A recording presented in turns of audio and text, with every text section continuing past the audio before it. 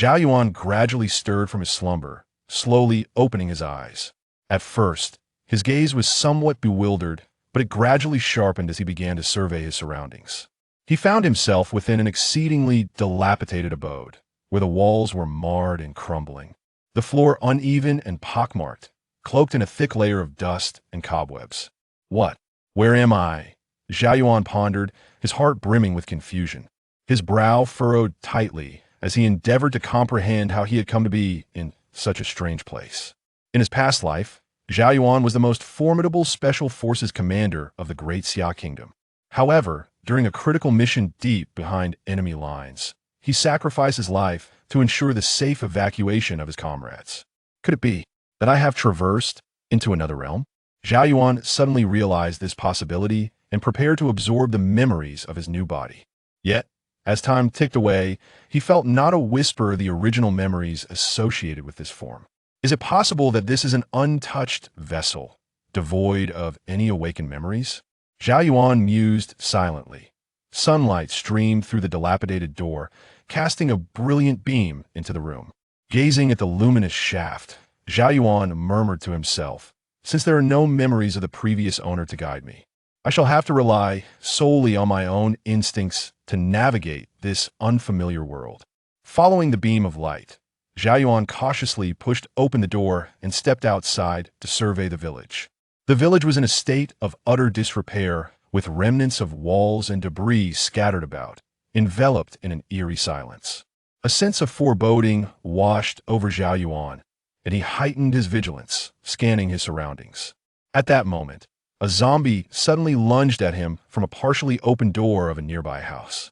Before Zhao Yuan could fully assess the situation, several more zombies came tumbling out in quick succession.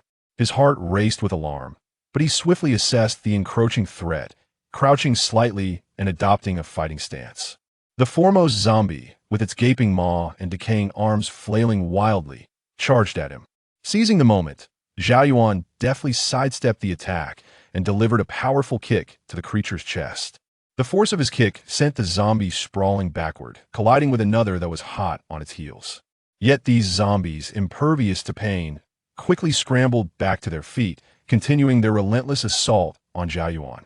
Understanding that inaction was not an option, he scanned his surroundings and spotted a sturdy wooden stick on the ground. He dashed forward, seized it, and began to wield it with vigor. The stick sliced through the air with a whooshing sound, striking the leading zombie squarely on the head. The creature's skull caved in like a fragile watermelon, rendering it lifeless on the ground. Equipped with this makeshift weapon, Zhao Yuan's onslaught intensified. He jabbed and swept, each blow landing with precision on the zombie's vital points. In no time, he had dispatched the remaining creatures. Breathing heavily, beads of sweat formed on his brow despite his formidable physical prowess. The unexpected peril had drained a considerable amount of his energy. Having dealt with the zombies, he dared not linger, continuing along the village path. As he walked, he suddenly heard a faint sobbing emanating from a partially collapsed house. A sense of urgency gripped his heart, and he tightened his grip on the wooden stick, cautiously approaching the dwelling. Peeking inside, he saw a small girl curled up in a corner, her tattered clothing and dirt-streaked face marred by tears of terror. Upon spotting Zhao Yuan, she trembled uncontrollably, pressing herself further into the corner. Seeing her distress, Zhao Yuan immediately softened his demeanor, speaking gently, "Little one, do not fear, I mean you no harm." The girl looked up at him with wide, tear-filled eyes, her voice trembling as she pleaded, "Uncle, please save my father and mother." They were taken by the zombies. A wave of sorrow washed over Zhao Yuan at the plight of this solitary child in such chaotic times. He reached out, tenderly pulling her to her feet, saying, "Do not worry, stay close to me, and I will go rescue them." The girl nodded obediently, clutching tightly to the hem of Zhao Yuan's garment. At that moment, a horde of zombies burst forth from the surrounding houses and alleys. Their claws outstretched as they advanced toward Zhao Yuan and the girl, creating a terrifying scene. Zhao Yuan swiftly shielded the girl behind him, brandishing the wooden stick as he struck out at the foremost zombies. One by one, dozens of zombies fell before him. However, the sheer number of zombies was overwhelming, and they continued to surge forward, gradually sapping Zhao Yuan's strength. Just as he felt on the brink of collapse, the sound of galloping hooves grew nearer, followed by the shouts of battle cries. A band of warriors charged into view, wielding swords and blades, cleaving through the throng of zombies with ferocity. At the forefront, a particularly valiant leader swung his sword with great vigor, causing zombies to fall in his wake. With the assistance of this formidable group, the zombie horde was swiftly repelled, and Zhao Yuan exhaled a long breath of relief. The leader scrutinized Zhao Yuan, noting his disheveled yet extraordinary demeanor, and inquired, "Where do you hail from? Your skills are remarkable. Would you join us in our fight against the zombies?" Zhao Yuan nodded in agreement, recognizing the importance of unity in this dire situation. The leader acknowledged him with a slight nod, stating, "This place is no longer safe. The scent of blood will surely attract more zombies. Come with us back to the town." Filled with gratitude, Zhao Yuan followed the leader, guiding the young girl along with him. During their journey, Zhao Yuan learned from the leader that the world was overrun with zombies and that this group was assembled by a man named Yin Feihu. Before long, they arrived at the outer walls of a fortified compound in the town. From a distance, the compound resembled an impregnable fortress, its towering walls forming a barrier that seemed insurmountable for the zombies. However, the entrance was already teeming with a throng of zombies, surging like a tide and emitting low, chilling growls. These creatures bore grotesque visages, their foul stench sending shivers down one's spine. Zhao Yuan gazed at the scene before him, unable to suppress a gasp of astonishment. He silently mused, "I wonder how much longer that seemingly formidable door can withstand such relentless pressure. With so many zombies battering against it, it will surely be breached soon." With this thought, his brow furrowed in concern, a look of worry etched across his face. "With so many zombies, how do we get inside?" Zhao Yuan questioned Yin Feihu, his confusion evident. "That we have a secret passage," came the reply. The group entered through the hidden passage, finding the interior of the compound orderly, with numerous survivors going about their daily tasks. After the harrowing ordeal, the little girl, now pale and trembling, nestled behind Zhao Yuan. "That girl is bleeding from her arm," a sharp voice rang out from behind Zhao Yuan. Everyone paused their activities and gathered around. The sudden commotion only heightened the girl's fear, and she clutched Yuan's clothing tightly. Yin Feihu stepped forward, intending to examine the girl's arm, but his rough handling startled her into a fit of tears. "What are you doing?" Zhao Yuan interjected, pushing Yin Feihu aside with one hand, while swiftly gathering the girl into his embrace with the other. Chapter 2. Searching for medicine in the city. Once one is attacked by a zombie and comes into contact with its flesh and blood, it is only a matter of time before they inevitably transform into a zombie. Yin Feihu's face flushed crimson, his emotions extraordinarily agitated. He shouted loudly while attempting to forcibly snatch the little girl from Zhao Yuan's arms with his robust hands. Zhao Yuan, displaying remarkable agility, deftly sidestepped the sudden lunge.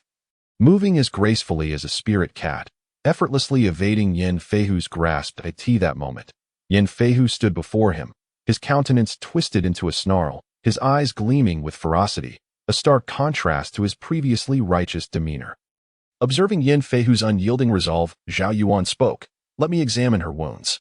Taking a deep breath, Zhao Yuan cautiously extended his hand, gently pulling aside the tightly wrapped sleeves of the little girl. Instantly, several horrifyingly red wounds came into view, the vivid crimson standing out starkly. The onlookers gasped in shock, erupting into a cacophony of voices. "Quickly, throw her out.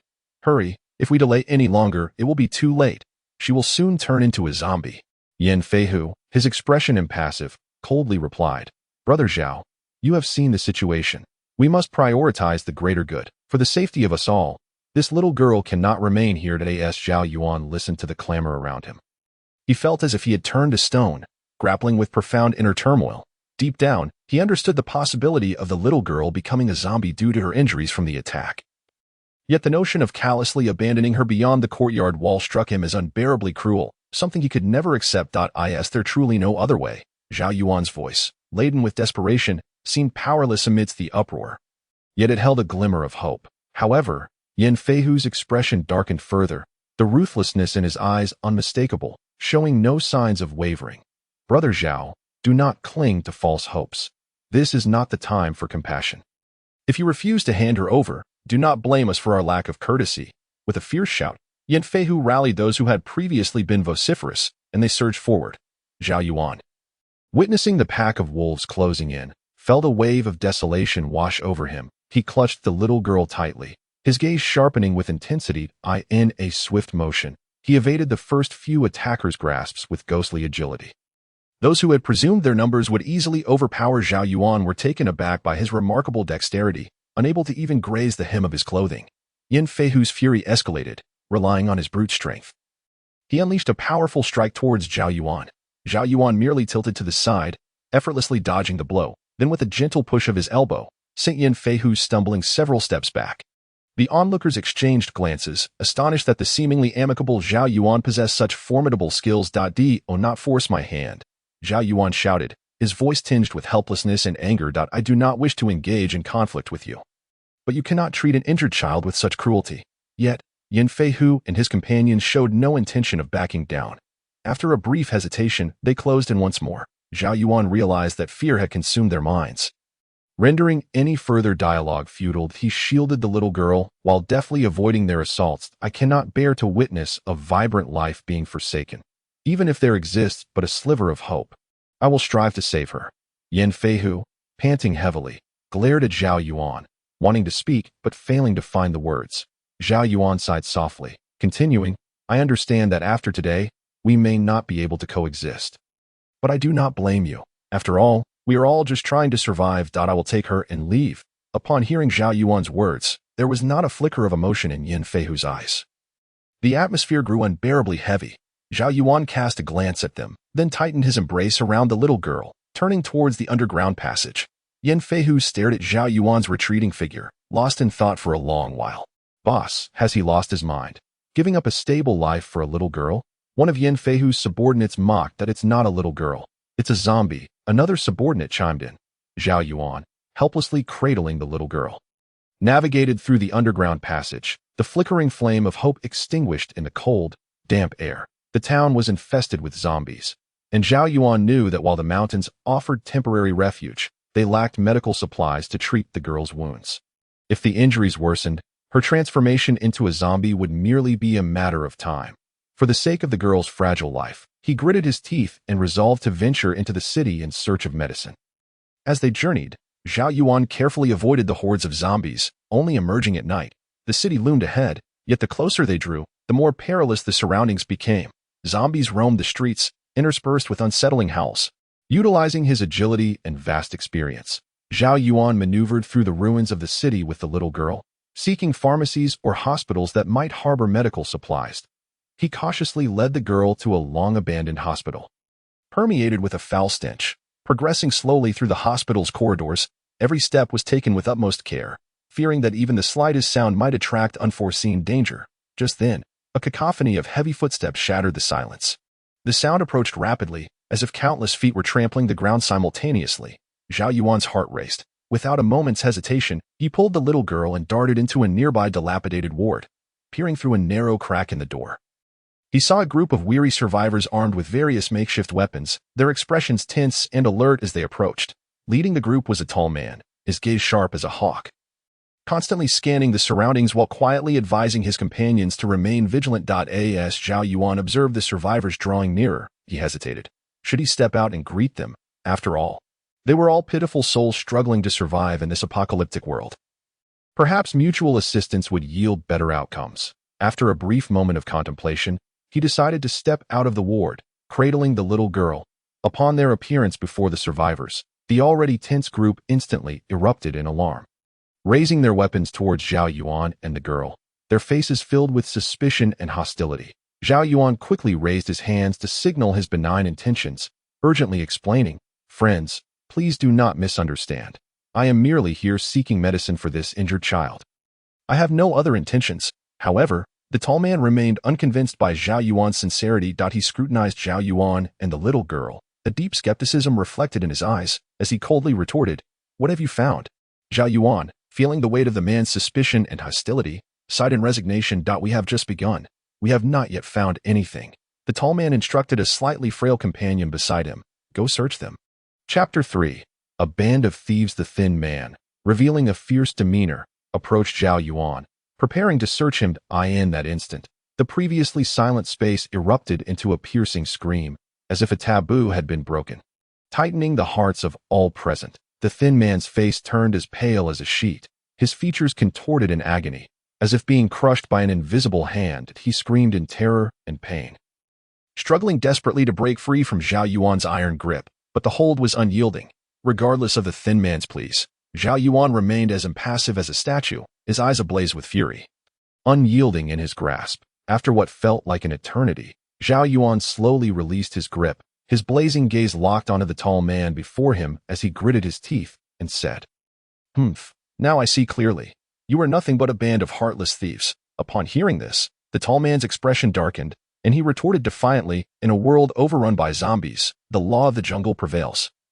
"Why must you take this so seriously?" Zhao Yuan scoffed dismissively, retorting sharply, "It is precisely because humanity struggles in these harsh conditions that we survivors should support one another and unite. Yet here you are, engaging in such abhorrent actions and spewing such nonsense." Taking advantage of Zhao Yuan's momentary distraction, the tall man discreetly drew a concealed dagger, its cold blade glinting ominously in the dim light. Immediately thereafter, he suddenly swung his hand, and the flying knife, accompanied by a fierce rush of wind, shot towards Zhao Yuan's face with lightning speed, as swift as a meteor streaking across the night sky. In the blink of an eye, it was already hovering before Zhao Yuan, the gust it generated causing his hair to flutter backwards. Witnessing this scene, the tall man's lips curled into a subtle smile, revealing a hint of smug satisfaction, brimming with arrogance as he believed that Zhao Yuan was undoubtedly doomed this time. However, who would have thought that at the critical moment, Zhao Yuan, as if foreseeing the attack, calmly extended his right hand and securely grasped the swiftly approaching knife. The entire motion flowed seamlessly, executed in one fluid motion. This sudden turn of events caused the tall man's eyes to widen in disbelief. His mouth agape, struggling to comprehend the impossibility before him. After a long pause, he finally snapped back to reality, muttering to himself in disbelief, "Impossible, absolutely impossible. No one has ever dodged my flying knife. How could this be?" In the face of the tall man's astonishment and skepticism, Zhao Yuan merely offered a cold smile, infused with endless mockery. He then swung his arm and forcefully hurled the knife back at the tall man. The knife soared through the air like an arrow ignited by the flames of vengeance, producing a sharp whistling sound as it sliced through the atmosphere, moving even faster than before, leaving a blurred trail in its wake. As if it aimed to tear the very fabric of space apart, the speed was so astonishing that the onlookers scarcely had time to discern its trajectory. All they heard was a dull thud as the knife embedded itself deeply into a brick wall mere centimeters away from the tall man, sending up a small cloud of dust. "By your logic, I could now eliminate you and seize your supplies," Zhao Yuan declared, advancing towards the tall man with steady strides, each step resonating with an overwhelming force that quickened the tall man's heartbeat. Glancing nervously at the knife lodged in the wall, the tall man realized he was no match for Zhao Yuan. His face turned pale with fear, and he hurriedly stammered, "I am truly sorry. My eyes must be blind. I didn't recognize such a formidable figure as yourself. Please, spare our pitiful lives." With fury etched across his face, Zhao Yuan seized the tall man's collar with a grip like iron and forcefully slammed him against the cold, hard wall, causing the tall man's back to collide painfully with the surface. Drawing a sharp breath, "Humph, now you shall experience what it means to live in a world where the strong prey upon the weak." Zhao Yuan snarled through gritted teeth, his eyes glinting with a terrifying ferocity that pierced into the tall man's heart. "I understand. I understand," the tall man squeaked, his voice trembling in fear, as if he feared that a moment's hesitation would result in his head being severed from his body. His body quivered uncontrollably in Zhao Yuan's grasp. Yet, despite his rapid and submissive responses, Zhao Yuan's grip showed no signs of relenting, akin to a relentless lock upon its prey. The tall man, now utterly panicked, felt beads of sweat rolling down his forehead, and he stammered, "Master, I have some anti-inflammatory medicine here that if you need it, please take all of it. I beg you. Show mercy and spare our lives." Upon hearing the words anti-inflammatory medicine, Zhao Yuan's eyes instantly brightened, igniting a spark of hope within him. If he could acquire this medicine, perhaps the little girl would endure less suffering and avoid becoming one of the cold-blooded zombies. With that thought, Zhao Yuan urgently shouted, "What are you waiting for? Quickly hand over the medicine." His voice reverberated in the tense atmosphere, causing the ears of those present to ring. The tall man, startled by Zhao Yuan's roar, trembled and quickly turned to his subordinate, who stood frozen in shock at the unfolding scene that he bellowed, "Are you all deaf? Didn't you hear the master's command? Hurry up and bring it out," the subordinate, in a fluster, began rummaging through his backpack, his fingers trembling with anxiety, beads of sweat forming on his brow. Time stretched interminably. Each second felt like an eternity. Finally, after what seemed like an age, the subordinate finally located the small vial containing the anti-inflammatory medicine. In this apocalyptic world ravaged by zombies, such a commodity could mean the difference between life and death. Yet, under Zhao Yuan's imposing presence, he reluctantly extended the vial, muttering, "All the anti-inflammatory medicine is here."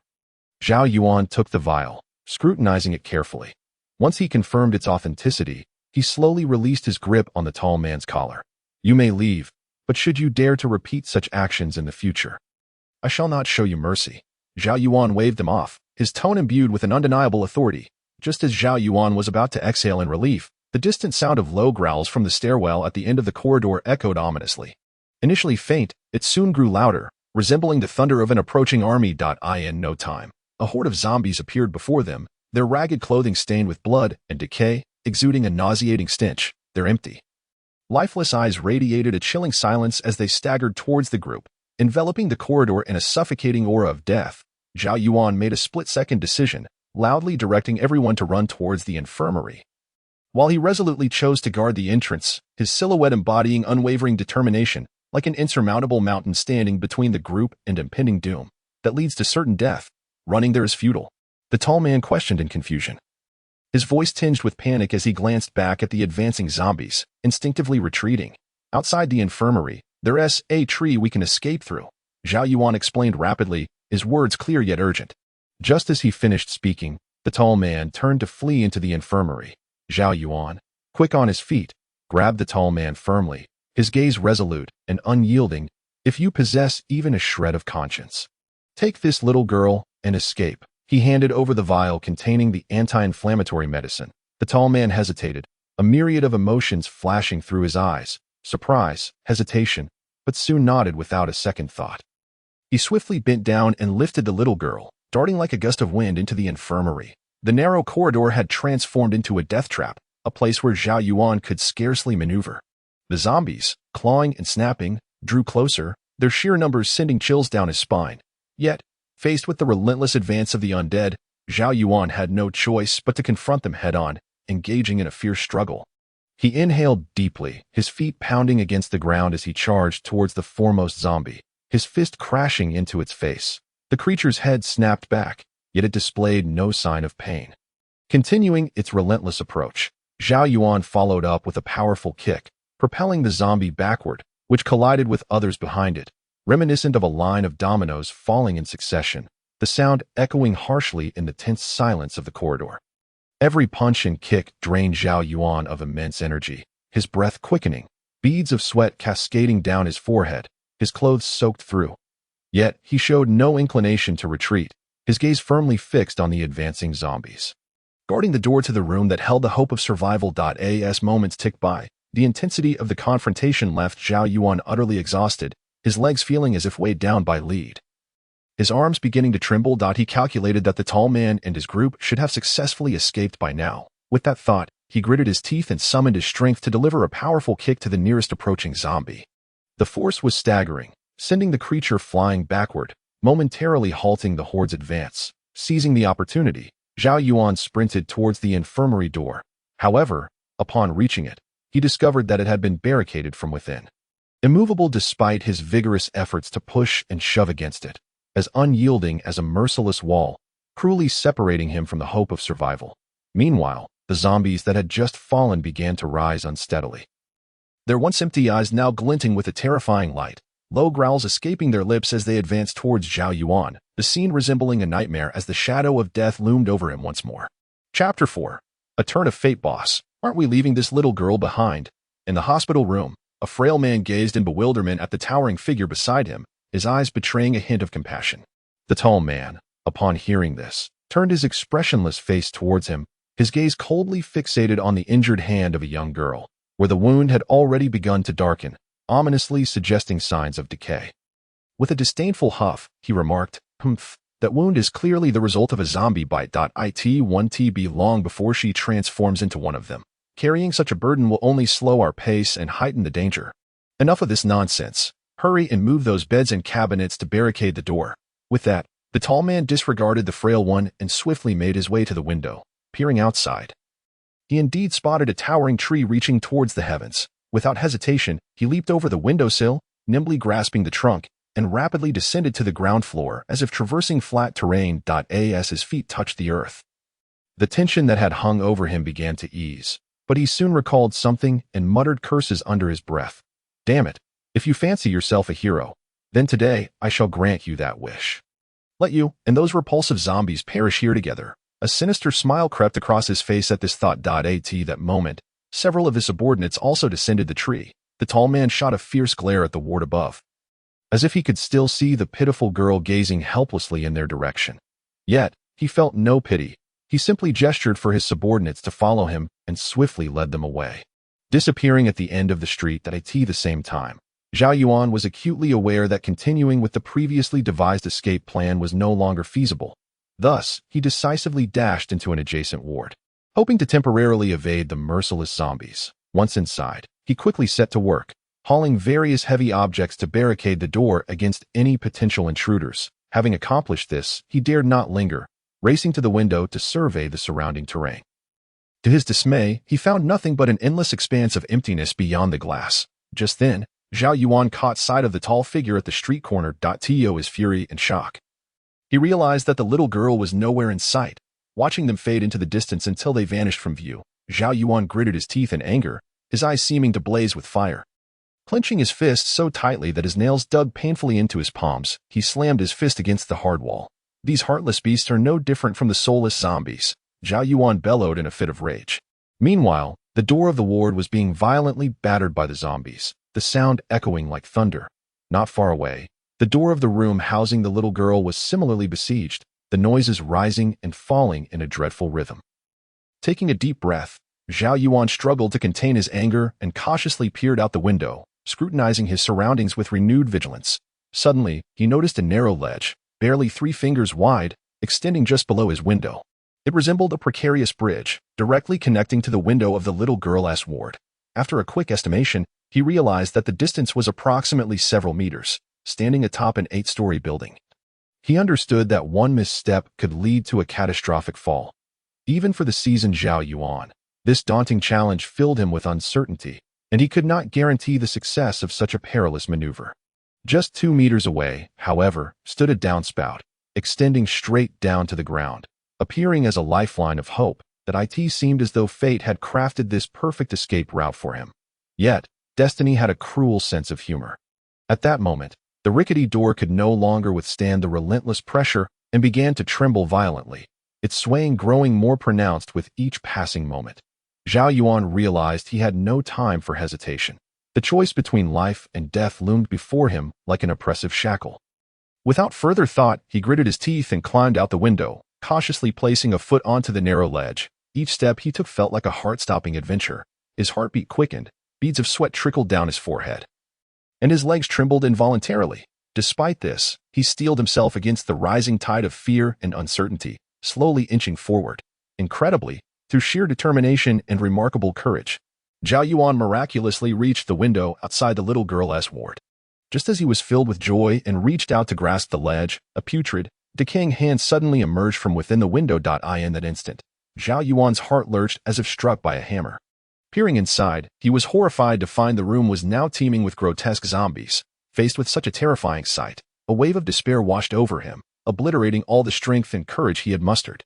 Ultimately, he plummeted downwards, akin to a leaf helplessly tossed by a chilling autumn wind. In his dream, a pale, rotting zombie hand extended from the window, as if seeking to drag everything into an abyss of darkness. Beside it, the little girl gazed at him with eyes full of fear and despair, tears streaming down her grimy cheeks. This scene pierced his heart deeply, filling him with an unprecedented sense of guilt and remorse. Zhao Yuan felt as if he were being yanked back to reality by an unseen force. Jolting awake with a gasp, he panted heavily, beads of sweat dotting his forehead, his heart racing as if drumming in his chest. He found himself in a strange, makeshift tent. Just then, a melodious voice chimed in his ear. "You're awake."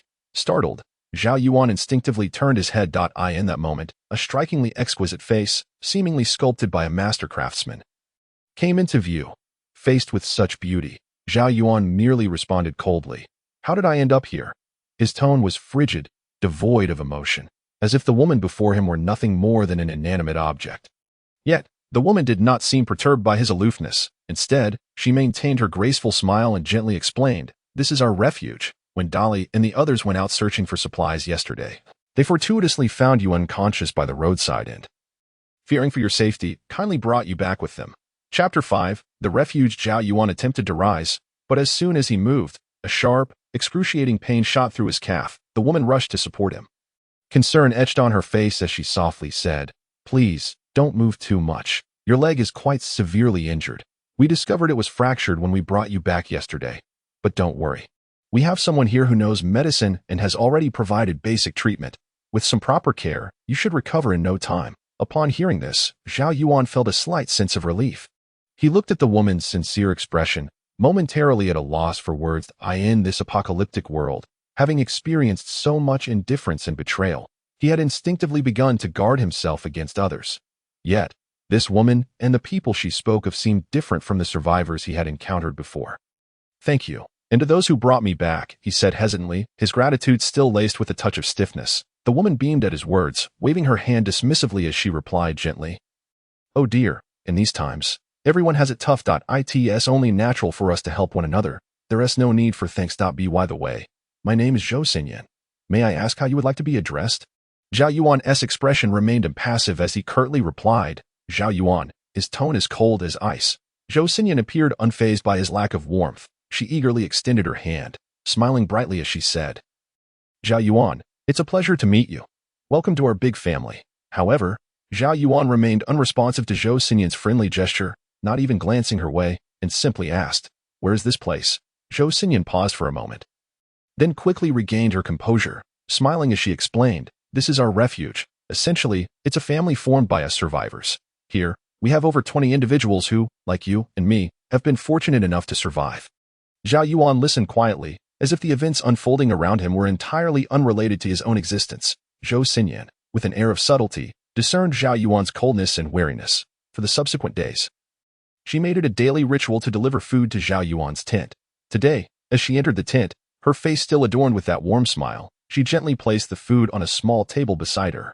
Then, she picked up a wooden cane and offered it to Zhao Yuan, saying, "Zhao Yuan, your foot injury has yet to fully heal. This cane will facilitate your movement."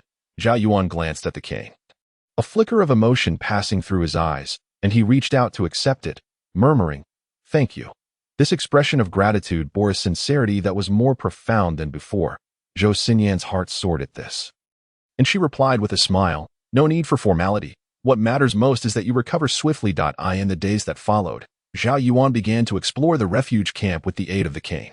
The camp was situated on a hillside, elevated enough to provide a sweeping view of the surrounding terrain.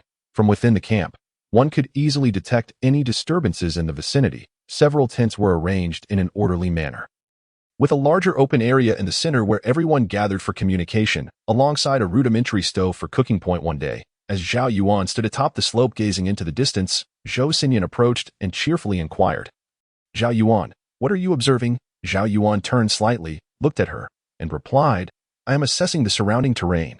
This location is quite strategically chosen, easy to defend yet difficult to attack." Zhou Xinyan proudly lifted her chin and remarked, "Indeed, this site was meticulously selected by my father, who valued its capacity for monitoring the outside world. May I meet your father? I believe there are many aspects of this refuge camp that require further improvement." Zhao Yuan said absently, still gazing at the scenery below. However, upon hearing this, Zhou Xinyan suddenly fell silent, her head bowing as tears streamed down her cheeks. "Zhou Xinyan, what troubles you?" Zhao Yuan asked, perplexed, turning to her with concern. Yet, he was unaware that Zhou Xinyan's father had tragically fallen victim to a zombie attack while foraging for food days prior, leaving this world forever. Zhou Xinyan's throat felt constricted, her voice rasping. I merely recalled my father. As she spoke, the long-suppressed yearning for her father surged forth like a flood, overwhelming her with grief. Her body trembled uncontrollably, tears cascading like pearls from a broken string. Her sobs heart-wrenchingly sorrowful. Zhao Yuan slowly extended his arms, gently enveloping the trembling Zhou Xinyan in his warm embrace. He sensed her shivering form in rapid breaths, and with tender yet strong hands. He softly patted her back, as if to impart boundless comfort and strength. It will all pass.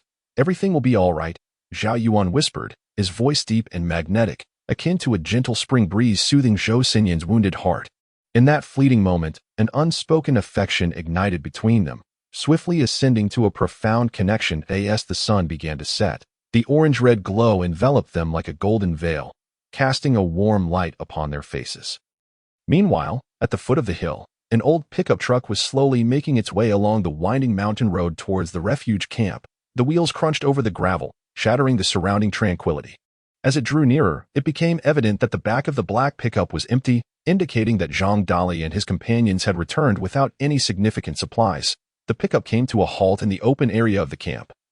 And as Zhang Dali stepped out, he waved at Zhou Xinyan with a smile. However, when his gaze shifted to Zhao Yuan, his grin faltered, replaced by a hint of jealousy. He approached Zhou Xinyan and, in a low, resigned tone, said, "Xinyan, the nearby areas have been almost completely scavenged. We found nothing this time."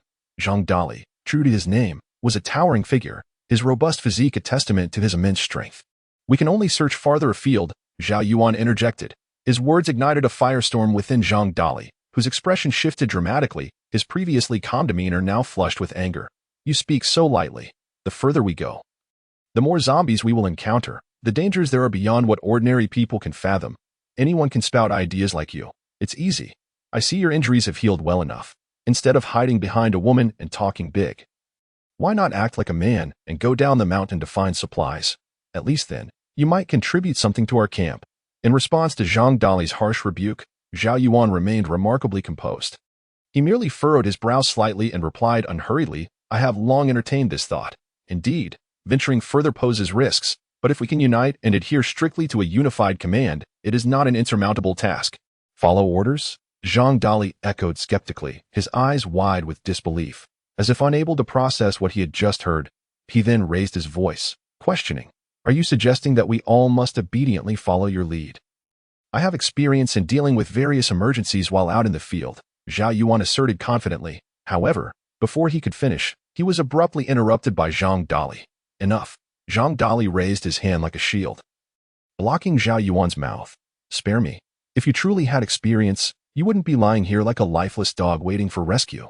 Besides, if you were capable, why would we need to step in to save you?"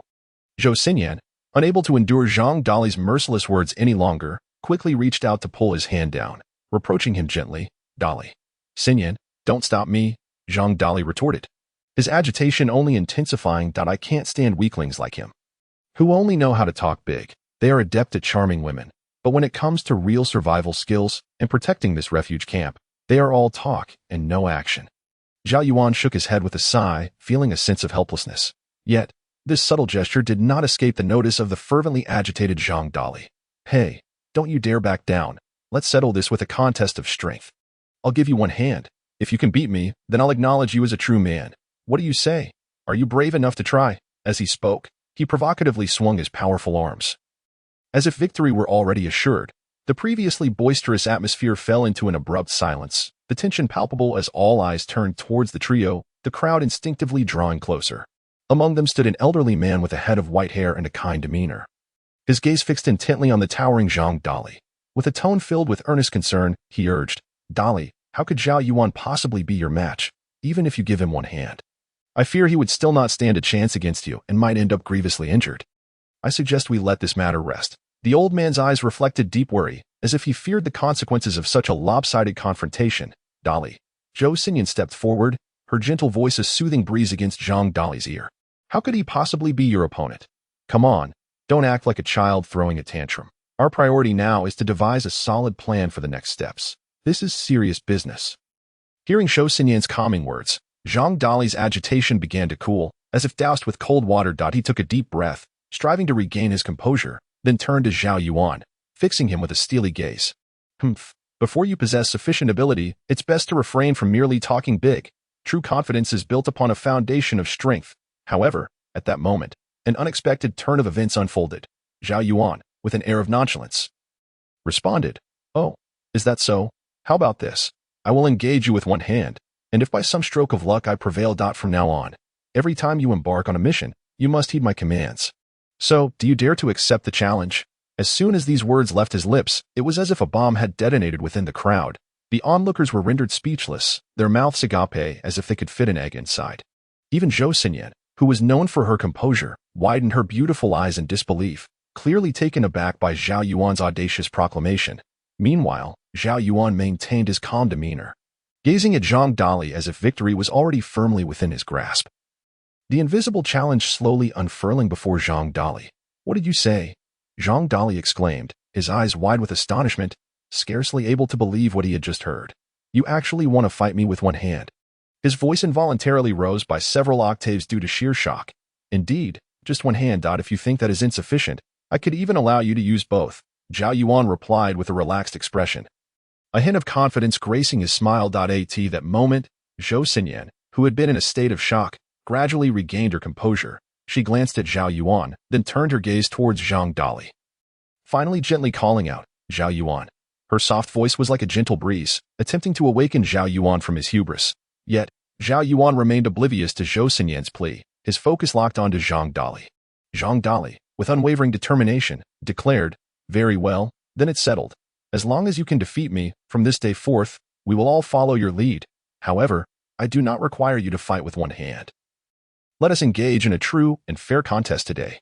With that, Zhang Dali's fury ignited. He clenched his fists tightly, the joints turning pale from the exertion, and added venomously, You arrogant brat, since you are so brazen, do not blame me for being ruthless. With that, Zhang Dali's eyes bore down on Zhao Yuan, resembling a fierce tiger ready to pounce on its prey. Simultaneously, Zhou Xinyan called out softly once more, Dali, but this time, her tone was tinged with concern, as if she were pleading for Zhao Yuan before Zhang Dali. The duel commenced with a barely perceptible nod from Zhao Yuan.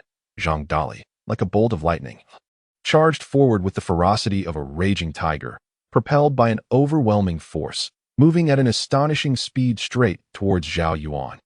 Yet, in the face of this onslaught, Zhao Yuan displayed a level of agility that defied belief. He sidestepped with the grace of a willow leaf in the wind, effortlessly evading Zhang Dali's powerful strike. Zhang Dali, caught off guard, nearly stumbled forward due to the momentum.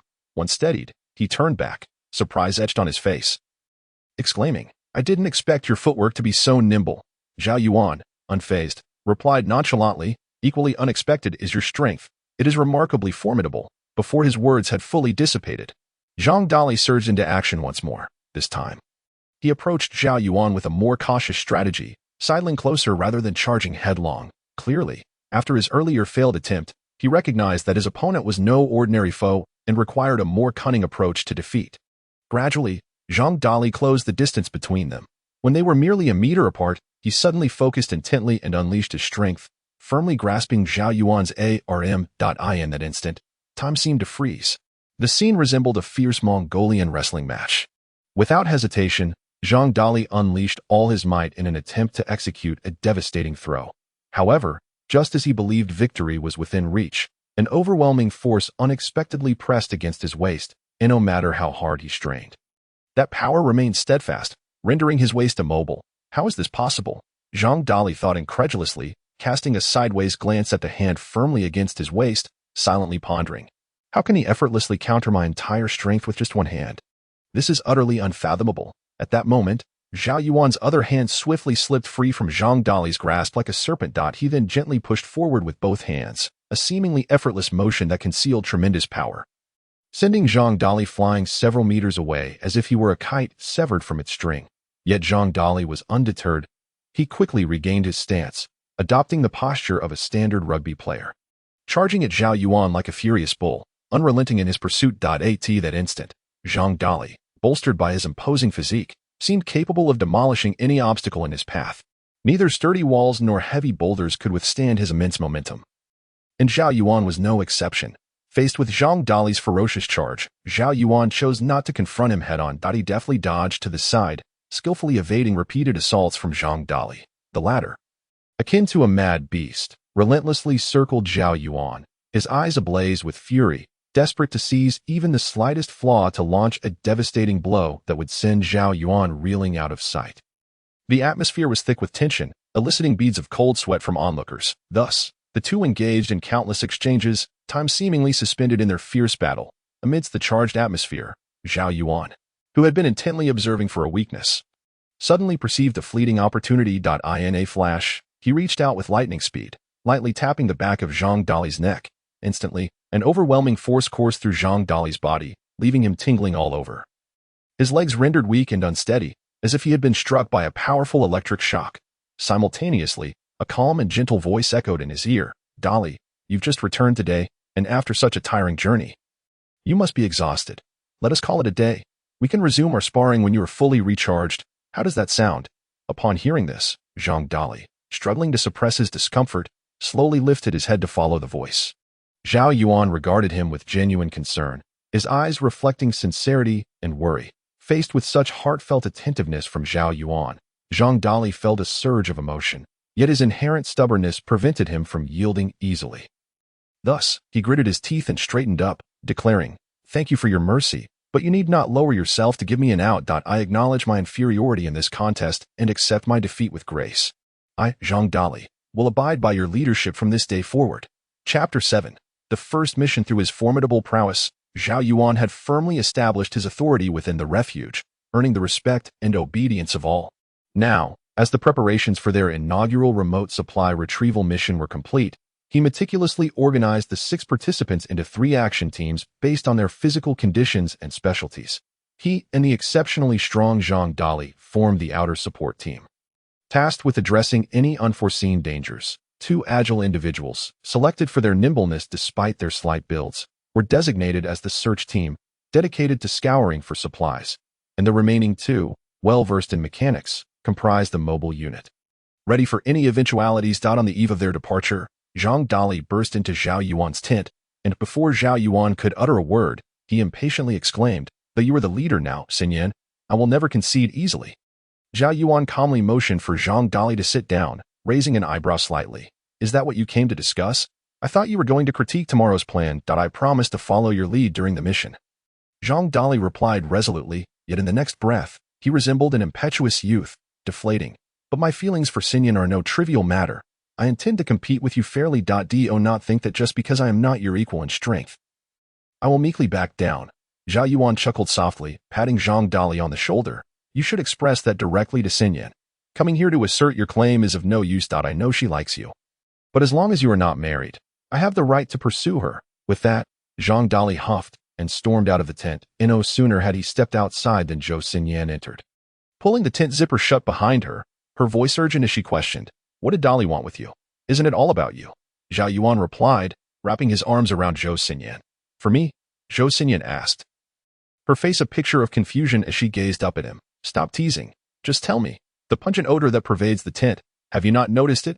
Zhao Yuan tightened his grip slightly, still unaware that the two of them had grown closer. "As he came to declare his intent for a fair competition with me."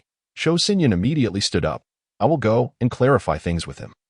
I have always regarded him as a brother and have never harbored any other thoughts."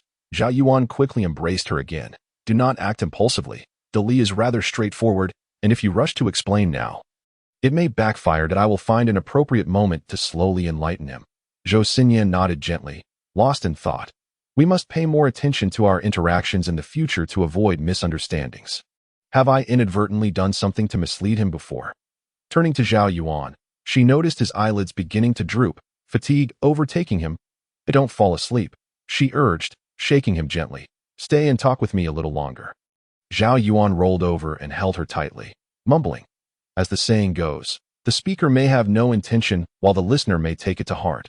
Perhaps an unintentional gesture or a careless remark has caused him to misunderstand. With that, he placed a tender kiss on Zhou Xinyan's cheek, asserting that Dali is a reasonable person, and the most prudent approach is to gradually help him accept this reality. Zhou Xinyan sighed helplessly. "It feels like we are sneaking around.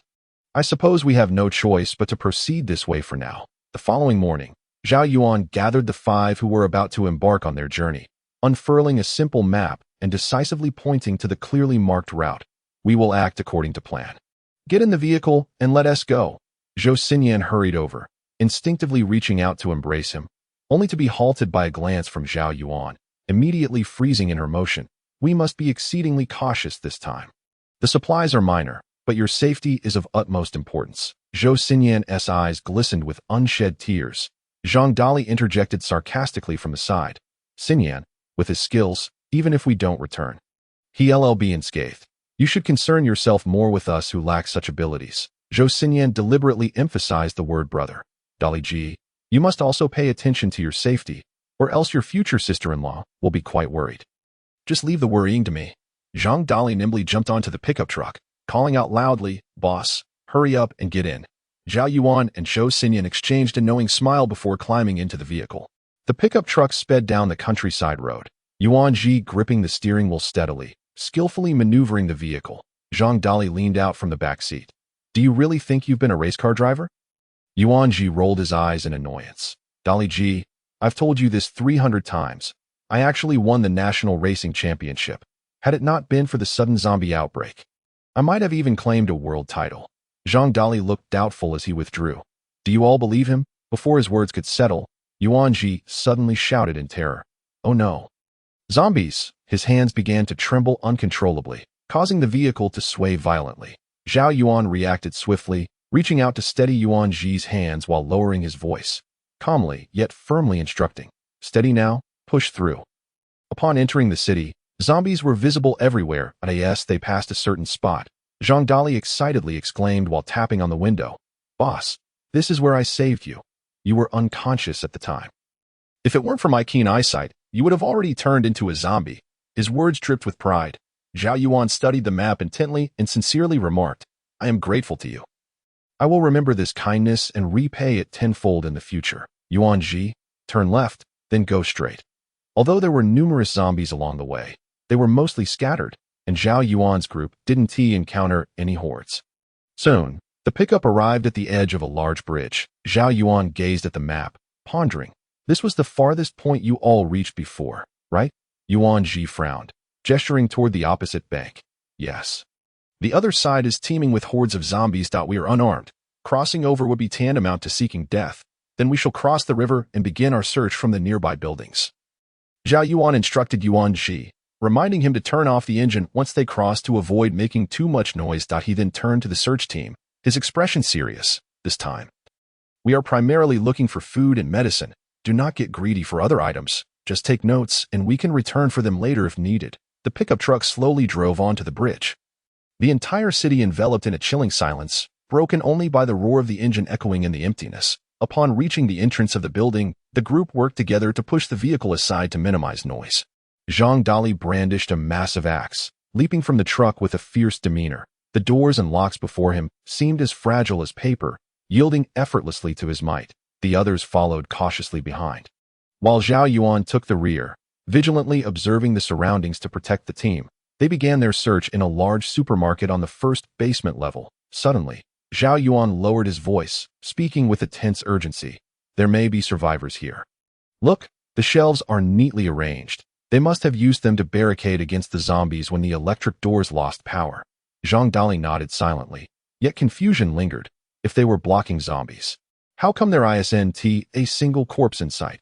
Let us go in and take a look, Zhao Yuan instructed quietly, as the group worked together to move the shelves and filed into the supermarket. The interior was relatively organized, with shelves stocked to the brim, and the group was so excited they nearly shouted out loud, managing to suppress their exclamations. Show! Zhao Yuan's expression was tense, his gaze scanning the area like a hawk. However, Zhang Dali was already overwhelmed with joy, exclaiming, This supermarket belongs to us now. Let us split up and gather supplies. The more, the better, and do it quickly. At that moment, an arrow suddenly shot out from the dark corner, striking one of the search team members in the back with lightning speed, leaving him no time to scream before he fell lifelessly. The group stood frozen in shock, still reeling from the sudden turn of events, when several figures wielding handguns and crossbows emerged swiftly from the shadows. Their dark muzzles aimed directly at them. Before they could even resist, the assailants, outnumbering them, surged forward. They were well trained. Some struck with gun stocks while others swung clubs, quickly leaving Zhang Dali and the others dizzy and disoriented. Zhang Dali felt a heavy blow to his head, a surge of pain coursing through him as his consciousness began to fade, his body going limp. The others fared no better, all succumbing to the blows and being dragged away like sacks of flour.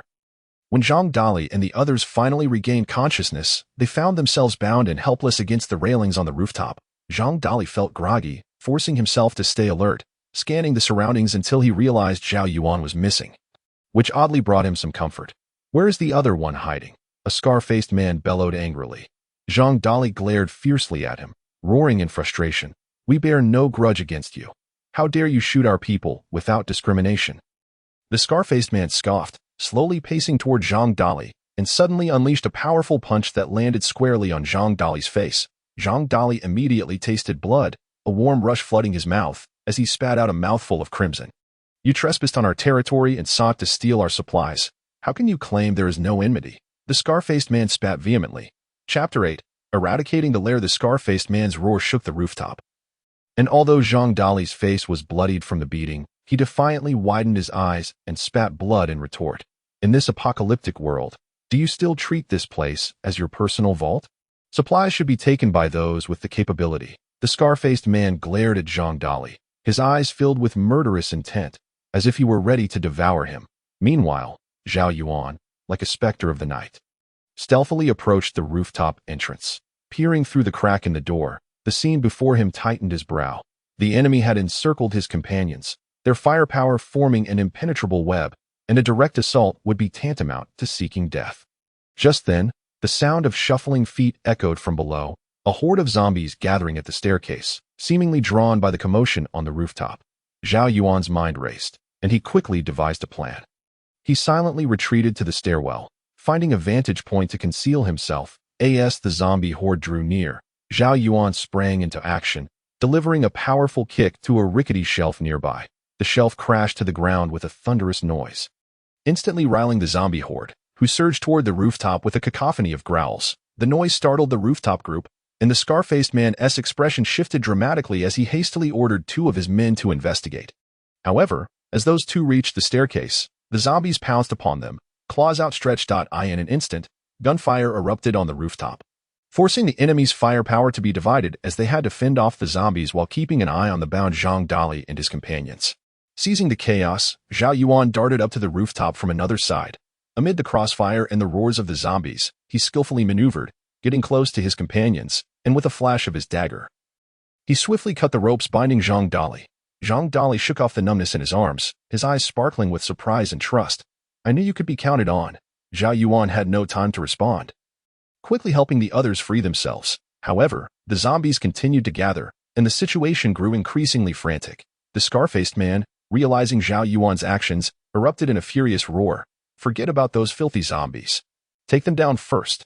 Bullets rained down toward Zhao Yuan, and the group could only scramble behind the rooftop debris for cover. In the midst of the chaos, they managed to reach the ground floor safely. Zhao Yuan dodged and scanned the area, spotting a pickup truck brimming with supplies not far away, and immediately shouted, "Let us seize the truck and break out. Yuan Ji, you drive. Zhang Dali, lead everyone to the truck. I will provide cover." Yuan Ji and Zhang Dali nodded firmly, their eyes resolute. Zhao Yuan bent down to retrieve a handgun, unleashing a relentless barrage of fire towards the enemy's most ferocious position, each shot finding its mark with unwavering precision, effectively suppressing their firepower and carving a bloody path for his comrades. The team struggled towards the pickup truck, and just as they neared its side, a zombie seized the opportunity and lunged towards Li Fei, who was at the rear of the scouting party. Zhao Yuan reacted with lightning speed, raising his weapon to blast the zombie's head, splattering foul blood onto everyone nearby. At last, they reached the front of the truck, where Yuanji leapt into the driver's seat like an arrow, followed closely by Zhao Yuan and the others as they scrambled into the vehicle. Yuanji fiddled with the controls and effortlessly started the engine. Upon witnessing this, the scarred man went berserk, firing wildly at the tires. Zhao Yuan leaned out of the window, seizing the moment to hurl two makeshift grenades, simple glass bottles filled with fuel and scrap metal scavenged from the supermarket. The grenades exploded, sending flames and thick smoke soaring into the air, causing chaos among the scarred man's group. Yuan Ji slammed the accelerator to the floor, and the pickup truck surged forth like a frenzied beast, weaving through a hail of bullets, narrowly avoiding several near misses. After a considerable distance, Zhao Yuan glanced back through the rear window, witnessing the rooftops of the buildings completely engulfed by zombies, while the scarred man and his crew continued to struggle in vain. The pickup truck sped along the bumpy road, the group gasping for breath after their narrow escape from the harrowing battlefield. Zhao Yuan patted Yuan Ji on the shoulder, saying, "Well done, my friend. Head out of the city and find a safe place to regroup and assess our supplies." Dust billowed behind them as they fled from the intense and life-threatening chaos. Before long, the voice of the scarred man echoed from the vehicle at that moment. Zhao Yuan's gaze suddenly fell upon an unobtrusive corner within the control panel, where he was astonished to discover a radio device. The chilling voice of the scarred man was emanating continuously from this very radio, accompanied by an array of irritating electronic static that buzzed in their ears like a swarm of insects. The noise fluctuated between piercing shrieks reminiscent of demonic wails and low, rumbling growls akin to distant thunder. The incessant crackling and popping was maddening yet impossible to ignore. "That I will find you lot." And then, the scarred man's voice rang out again, sharper and more piercing this time, seemingly imbued with an insatiable thirst for bloodshed. Each word struck like a sharp dagger, piercing the hearts of Zhao Yuan and his companions, instilling a chilling sense of dread. Upon hearing this ominous threat, Yuan Ji's complexion turned pale, beads of cold sweat forming on his brow. Without hesitation, Zhao Yuan shouted to Yuan Ji at the wheel, "Stop the car." Immediately, startled by the sudden demand, Yuan Ji quickly regained composure and slammed on the brakes. As soon as the vehicle came to a halt, Zhao Yuan eagerly jumped out, rushing to the back of the truck. Climbing up into the cargo bed with urgency, he anxiously pulled back the heavy oilcloth covering the supplies, hoping to uncover what could have drawn the terrifying scarred man's attention. As the cloth was gradually lifted, Zhao Yuan's eyes widened in disbelief, revealing an array of various medicines packed tightly into the truck bed, the bottles and boxes piled high, nearly occupying half the available space. In addition, several crates of military gear were neatly stacked nearby. And upon opening one, it revealed an impressive assortment of firearms, ammunition, grenades, and an array of advanced tactical vests and night vision goggles. "So, we have dismantled their stronghold," Jiwan murmured, while Zhang Dali beside him excitedly exclaimed, "We've struck gold. So many weapons and medicines." However, when he turned to look at Zhao Yuan, he noticed his leader's brow was still furrowed in concern, prompting him to inquire, "Boss, what's wrong? I've never seen you this worried before." Jiwan sighed deeply. From now on, we must adopt a different way of surviving in this apocalypse. We will not only face the endless hordes of zombies but also the challenges posed by various survivors." Zhang Dali scoffed dismissively, rolling his eyes before picking up a submachine gun from the cargo area, saying, "With these weapons, whether zombies or survivors, anyone who dares to trespass will meet their demise." "Yuan Ji," Zhao Yuan said, his gaze growing resolute, "position the vehicle in the middle of the road. I suspect the scarred man and his crew will be hot on our heels. We cannot directly return to the camp, but must eliminate them first." He then glanced back at the crates of weapons, asking, "Dali, do you know how to use these firearms?" Zhang Dali waved the submachine gun around, confidently declaring, "What's there not to know? It's just pulling the trigger." "Simple as that." Jiwan shook his head at Dali's incorrect grip and demonstration, saying, "While we still have a moment, let me give you a quick rundown on this submachine gun." Jiwan swiftly picked up the weapon, speaking rapidly, "Safety first. Check the weapon, grip the stock, pull the charging handle, inspect the chamber, and ensure the magazine slot is clear. When loading, align the magazine with the slot and push firmly until it clicks into place. To unload, press the release button. The shooting stance is also crucial. Feet shoulder-width apart, slightly crouched and leaning forward, both hands working together. The non-shooting hand supports the foregrip, while the shooting hand is positioned correctly against the shoulder, forming a stable triangle. Aim without shutting your eyes, use the sights to acquire your target, and gently squeeze the trigger, familiarizing yourself with the recoil." Zhang Dali scratched his head. "Boss, this is a lot to digest in a short time. Let's just deal with the immediate situation." Just then, the roar of approaching vehicles echoed from a distance. The scarred man's crew was closing in. Chapter 9. Enemies in close quarters accompanied by a deafening cacophony of engines. 3 pickup trucks sped into the carefully laid trap set by Zhao Yuan and his team, halting with precision. The first truck's door swung open, and 5 or 6 figures spilled out in quick succession. Among them, one man stood out distinctly, a tall, muscular figure. Jiwan, concealed in the underbrush, narrowed his eyes, his heart tightening as he recognized the man he had encountered a few months prior at the hospital. Indeed, it was him. Jiwan's expression darkened with rage, memories of the man heartlessly breaking his vow and abandoning a young girl flooding back, each image cutting deep into his heart like a dagger. Today, without fail, he would avenge the poor girl and ensure this brigand faced the consequences he deserved. The tall man nimbly jumped from the vehicle and led a group of over a dozen individuals directly towards the very pickup truck they had previously looted. They searched the vehicle meticulously for some time before hastily moving towards the last truck, seemingly to report back to someone. From observing this group, Zhao Yuan surmised that their leader was likely in the last vehicle. Roughly estimating, there were about 14 or 15 individuals across the 3 trucks, each armed with powerful submachine guns and clad in heavy body armor. Faced with such a well-armed and numerous foe, engaging them head-on would be tantamount to throwing oneself against a stone wall, an act of self-destruction. Yuan quietly crept up beside Zhang Dali, whispering, "Wait for my gunshot as a signal after you fire a few rounds. Be sure to change positions." With that, Zhao Yuan vanished into the underbrush like a serpent. He stealthily approached the rear of the scarred man's convoy, pulling out grenades and arranging them before him. In a short span, several grenades flew towards the last pickup truck. In an instant, flames erupted into the sky, and 2 members of the tall man's crew were blown away, while the remaining members scrambled for cover to retaliate, shooting wildly in Zhao Yuan's direction. At that moment, Zhao Yuan had already maneuvered to the right flank of the convoy, taking aim at the window of the 3rd truck and firing a series of precise shots. Zhang Dali and his companions also opened fire, though not as accurately as Zhao Yuan. Their concentrated gunfire was enough to keep the tall man's group from peeking out readily. With the support of Zhang Dali and the others, Zhao Yuan found himself in a rhythm of combat, weaving between the trucks, leaving the tall man's group disoriented as to where to direct their fire. What had once been a group of over 10 individuals was now reduced to just 3.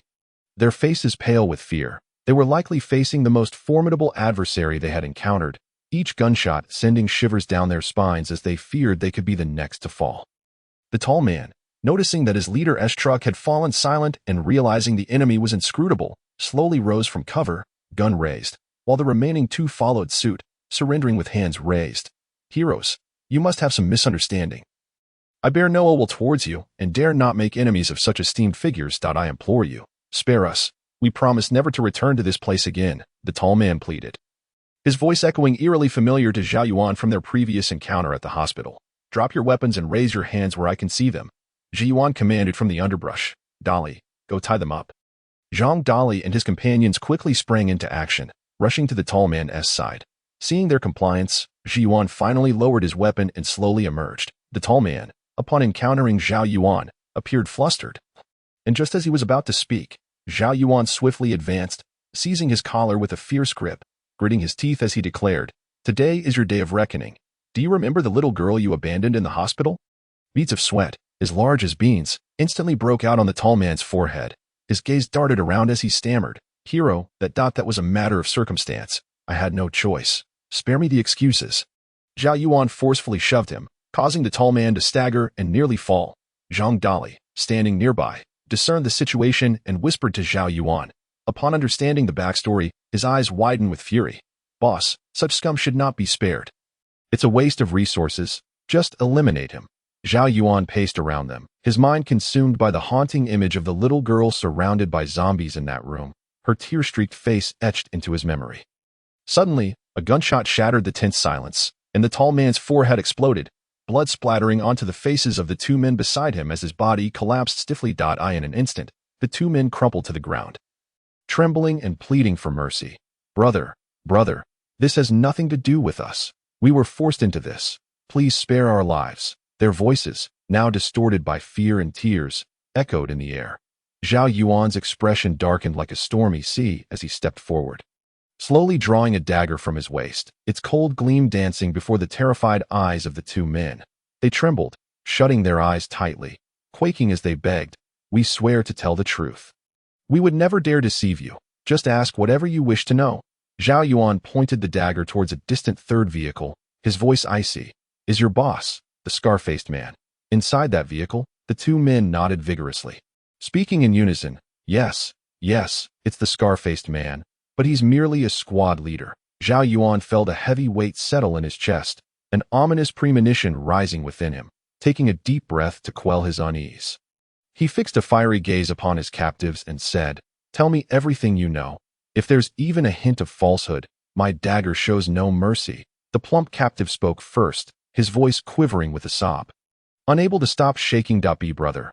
We belong to the Blood Wolf Gang, a powerful force with connections in the ruins of several neighboring cities. There are over a dozen squads like ours, each consisting of 20 to 30 men.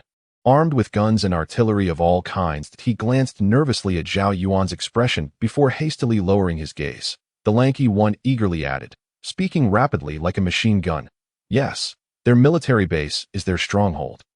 Located in the northern outskirts of the city, it used to be a military facility. The area is surrounded by landmines and heavy machine gun positions, fortified like a fortress. The usual leaders issue orders from within, and we lowly subordinates can only follow commands.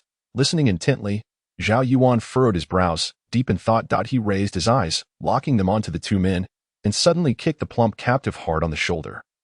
Scoffing, that sounds quite convincing. Why should I believe you? The plump captive yelped in pain and hurriedly pulled out a crumpled little notebook from his pocket, presenting it with both hands. Brother, this is a record of every mission route and contact person I've secretly noted down. Thinking one day I might need a way out. Please take a look. Zhao Yuan took the notebook, flipping through it quickly, his expression growing increasingly grave. At that moment, a gentle breeze stirred, lifting a few specks of dust from the ground, and the surroundings fell into a chilling silence, reminiscent of the calm before a storm. Zhang Dali, unable to contain himself, spat. Boss, who cares about the Blood Wolf Gang? We're not pushovers. If it comes to it, we'll fight them. Zhao Yuan remained silent, his attention still fixed on the notebook, and after a long pause, he spoke slowly. If we are to fight, we must do so strategically. Dali, take them back and keep a close watch. We need to plan thoroughly. The situation is more complex than we imagined. With that, he gazed into the distance, the silhouette of the abandoned city looming in the twilight like a slumbering beast, exuding an aura of unknown peril. While Zhao Yuan's resolve hardened, he understood that the current tranquility was but fleeting. As long as these bandits remained, peace would be an illusion, and a fierce battle was inevitable. Chapter 10. Taking the initiative. Hiding is not a solution. We shall take the initiative and seek out the Blood Wolf Gang. We will first target their squads, eliminating these lackeys one by one to show them we are not to be trifled with. Zhao Yuan's gaze was piercing, his tone steady as deep water, devoid of any ripples. Zhang Dali scratched his head, his expression troubled. Boss, the Blood Wolf Gang is numerous and powerful. Isn't it too risky for us to seek them out? Zhao Yuan's lips curled into a slight smile, radiating confidence. Firstly, this is about securing supplies. Secondly, we aim to undermine their arrogance. As long as we plan meticulously, there is nothing to fear. The others, inspired by his fervor, echoed in unison. All right, boss, let us do it. Following the records in the notebook, Zhao Yuan conducted some reconnaissance and pinpointed the temporary encampment of a transportation squad from the Blood Wolf Gang, a dilapidated school. The campus was a desolate sight, with crumbling walls and crooked bulletin boards, wild grass sprouting through the cracks in the broken tiles, exuding an air of decay and death. Zhao Yuan crouched in a concealed spot at a distance, examining a makeshift map as he outlined the strategy. There are 3 sentries at the front entrance, capable of mutual support. The side playground has a lower wall. We can breach through the back wall where defenses are weakest. It's our point of entry. As the night thickened like ink, Zhao Yuan led the group stealthily toward the back wall to the base of the wall. Li Fei gazed up at the towering barrier, hesitating. Boss, how do we climb over this? Zhao Yuan effortlessly leaped up, leaning down to extend a hand. Grab my hand.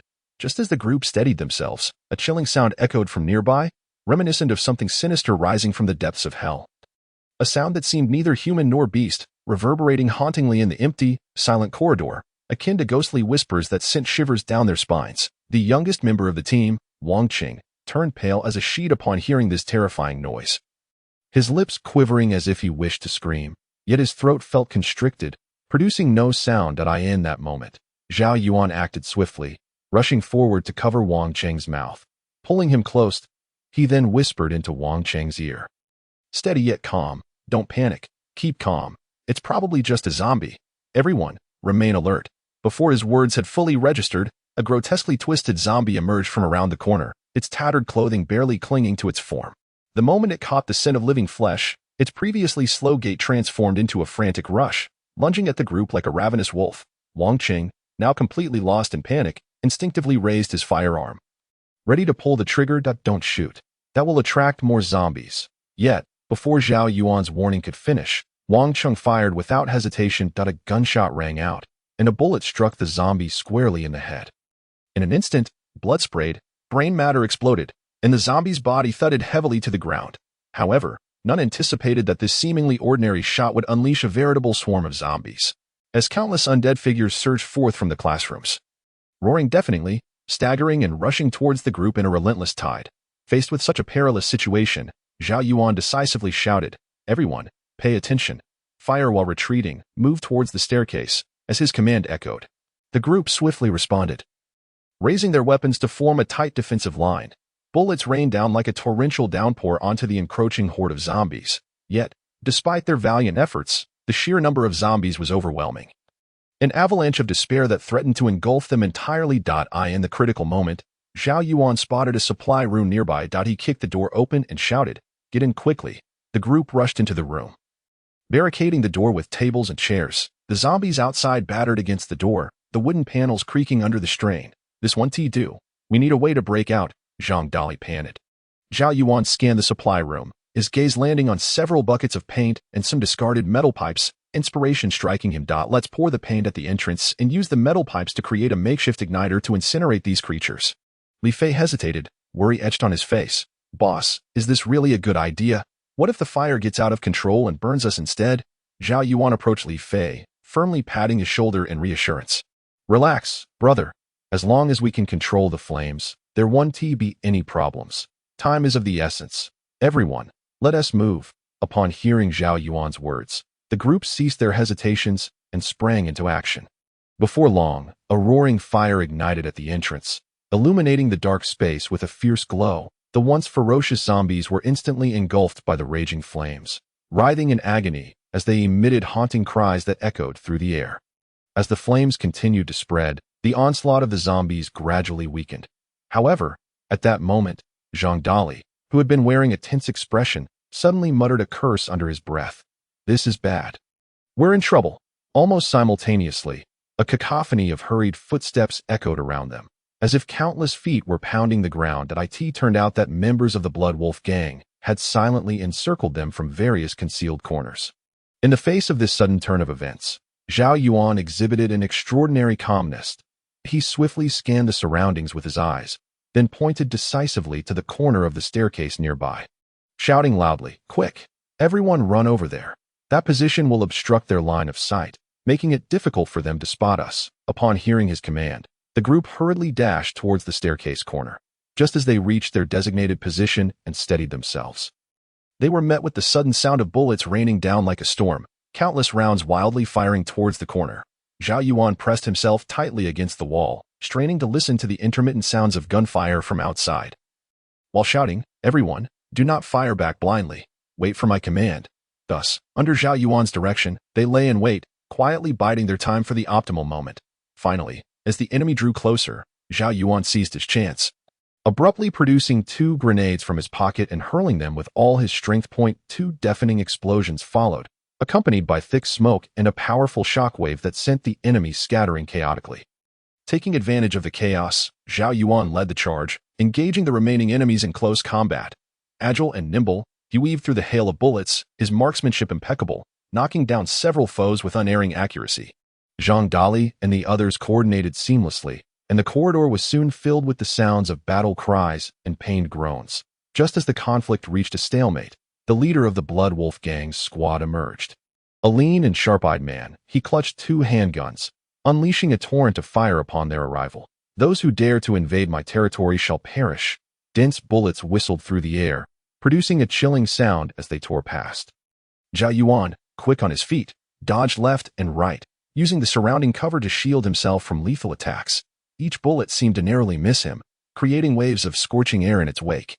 Seizing a brief moment to catch his breath, Zhao Yuan shouted, "Dali, cover me." His voice echoed with urgency and anticipation. "Got it, boss," Zhang Dali replied without hesitation. He swiftly raised his submachine gun and unleashed a barrage of fire towards the direction of the squad leader. Flames erupted from the gun's muzzle as bullets sprayed forth in a frenzy, forming a curtain of lead. Zhao Yuan seized this fleeting opportunity, leaping out like a cheetah.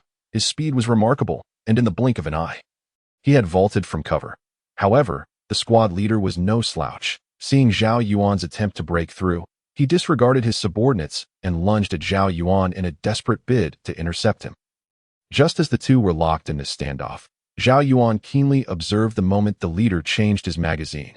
This opening was a divine opportunity, and without a moment's hesitation, he steadied himself, raised his handgun, aimed at the leader's forehead, and decisively pulled the trigger. A crisp gunshot rang out, the bullet striking the leader squarely in the forehead. The leader's body jolted violently before collapsing backward, crashing to the ground and kicking up a cloud of dust. With the leader's fall, the remaining members of the Blood Wolf gang were thrown into disarray, losing their backbone and beginning to panic.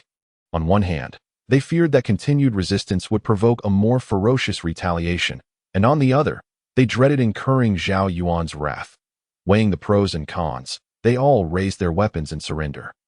After a thorough search, Zhao Yuan and his group made a startling discovery at the squad's base. It housed a significant stockpile of crucial supplies and weaponry that they desperately needed, although this operation had been fraught with danger.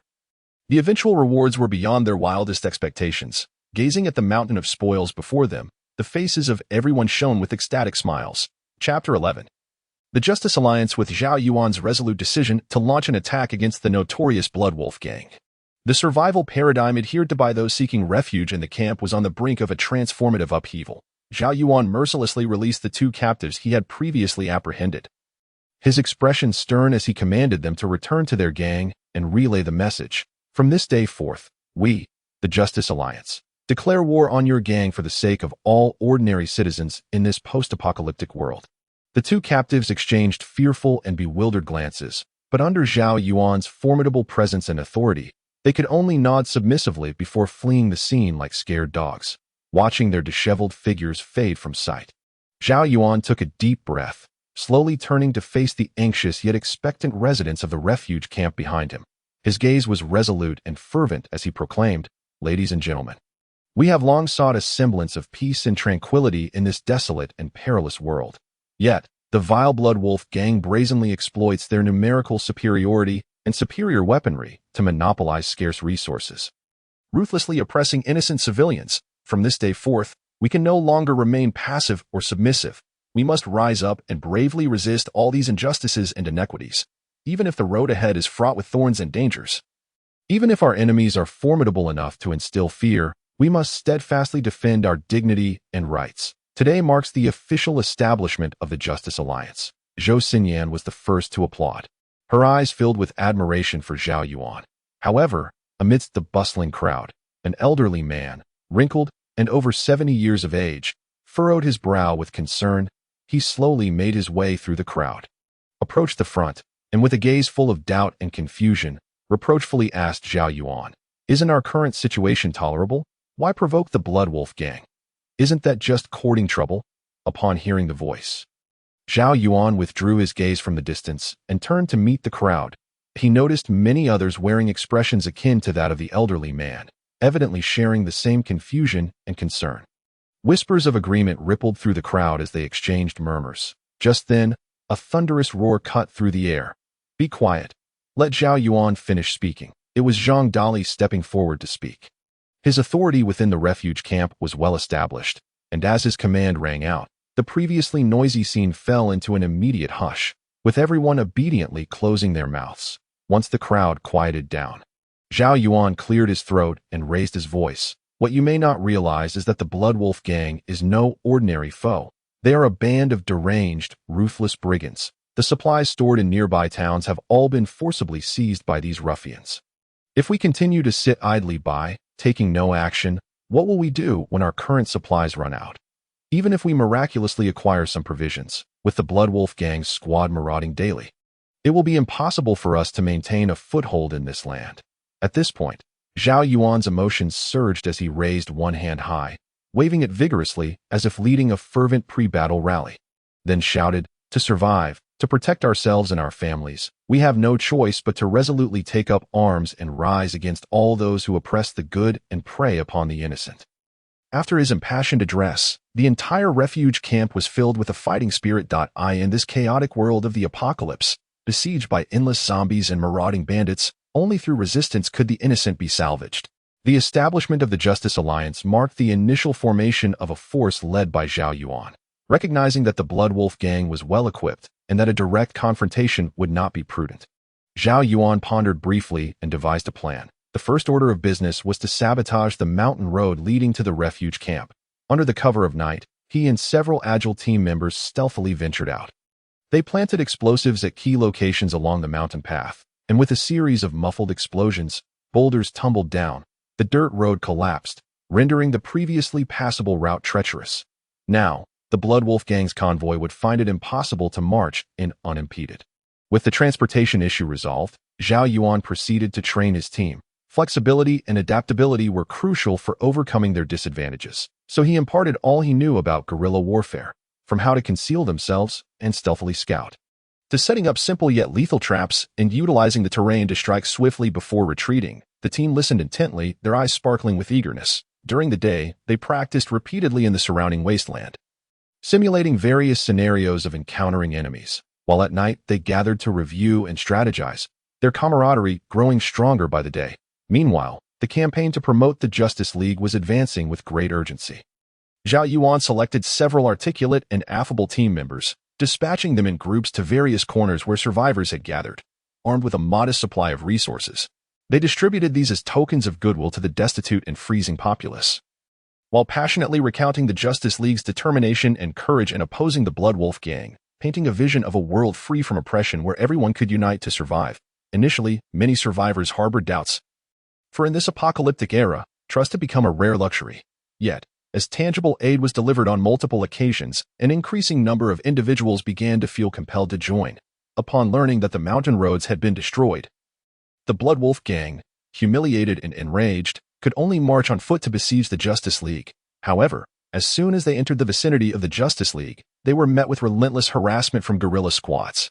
They found themselves ensnared in traps filled with sharp spikes, screaming in agony, were startled by bullets fired from the shadows. Just as they managed to muster a feeble counterattack, the members of the Justice League had vanished like phantoms into the vast, unending wilderness. Only a few taunting shouts lingered in the howling wind, echoing like a merciless mockery of the enemy's incompetence. Simultaneously, those survivors who had previously heard tales of the Justice League's heroic exploits began to converge from all directions, eager to ally themselves. Some possessed exceptional medical skills, swiftly erecting rudimentary yet functional medical stations.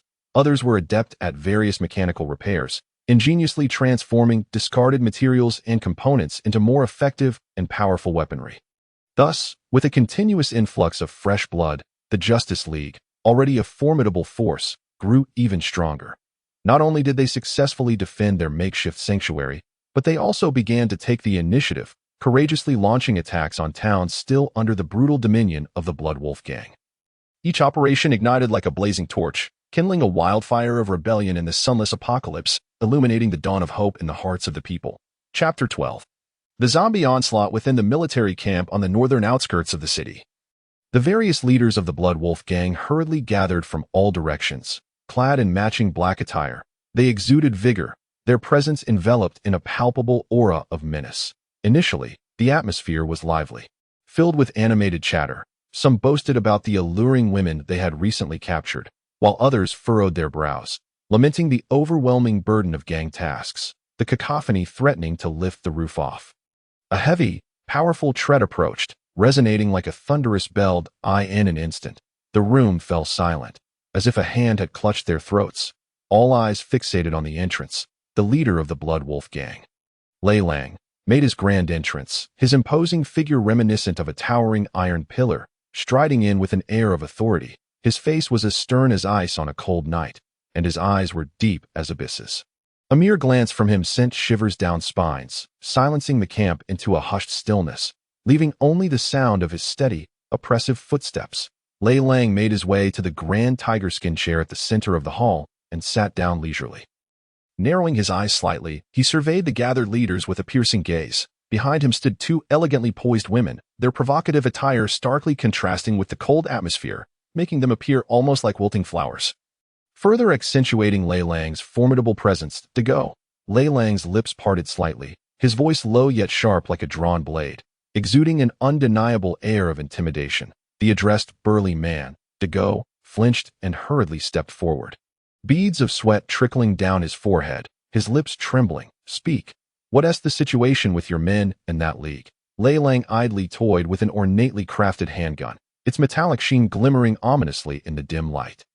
A hint of murderous intent lurking beneath. To Go swallowed hard, steadying his nerves. Report to the leader. That league is merely a small group of about a dozen people, fortunate enough to have robbed 2 of our teams of their supplies. Before he could finish, a woman beside Lei Lang deftly presented him with a stout cigar. After taking it, he ignited it with a lighter, drawing in a deep breath before exhaling a cloud of smoke. His expression growing inscrutable in the haze. A small group of a dozen, you say? In an instant, Lei Lang's demeanor shifted, darkening like storm clouds gathering ominously. He flung the cigar to the ground, sparks flying, and abruptly stood, his eyes wide with fury, admonishing, 2 teams of brothers, dozens of men, fully equipped, brought down by such a small group. Do you take me for a fool? With that, he drew his gun, the black muzzle aimed directly at Dago's head. What use do you serve? A deafening gunshot rang out, reverberating like thunder, painfully assaulting their eardrums. In that moment, a bullet shot forth with blinding speed, striking Dago squarely in the forehead. A gory bloom erupted from his brow, and he had no time to utter a sound before collapsing like a felled tree. As Dago hit the ground, blood gushed from his wound, pooling on the cold floor, creating a harrowing crimson stain. Meanwhile, Lei Lang stood resolutely, gun in hand, exuding an aura of unyielding authority. His cold, piercing gaze swept over the assembled leaders like twin beams of icy light, chilling them to the bone. Then, with a sudden roar, he declared, within 3 days, I want to see the complete annihilation of the Justice League. If you fail, none of you will enjoy a moment's peace. Faced with Lei Lang's wrath, the leaders turned pale, not daring to utter a word, the atmosphere thick with a paralyzing silence, no one daring to respond. At that moment, Lei Biao, the leader of the Snake Hall, suddenly flashed with inspiration, gathering his courage. He stepped forward and bowed deeply to Lei Lang, stating, Leader, I have a strategy that could eliminate the Justice League without exhausting our brothers too much. Lei Lang narrowed his eyes, casting a sidelong glance at Lei Biao, signaling him to continue. Encouraged, Lei Biao elaborated. In the hospital near our city, there are numerous zombies held captive. If we can lure them to the Justice League's territory, using their strength, we can surely eradicate those bothersome adversaries. After contemplating Lei Biao's proposition for a moment, Lei Lang nodded, clapping him on the shoulder. Excellent. I entrust the task of dealing with that so-called league entirely to you. You can also manage Dago's men in territory. If you accomplish this, the gang will reward you handsomely. With Lei Lang's approval, Lei Biao wasted no time, leading his subordinates under the cover of night toward the hospital. The building seemed to be forgotten by time, enveloped in a chilling atmosphere of dread and silence. Under the dim moonlight, the moss-covered walls exuded a strong stench of decay, an odor that seemed alive, invading their nostrils and inducing nausea and suffocation. Cautiously, Lei Biao and his few subordinates navigated through the darkness, each step accompanied by ominous creaks, as though the entire hospital were growling in response. Finally, they reached the location of the backup power supply. Lei Biao's eyes sharpened as he signaled to a nearby subordinate. The subordinate understood the cue and pulled the lever of the backup power supply with a swift motion. In that instant, the previously silent doors erupted with a deafening clang. Following that, horrifying roars echoed from beyond the doors, as the long-held zombies caught the scent of living flesh and surged toward the entrance. Without hesitation, Lei Biao and his men turned and sprinted toward the nearby vehicles. They leapt agilely into the cars, swiftly starting the engines. The roar of the automobile engines filled the air. Lei Biao pressed the accelerator, and the vehicles shot forward like arrows released from their bowstrings. Behind them, throngs of zombies pursued relentlessly, their grotesque faces contorted in rage, saliva dripping from their snarling mouths, creating a scene reminiscent of a waking nightmare. Yet, Lei Biao showed no sign of fear. Maneuvering the vehicle skillfully to avoid obstacles, he deliberately slowed down, even discarding a few living individuals along the way to lure the ravenous zombies toward the Justice League's direction. As Lei Biao sped through the night, a vast horde of zombies trailing behind, he occasionally glanced in the rearview mirror, a cruel and triumphant smile curling at the corners of his mouth. The moonlight dimmed, and the pothole-ridden paths on the outskirts of the city jostled the vehicle violently, yet he maintained his speed, intent on delivering this harbinger of death to its destination. The closer they got to the Justice League's domain, the more exhilarated Lei Biao became, his eyes glinting with a fierce light. At last, they arrived at the base of the Justice League's stronghold. He abruptly slammed on the brakes, jumped from the car, and gazed at the approaching zombies, raising his arms in a rallying cry. Go! Create chaos here! He then commanded his subordinates to release several captured living individuals from one of the vehicles, his expression menacing as he ordered, "Run up the mountain quickly. Dare to look back, and I will ensure you become a hornet's nest." With that, he raised his submachine gun and began firing wildly into the sky, the zombies like a surging tide. Howled as they pursued the fleeing individuals up the mountain, instantly casting that area into a shadow of terror. Chapter 13. An unexpected delight. Standing at the foot of the mountain, Lei Biao gazed at the flickering lights of the Justice League camp atop the peak, pondering to himself, "Haha, with their meager manpower and equipment, they truly believe they can contend with these thousands of zombies? It's nothing short of a pipe dream. I am eager to see how long these overconfident fools can endure." As this thought crossed his mind, Lei Biao could not help but burst into a haunting laugh that echoed ominously in the stillness of the night. After his laughter subsided, he turned to his subordinates behind him and called out, "Brothers, let us not concern ourselves with those fools up on the mountain just yet. Come, let us seek some entertainment and allow the brothers to enjoy themselves." No sooner had he finished speaking than a group of men swiftly dove into their respective vehicles, the engines roaring to life as they sped away like arrows released from a bow, raising a cloud of dust in their wake. In the blink of an eye, the convoy vanished beneath the dim, hazy moonlight, leaving only the silhouette of their vehicles gradually merging into the night. Zhang Dali, wide-eyed, stared intently at the swarm of zombies surging over the hills like a tidal wave, his eyes filled with an indescribable admiration. He turned to Zhao Yuan, who stood calmly beside him, and exclaimed with palpable excitement, "Boss, you are truly incredible. How could you foresee that those rascals from the Bloodwolf gang would attract such terrifying zombies to attack us? And to have devised a strategy that allowed us to evacuate beforehand, leaving behind an empty refuge devoid of any souls for them. That move was truly masterful." However, despite Zhang Dali's fervent praise and admiration, Zhao Yuan's expression remained as tranquil as a still lake, as if all of this had long been anticipated. He did not even glance at Zhang Dali, merely lifting his head slightly to scan the group around him. And with a steady and resolute tone, he said, "All right, the time has come. Let us execute the plan we devised earlier and split up. Remember, exercise utmost caution.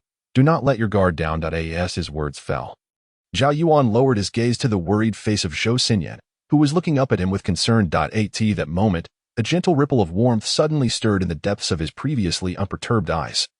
As if overflowing with deep affection, he reached out gently, stroking Zhou Xinyan's silky hair, and softly admonished, "Xinyan, be sure to take care.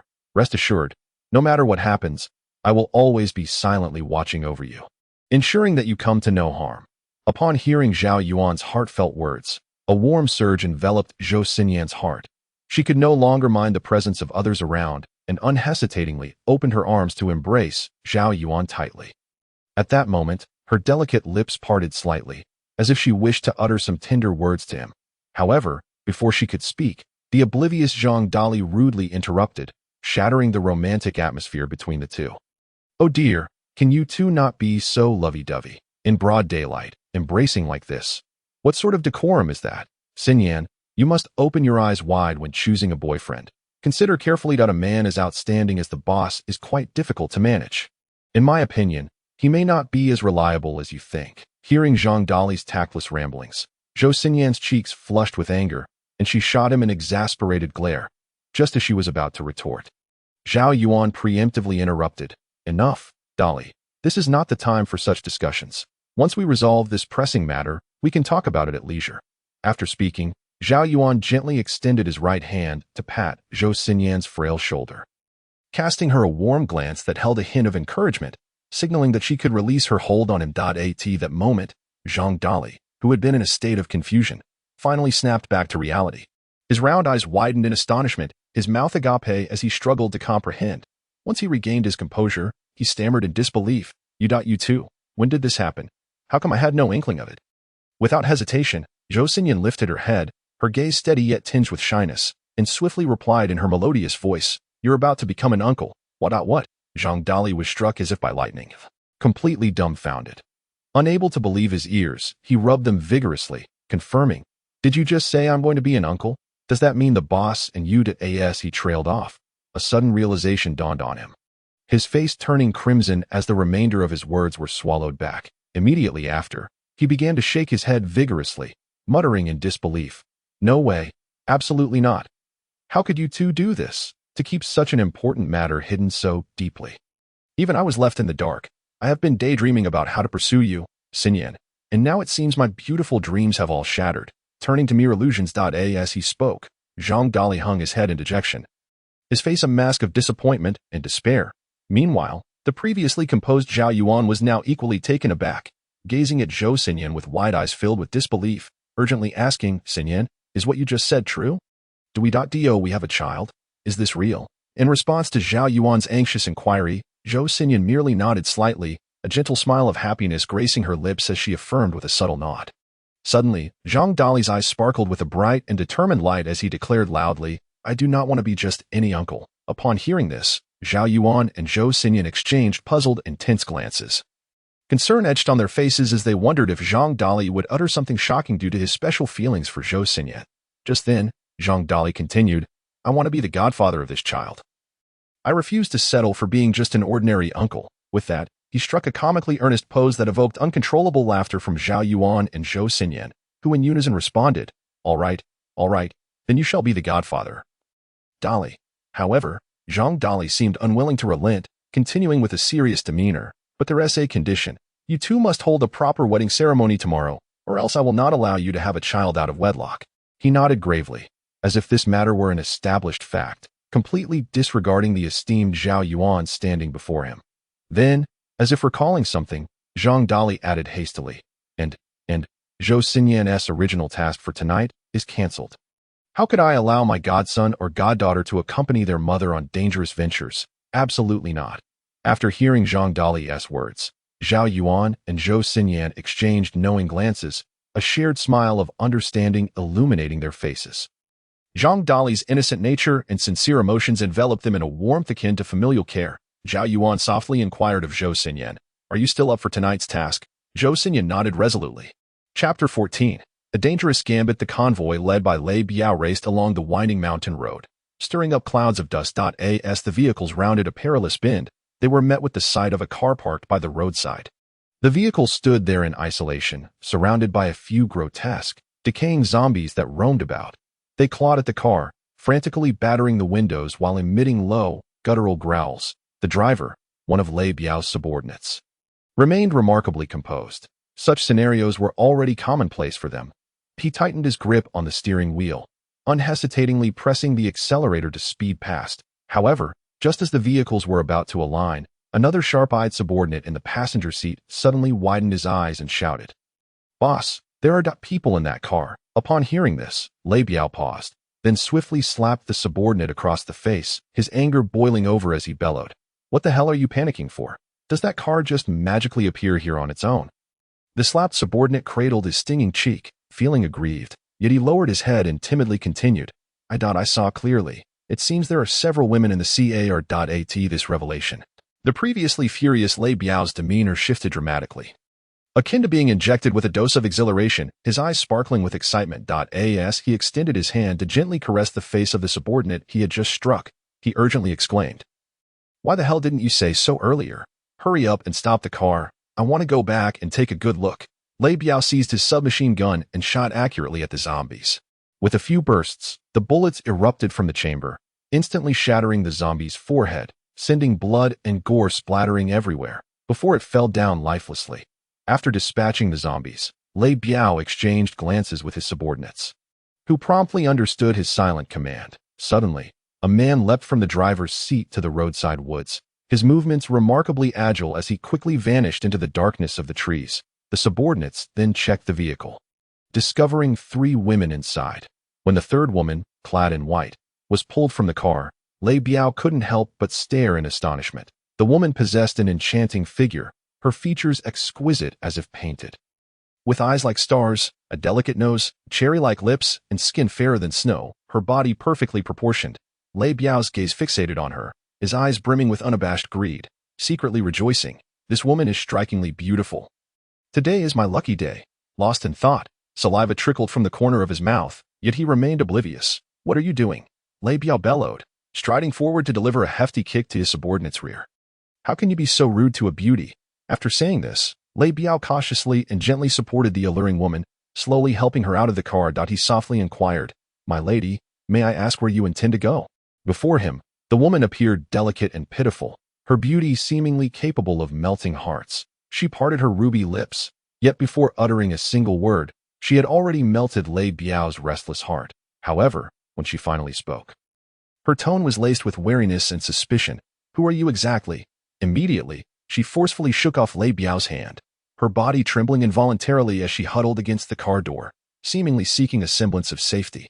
Lei Biao was momentarily taken aback, but then nonchalantly raised the hand that had just been rejected to his nose, inhaling lightly, a faint smile playing at the corners of his mouth. He then approached the woman step by step, a smirk on his face, murmuring, "Hey, little darling, don't be afraid, I will protect you well tonight." Before his words could fully dissipate, Lei Biao suddenly extended his arms, feigning an embrace towards the captivating woman before him. Yet, she reacted with remarkable swiftness, deftly sidestepping him like a graceful butterfly, evading his embrace with ease. That moment, a middle-aged woman standing nearby could no longer contain her fury and shouted, "Bastard! We are members of the Justice League, and this is our territory. If you dare to act so recklessly, just wait until our brothers from the Justice League arrive. You will not escape unscathed." Upon hearing this, Lei Biao displayed no signs of fear. Instead, he threw his head back and erupted into a raucous laugh that echoed with disdain. "Ha ha ha! How utterly ridiculous. Do you not realize? I just returned from your so-called League camp, and I conveniently delivered a generous gift to them." As he spoke, his voice grew louder, relishing the moment. At this very moment, they must have all transformed into a horde of grotesque zombies. Impossible. The woman widened her eyes in disbelief, her face contorted with anger as she pointed emphatically towards a nearby hillside, declaring, "The man who just fled was one of the Justice League. He informed us that is indeed their command camp, while this one is merely their civilian camp. Do not spout such nonsense here."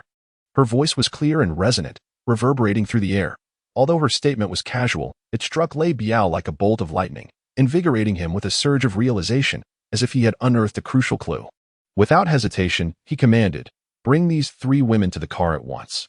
We are returning to our headquarters immediately." With Lei Biao's order, a pack of ravenous subordinates surged forward, seizing the 3 women and roughly pushing them into the vehicle.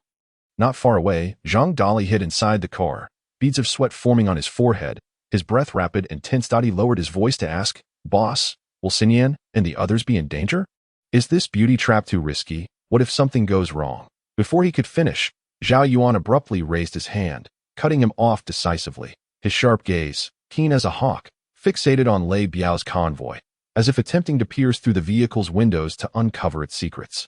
Time ticked by, and as the car gradually started moving away, Zhao Yuan turned his head, gently patting Yuan Ji's shoulder, whispering, "Stay close, maintain a safe distance, and do not expose our whereabouts." Yuan Ji nodded with understanding and silently followed suit.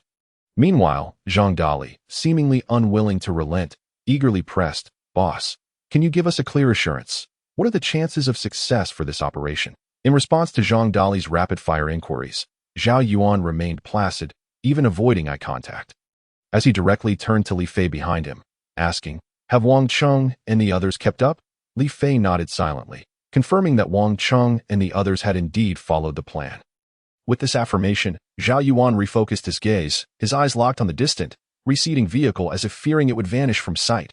Perhaps in that moment, even the typically composed and confident Zhao Yuan could not help but ponder. Taking such risks seemed perilously reckless. Chapter 15. 20 minutes. The convoy of Lei Biao slowly approached the imposing and enigmatic gates of the prison. As the vehicles drew nearer, the roar of the engines gradually diminished, ultimately coming to a steady halt not far from the entrance.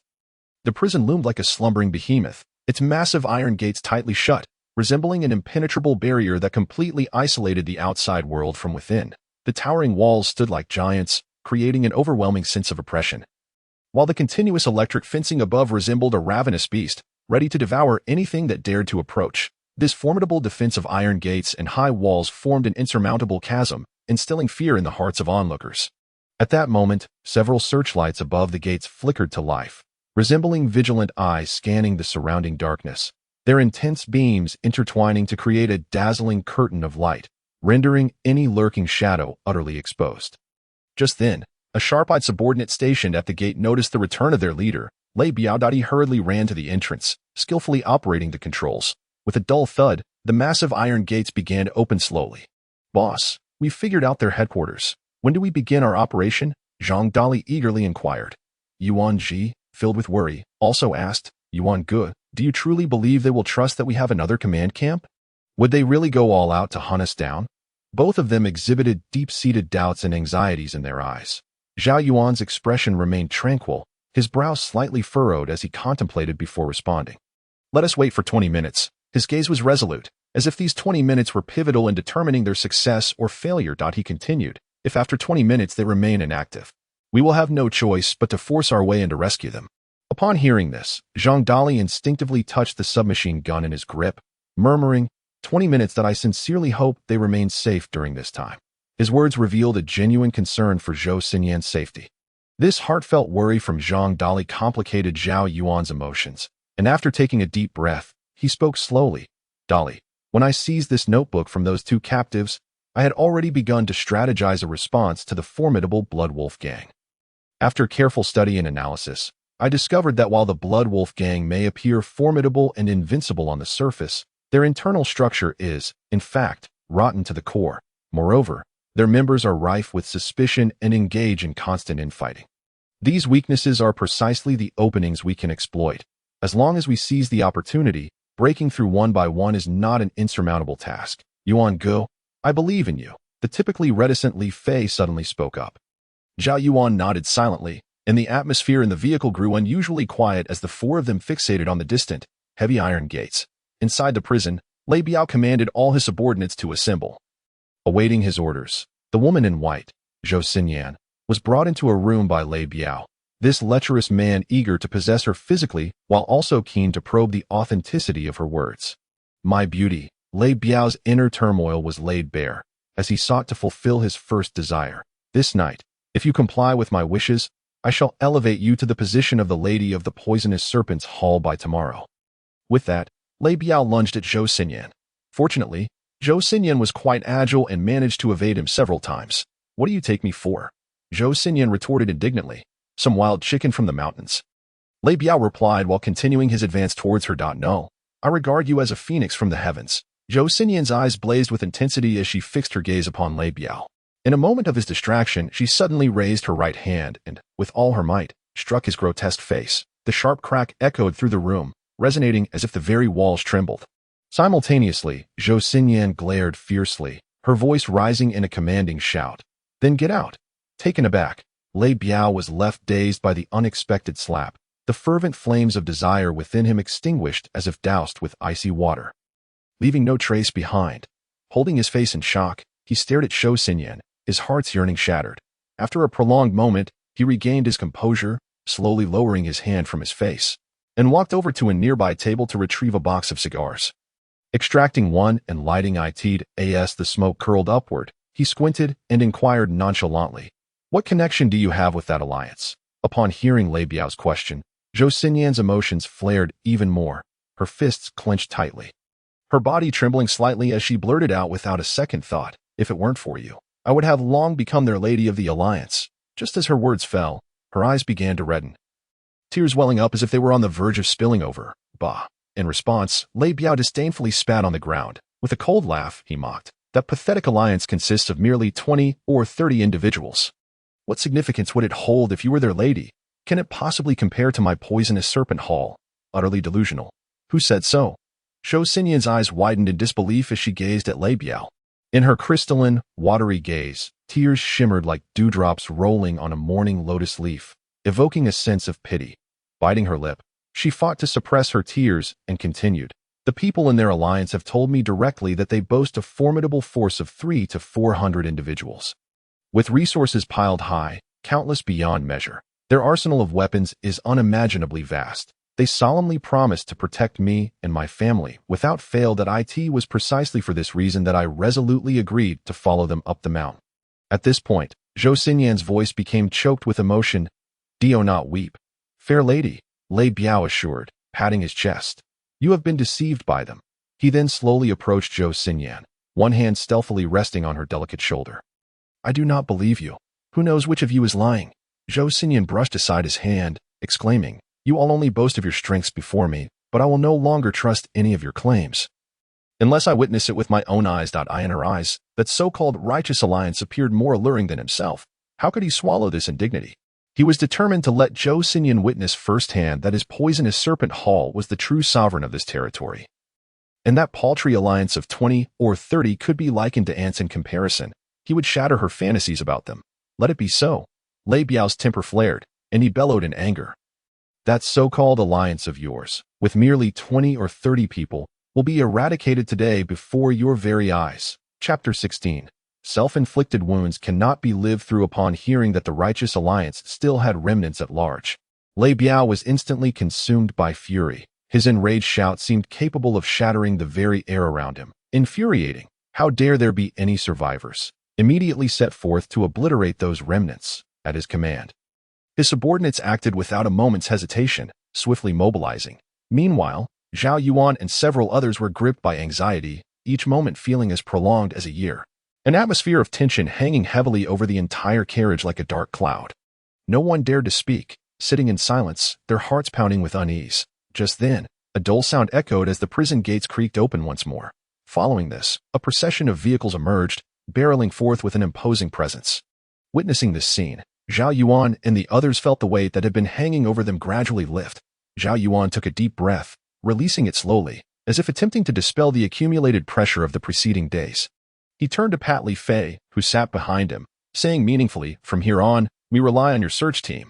Li Fei's resolute gaze elicited a satisfied smile from Zhao Yuan, who then proceeded to outline the tasks. The prison relied on backup power, with the high-voltage electric fence activated only at critical moments. You will follow me and the action team led by Dali, scaling the high walls to neutralize the sentries and control the prison gates. Then open them. Zhao Yuan gently patted Yuan Ji's shoulder, his expression grave as he instructed. Once that heavy prison door opens, lead the rapid response team to storm in through the front. Remember, act swiftly, accurately, and ruthlessly, leaving no opportunity for the enemy to breathe. The others nodded in understanding of their mission and the action planned. At this point, Zhao Yuan shifted his keen gaze to the burly Zhang Dali, earnestly reminding him, "This operation is crucial, but our objective is solely to seize the urgently needed supplies and ammunition, not to conquer territory. Once the Bloodwolf gang realizes they have fallen into our trap, they will surely return like enraged beasts. Therefore, we must race against time, swiftly conclude the battle, and harbor no thoughts of battlefield greed. Any delay could yield dire consequences." Hearing this, Zhang Dali gripped his submachine gun tightly. As if it were the very assurance of his life, he nodded vigorously, signaling to Zhao Yuan that he was fully prepared. Observing that everyone had clearly defined their missions, Zhao Yuan unswervingly lifted his submachine gun and declared loudly, "Excellent. Now, let us proceed with the plan and execute our actions." As for the Bloodwolf gang, it was the most formidable armed force in the surrounding towns. For an extended period, their primary threat had been the wandering zombies. Leading both the gatekeeping lackeys and the squad leaders commanding 20 or so men to gradually let their guard down. This state of complacency undoubtedly provided Zhao Yuan and his group with an opportunity. Under the dim light of the moon, Zhao Yuan, light as a swallow, ascended the wall with the climbing rope, silently making his way up. The night enveloped him like a vast curtain, perfectly concealing his figure and ensuring his movements went unnoticed. Before long, he effortlessly reached the top of the high wall, promptly lowering the pre-prepared rope ladder. Simultaneously, the others adhered meticulously to the previously crafted plan, infiltrating their respective battlefields with precision. Each individual remained utterly focused, treading carefully, not daring to make a sound. At that moment, the door to Zhou Xinyan's room creaked open with a slight groan. The sudden noise sent a jolt of anxiety through Zhou Xinyan, a sense of inexplicable tension washing over her. Acting on instinct, she swiftly grabbed a sharp fruit knife from the table and deftly concealed herself in the shadow behind the door. However, as the door continued to open, a familiar figure gradually came into view. Upon recognizing Zhao Yuan, the tension in her heart instantly dissipated, replaced by an overwhelming sense of joy and surprise. Unable to contain her excitement, she exclaimed, "Did our plan succeed?" Zhao Yuan rushed forward, embracing Zhou Xinyan tightly. At that moment, his eyes glimmered with unshed tears, though the dim light concealed this subtle change from her. He spoke with a voice that trembled slightly. "We succeeded. If it weren't for you, the entire plan would not have advanced so smoothly." Leading over 100 fully armed subordinates, Lei Biao charged forth like a torrential flood towards the command camp of the Righteous Alliance. The battle cries echoed ferociously, as if they aimed to trample everything in their path. However, upon crashing into the camp, the sight that greeted them left everyone utterly astonished. Only a handful of vacant tents swayed desolately in the wind. A wave of ominous premonition surged within Lei Biao, as he silently cursed, "Damn it, we've fallen into a trap," as he anxiously prepared to issue orders for his underlings to retreat back to their stronghold. A sudden, chilling cacophony of ghastly howls erupted from all directions. Almost immediately, a veritable tide of zombies surged forth from every nook and cranny, clawing their way into view. These grotesque creatures, with their menacing visages and outstretched claws, spewed forth repugnant slime and the stench of decay. Witnessing the very zombies he had summoned as instruments of attack against the Justice League now turning their malevolent intent upon his own ranks, Lei Biao could hardly contain his wrath, seething as he muttered through gritted teeth, "What a self-inflicted calamity, truly deserving of their fate." However, there was no time for contemplation. He must devise a strategy to break free from the encirclement. Fortunately, the squad led by Lei Biao was well equipped, each member wielding formidable submachine guns. Thus, despite facing an overwhelming and ferocious horde of zombies, they managed to stand their ground and fight valiantly. After a bloody struggle, only a handful of his men fell victim to the undead. The rest successfully carved a bloody path through the throng, escaping the dire situation. He glanced back at the relentless zombies pursuing them. Lei Biao's fury ignited further, his eyes, already wide with anger, now bloodshot like those of a furious lion. "Brothers, let us retreat to the stronghold first. We will settle the score with the Justice League in due time," he bellowed, his voice echoing through the valley, lingering long after. Chapter 17. The new army with a grim visage. Lei Biao dragged his weary and burdened body, leading 60 or 70 disheartened remnants towards their once impenetrable prison stronghold. The recent harrowing skirmish with the zombie horde felt akin to a nightmarish ordeal, causing nearly half of his men to vanish without a trace. Upon finally reaching the prison gates, the sight before him struck like a heavy hammer to his chest, provoking a metallic taste of anger in his throat. The once tightly shut gates now stood wide open, resembling the gaping maw of a ravenous beast, exuding an eerie and mocking aura. Occasionally, a few zombies stumbled out, their eyes gleaming with hunger upon spotting Lei Biao and his convoy, then lunging at them with horrifying growls and clawing hands to in an instant. Lei Biao's rage flared, and he seized a heavy machine gun, unleashing a torrent of fury upon the advancing undead, his roars merging with the deafening gunfire, akin to a beast driven mad with rage, when they finally forced their way into the prison. The scene inside was nothing short of despairing. The storerooms, once filled with vital supplies, had been completely ransacked by the Justice League, leaving even the critical ammunition depot stripped bare. More terrifyingly, hundreds of zombies rampaged within the prison, the stench of decay pervading every inch of the air, nearly inducing nausea. Grinding his teeth, Lei Biao raised his machine gun and unleashed a frenzied barrage, while his men, with bloodshot eyes, joined the desperate struggle with their submachine guns. The battle raged on until dawn broke, and at last, they managed to exterminate the zombies. Yet the foul odor clung to the air like a malevolent specter, swiftly enveloping the entire prison. This moment, the squad's ammunition was nearly depleted, and filled with frustration, Lei Biao could only lead his men in a hasty retreat back to the Blood Wolf Gang headquarters. Meanwhile, the Justice League, led by Zhao Yuan, reveled in victory at their new camp, nestled within the depths of the lush, secluded mountains just outside the city, radiating an atmosphere of celebration. In their confrontation with the venomous Serpent Hall, they had achieved resounding success. Their spoils piled high like a mountain, an array of exquisite weapons and equipment in abundance, sufficient to arm an entire platoon, standing within the spacious tent, gazing at the mountainous pile of weapons and ammunition.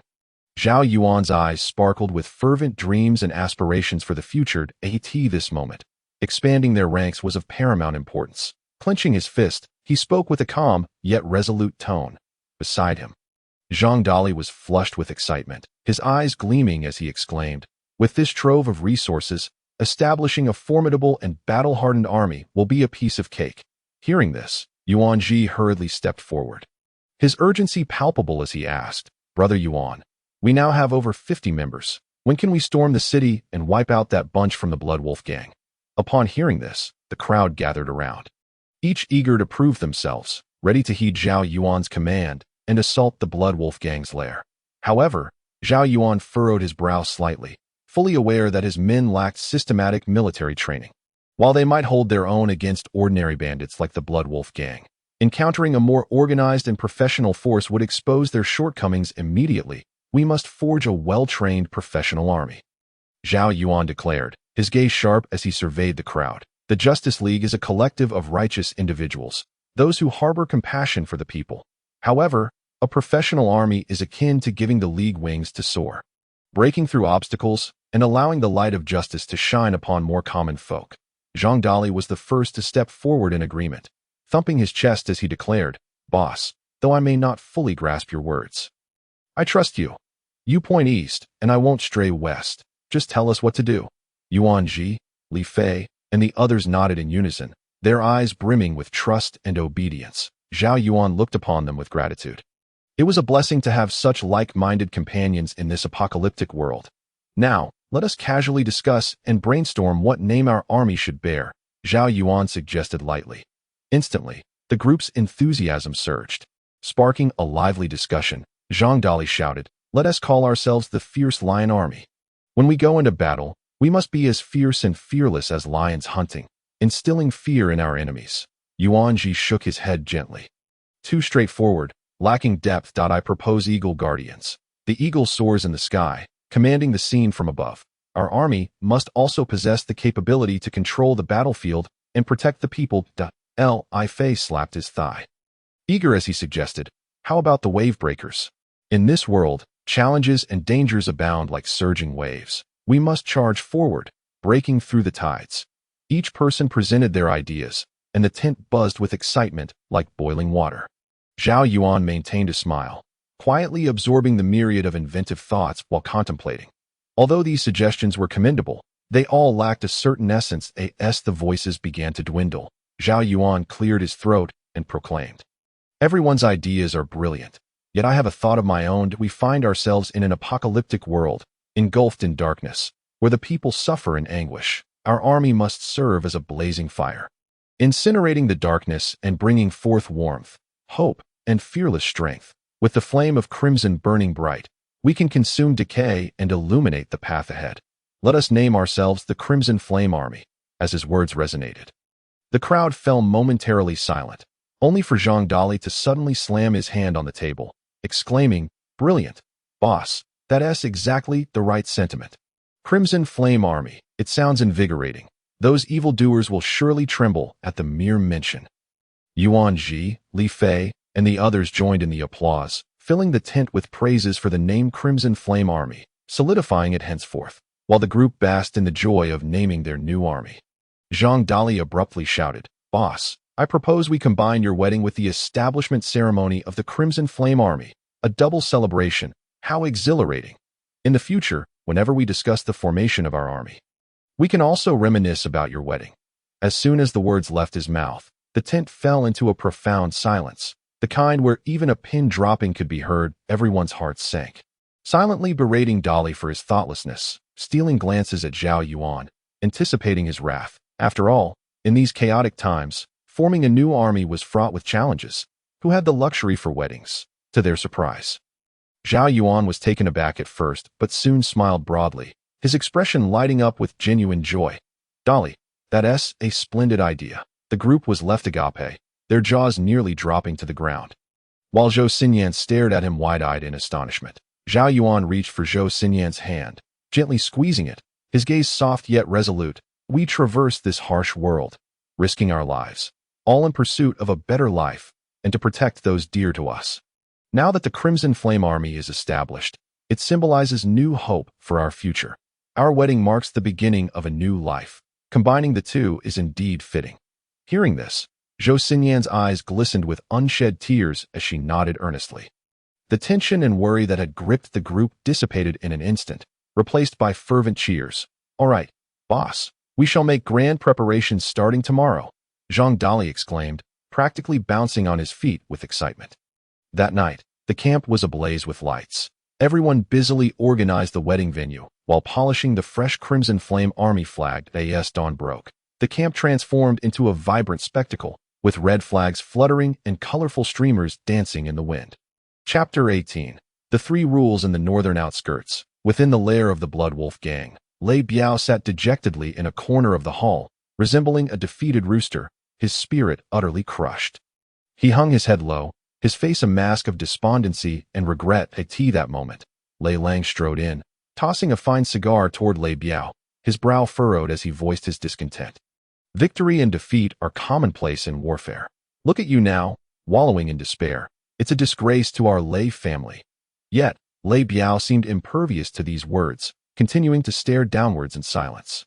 Upon witnessing the situation, Lei Lang could not help but feel a surge of irritation that he strode purposefully towards Lei Biao, leaning in close, producing a finely crafted pure gold lighter from his pocket, and presenting it to Lei Biao while gesturing with his eyes for him to hasten and ignite the cigar.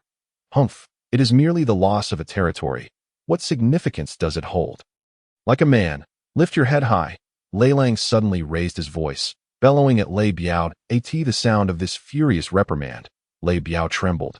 Finally lifting his head slowly, he extended his shaking hand, cautiously accepting the lighter, and nervously sparked the cigar he held in his mouth. After taking a deep drag, Lei Biao steadied himself and quickly explained to Lei Lang, "Second brother, this time it was indeed just my oversight.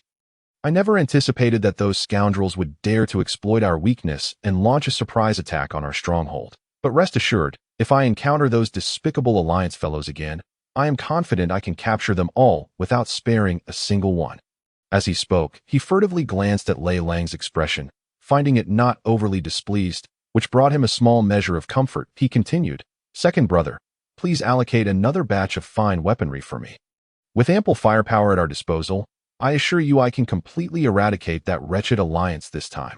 The Poison Bee Hall still harbors a substantial cache of ammunition. Now, please allow me to recapitulate the specific tasks undertaken by our unit."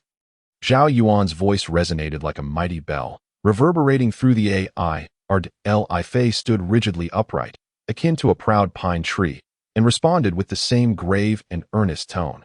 "The foremost mission for our unit in this operation is to venture into the surrounding towns, to thoroughly eradicate the rampant zombies, rescue the civilians, and gradually establish a secure base of operations from there." Upon hearing Li Fei's report, Zhao Yuan nodded thoughtfully and solemnly addressed everyone. "This operation marks the inaugural military task executed since the establishment of the Qian army, and its significance cannot be overstated. That I sincerely hope that you, Unit 011, can achieve a resounding victory and sound the crucial first trumpet." With high spirits, Unit 011 set forth towards their initial target town. The early morning sunlight bathed the soldiers, yet failed to warm the chilling atmosphere of this apocalyptic world. As they entered the town, a potent stench of decay filled the air. Abandoned vehicles lay strewn along the streets, and shards of glass crunched underfoot. The tension among the group heightened, as they could faintly hear the bone-chilling growls of the zombies. With a swift gesture, Li Fei signaled for the soldiers to conceal themselves, pairing up and stealthily maneuvering through the ruins. After a thorough reconnaissance, they discovered that the zombies had congregated in the town's center, their numbers vastly exceeding expectations, and they were scouring the area. With no sign of any living souls, "Retreat to the next location," Li Fei commanded decisively, and Unit 011 withdrew from the town like phantoms, without disturbing the horde. Upon entering the second town, they were met with the same pervasive stench of decay and silence. A scout hurried back, crouched low and panting. "Squad leader, we've found survivors in the warehouse to the east of the town. From my rough observation, there are approximately 300 zombies encircling them." Li Fei clenched his fists. "Let us go, rescue the civilians, form a triangular formation, move out." The new recruit, Yang Wan, appeared as pale as a sheet, his lips trembling slightly as he murmured, "How could there be so many?" His eyes widened in fear and helplessness as he gazed upon the relentless tide of zombies. Observing this, Li Fei firmly patted Yang Wan's shoulder and said in a low voice, "Do not be afraid. Young one, stay close to me." He then lowered his voice further, reminding his comrades, "Everyone, be mindful to conserve ammunition. Shoot only when you are sure." Before he could finish, Li Fei swiftly darted forward like an arrow released from a bow. Clutching his glimmering dagger, he plunged it with lightning speed into the skull of the last zombie. With a sickening squelch, black blood gushed forth, splattering Li Fei, who remained unfazed. The other soldiers, witnessing this, swiftly drew their daggers and quietly approached the rear of the zombie horde. They moved with agility and grace, seizing the opportunity before the zombies noticed them, each one delivering precise strikes to the heads of the undead. However, as more living beings entered the area, the once placid horde became agitated. Like ravenous wolves catching the scent of prey, they began to howl and charge toward the soldiers. Li shouted urgently, "Fall back!" At the command, the soldiers immediately turned and retreated, creating a safe distance from the zombie throng. Simultaneously, Li Fei raised his submachine gun and bellowed, "Open fire!" In an instant, the sound of gunfire echoed through the sky, bullets raining down like a torrential downpour. Under the ferocious barrage, the grotesque zombies had nowhere to flee. Collapsing into pools of blood with anguished cries, before long, the ground was littered with dismembered corpses, the air thick with the stench of blood. After vanquishing the zombies, Li Fei hastily approached the tightly shut door of the warehouse, took a deep breath, and shouted at the top of his lungs, "Villagers, the zombies have all been eliminated. It is safe outside now. You may come out without fear." Yet, as seconds ticked by, the heavy door showed no signs of opening. As if no one were inside, Li Fei's heart filled with suspicion, and he turned to the scout responsible for reconnaissance, asking with uncertainty, "Can you be absolutely certain there are still people inside this warehouse?" The scout nodded resolutely, affirming his certainty. He then rushed forward, attempting to pry open the door himself. However, regardless of how much effort he exerted, the door remained steadfast, as unyielding as a fortification at that moment. Several other soldiers hurriedly fetched tools to assist in prying open the door, seemingly intent on helping the scout. Just as they were about to act, Li Fei suddenly glared and shouted, "Stop! Do not forget that we are the honorable Qian army, not brigands who plunder and wreak havoc. Forcing our way into a villager's home is beneath us." Without pausing, Li Fei stepped forward to the door's crevice and raised his voice again. "Villagers, we are the Qian army, here to rescue you from peril." After a prolonged silence, the door slowly creaked open, revealing a sullen middle-aged man who cautiously scrutinized the group, coldly stating, "The town has been thoroughly looted. There is nothing left for you." Chapter 20. Initial success and response. Li Fei remained unperturbed, sincerely stating, "Villager, we of the Qian army are here to save you, not to seize your supplies." Hearing this, the man's demeanor softened slightly as he began to assess this unfamiliar yet distinct group. His gaze swept over the bloodied and ragged soldiers, who appeared disheveled yet resolute. Their eyes sparkled with determination, akin to the brightest stars in the night sky, emanating a reassuring strength. The soldiers stood tall like unyielding pines, maintaining a disciplined posture despite having just endured a fierce battle. Each one resembled an immovable mountain, radiating an aura of power. "You truly have come only to rescue us." After much hesitation, the man finally inquired, "This world has descended into chaos. We have witnessed the depths of human depravity and darkness. People have stolen our food, and some have even attempted to cast us out as offerings to those dreadful zombies. Therefore, it is difficult for us to trust others." Li Fei nodded slightly, acknowledging the man's concerns.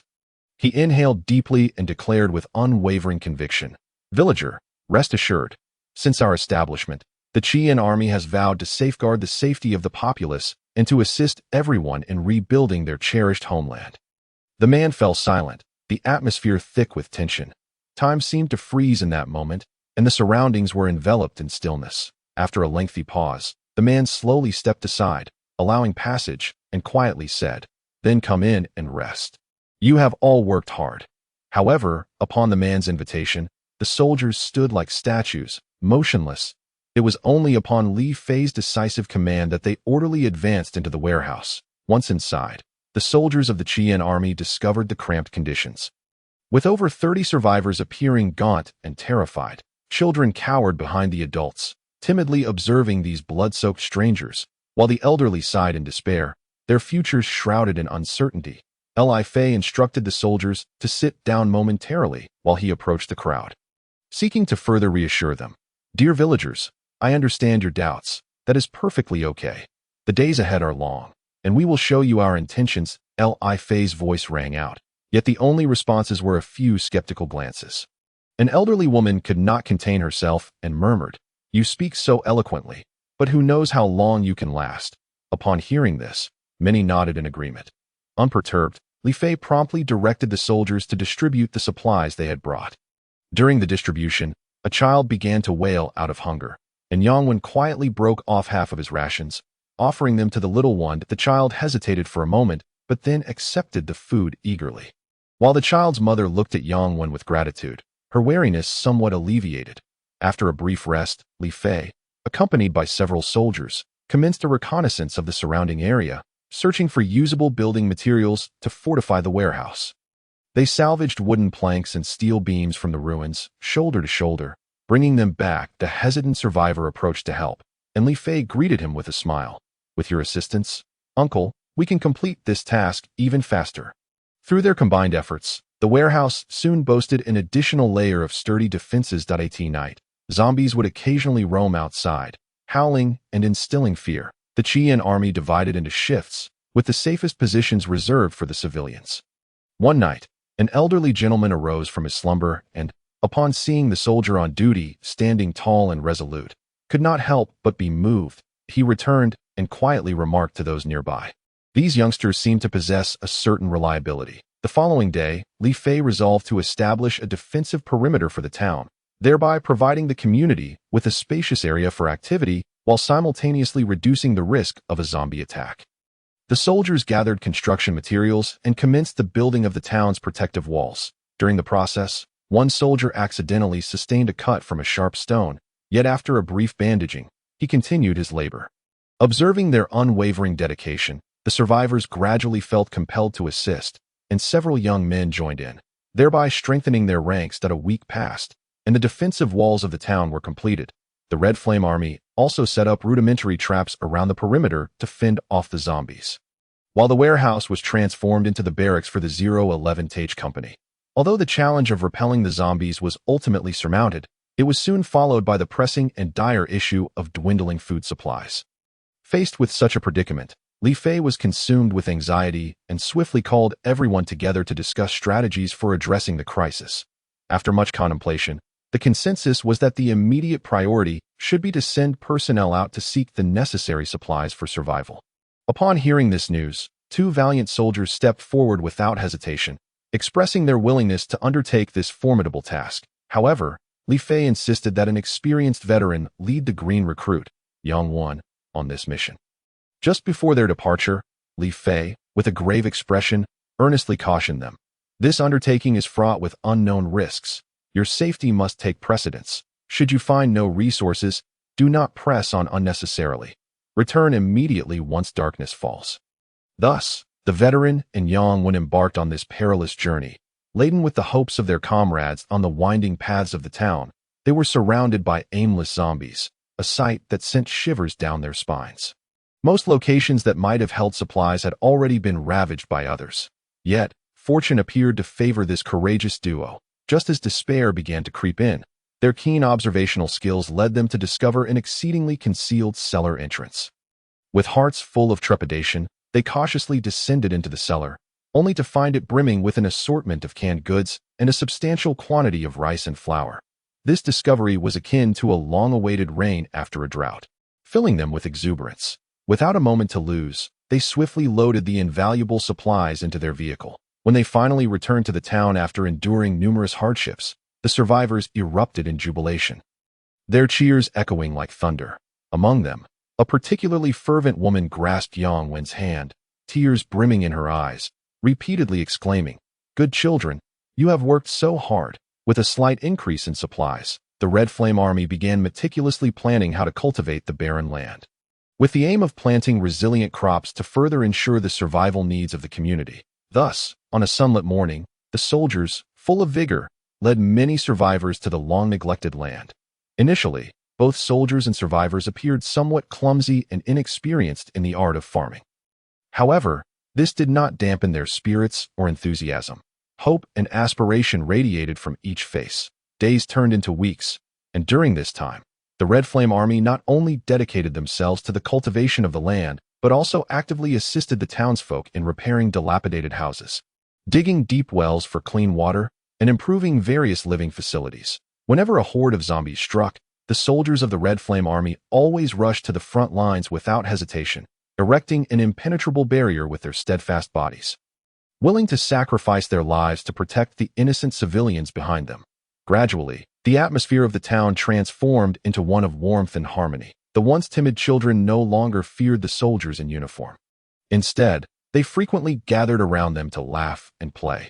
The adults also took the initiative to engage the soldiers in friendly conversation, eagerly sharing amusing stories and experiences from their past.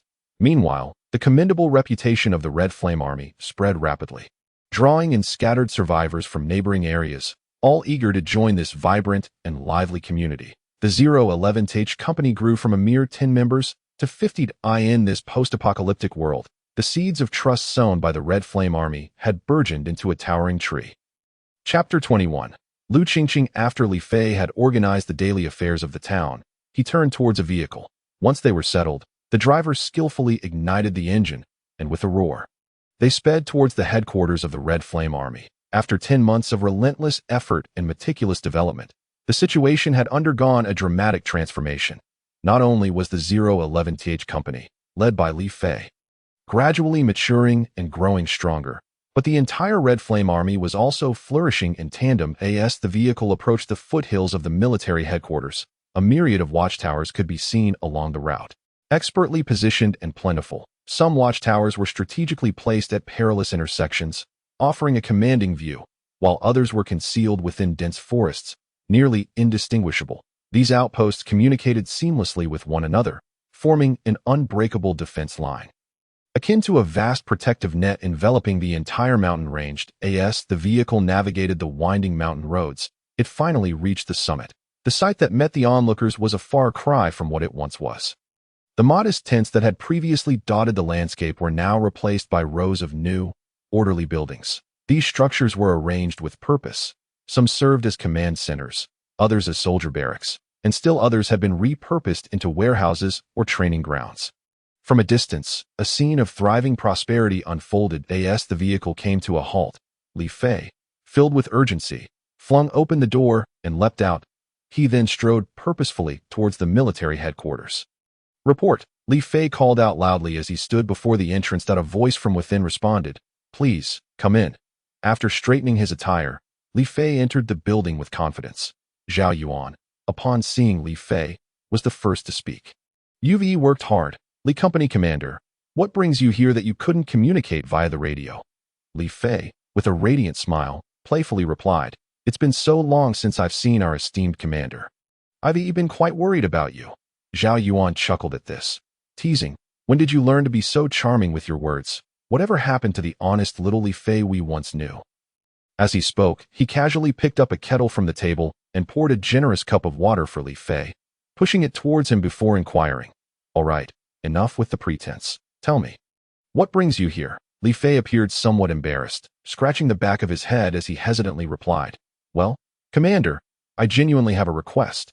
You see, our company has grown to 50 personnel, yet we only possess a handful of firearms. With such limited weaponry, it is quite challenging to defend such a vast territory as Wuzhen. Therefore, I would like to request some firearms and ammunition from you to bolster our combat capabilities." Zhao Yuan nodded in understanding. Acknowledging Li Fei's predicament, he thoughtfully remarked, "Yes, I am aware of this situation. Currently, the Red Flame Army is in a phase of rapid growth, and the resource shortages faced by your company have been a concern of mine as well." After a brief pause to adjust his tone and rhythm, he continued, "Here's what we'll do. I will allocate 10 submachine guns to your company as an emergency measure for the remaining shortages. You will need to use your ingenuity to find a solution." Upon hearing Zhao Yuan's words, Li Fei stood up without hesitation, straightened his back, and declared loudly, "Yes, rest assured, Commander, even under challenging conditions, our company will do everything in our power to defend the Wuzhen stronghold." Zhao Yuan glanced at his watch, noting that it was already noon. He moved beside Li Fei and gently patted his broad back. "Since you've come back, let us have a meal together before you head back to Wuzhen," Zhao Yuan suggested with a smile. At that moment, the cafeteria was bustling with activity. Not only soldiers, but also numerous civilians were dining there. Despite being the commander of the Red Flame Army, Zhao Yuan had never exploited his position for special treatment. He consistently chose to share simple meals with the citizens in the spacious and bright cafeteria. As Zhao Yuan and Li Fei entered, the previously noisy atmosphere fell silent. with everyone turning their attention to the two, their eyes filled with deep respect for Zhao Yuan. However, for Li Fei, these faces felt entirely unfamiliar, surrounded by a sea of vibrant Ni at that moment. Li Fei seemed to have suddenly recalled something, abruptly turning his head towards Zhao Yuan and asking, "Where is Sister Xianyan? I haven't seen her here." Clearly, he had not spotted Zhou Xianyan among the crowd, which prompted his urgent inquiry. Zhao Yuan, with his naturally sunny and handsome visage, was presently adorned with a radiant smile, reminiscent of the warmest sunlight on a spring day. Just as he opened his mouth, ready to respond to Li Fei's question, a crisp and melodious, yet somewhat chilly voice interjected, effectively interrupting his words. "Sister Xianyan is still in her confinement period. Her body is currently quite frail. How could she possibly come out to catch the wind? Just look at the questions you are asking." The speaker was a woman, her skin as fair as snow, with delicately arched brows and cherry-red lips that appeared naturally tinted, as alluring as ripe cherries. However, despite her breathtaking beauty, her lips remained tightly pressed together, exuding an innate sense of coldness and aloofness that made her seem unapproachable. Upon hearing this, Li Fei was initially taken aback, but then suddenly enlightened, a hint of embarrassment creeping onto his face. He scratched his head and chuckled awkwardly, momentarily at a loss for words. At this juncture, Zhao Yuan quickly intervened to alleviate the tension, stating, "This is the esteemed 011 commander, Li Fei. As he spoke, he slightly turned towards the woman, indicating they should introduce themselves. Upon hearing this, the woman merely nodded lightly, in a wonder. "I haven't seen you around despite the time that has passed. It turns out you are a great hero who has been fighting bravely out there. How disrespectful of me." With that, the woman elegantly extended her right hand. Li Fei, standing nearby, promptly reached out his hands to firmly grasp her delicate hand, repeatedly nodding as he said, "The title of hero is far too flattering. I am unworthy of such praise." He spoke with a hint of bashfulness. That moment, Zhao Yuan smiled and continued to introduce. "This young lady is Zhou Xianyan's godsister, named Lu Qingqing. About 6 months ago, she encountered a zombie attack and was rescued by the Qian army, eventually making her way here." However, before Zhao Yuan could finish his explanation, the impatient Li Fei interjected eagerly, "Hello, Miss Lu. It is indeed a great honor to meet you here today." Chapter 22. Desperation. Zhao Yuan gazed affectionately at his wife and child before turning to embark on the journey to the Qian Army's 01 Regiment base. The base is situated approximately 3 kilometers from the Qian Army headquarters, nestled within a perilous valley on the eastern side of the military compound. The terrain here is treacherous, easy to defend yet difficult to assault, akin to a robust choke point in the eastern defense line of the Qian Army. As long as this location can be firmly held, the rear of the Qian Army will be secure. At this moment, the stout Zhang Dali was anxiously pacing in the spacious area of the regiment's headquarters, straining his neck to gaze into the distance, muttering to himself, "Why hasn't Commander Zhao arrived yet?" As time ticked by, his anxiety grew increasingly palpable. Just as Zhang Dali's eyes were about to wear thin from waiting, a familiar vehicle finally emerged slowly into his line of sight. However, as the car drew nearer, the expression of eager anticipation on Zhang Dali's face abruptly transformed into one of panic and tension. When Zhao Yuan's vehicle came to a steady stop, Zhang Dali hurriedly rushed forward. Yet, his gaze was not entirely fixated on Zhao Yuan as he exited the car. He occasionally glanced inside, searching for something. Zhao Yuan, keenly aware of Zhang Dali's unusual demeanor, could not help but inquire, "What's the matter, Dali?" After a moment's hesitation, Zhang Dali couldn't restrain himself and blurted out, "Did Miss Lu not come with you?" With that, he stared hopefully at Zhao Yuan, awaiting a response. Zhao Yuan, maintaining a serious demeanor, replied, "I have come to discuss military matters with you. What need is there to bring her along?"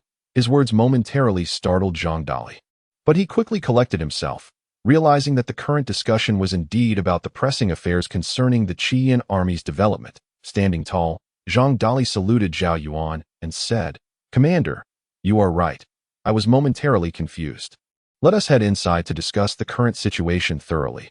Zhao Yuan nodded slightly, and the two entered the operations room of the regiment headquarters together. With a grave expression, Zhao Yuan addressed Zhang Dali first.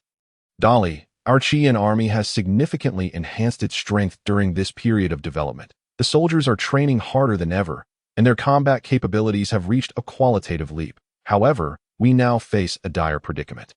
The shortage of weapons and ammunition is beginning to restrict our operations. Zhang Dali furrowed his brow in agreement. Commander, you are correct. During the previous minor skirmishes, we had to scrimp and save on ammunition. Fearing that we might exhaust our supply, which would pose a serious problem if we were to face a major conflict, I've been brainstorming solutions, but the resources available for collection in the surrounding areas are utterly insufficient.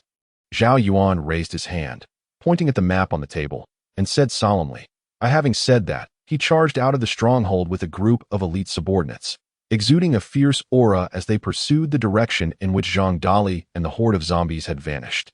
While Zhang Dali orchestrated the retreat, urging the soldiers to hasten their escape and coordinating fire cover, the sheer number of zombies proved overwhelming. They surged forward relentlessly, battering against the soldiers' defenses, rendering the retreat exceedingly arduous. Meanwhile, Lei Biao relentlessly pursued from behind. Even if the zombie threat were neutralized, the venomous serpent haul he commanded loomed ominously. At that moment, Zhang Dali found himself nearly cornered. Chapter 23. Luring the snake out of its hole just as victory seemed within Lei Biao's grasp. A message crackled through the radio, announcing that the headquarters had been attacked by the Crimson Flame Army. Upon hearing this news, one of the men beside Lei Biao appeared utterly drained of strength. His face etched with frustration, and his long gun hung limply at his side. He then raised the butt of the rifle and struck it forcefully against the ground, accompanying the dull thud with a pained cry. Damn it! That gang of scoundrels from Crimson Flame has outsmarted us again. In stark contrast to this man's reaction, Lei Biao, renowned for his fiery temper, remained eerily calm, resembling a still pond devoid of ripples. Even more astonishing was the strange, almost sinister smile that crept upon his previously stern countenance.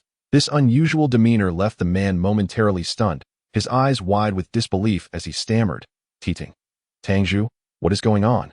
Why this reaction? With an air of self-satisfaction, Lei Biao raised his hand and gently patted the man's shoulder. Standing tall, he declared in a booming, impassioned voice, Ha! Those little rascals from Crimson Flame think they're clever. Believing that I would fall for their trickery as easily as before, they feigned a failed attack to draw me into pursuit, only to strike when our headquarters is vulnerable. Humph! Such delusions!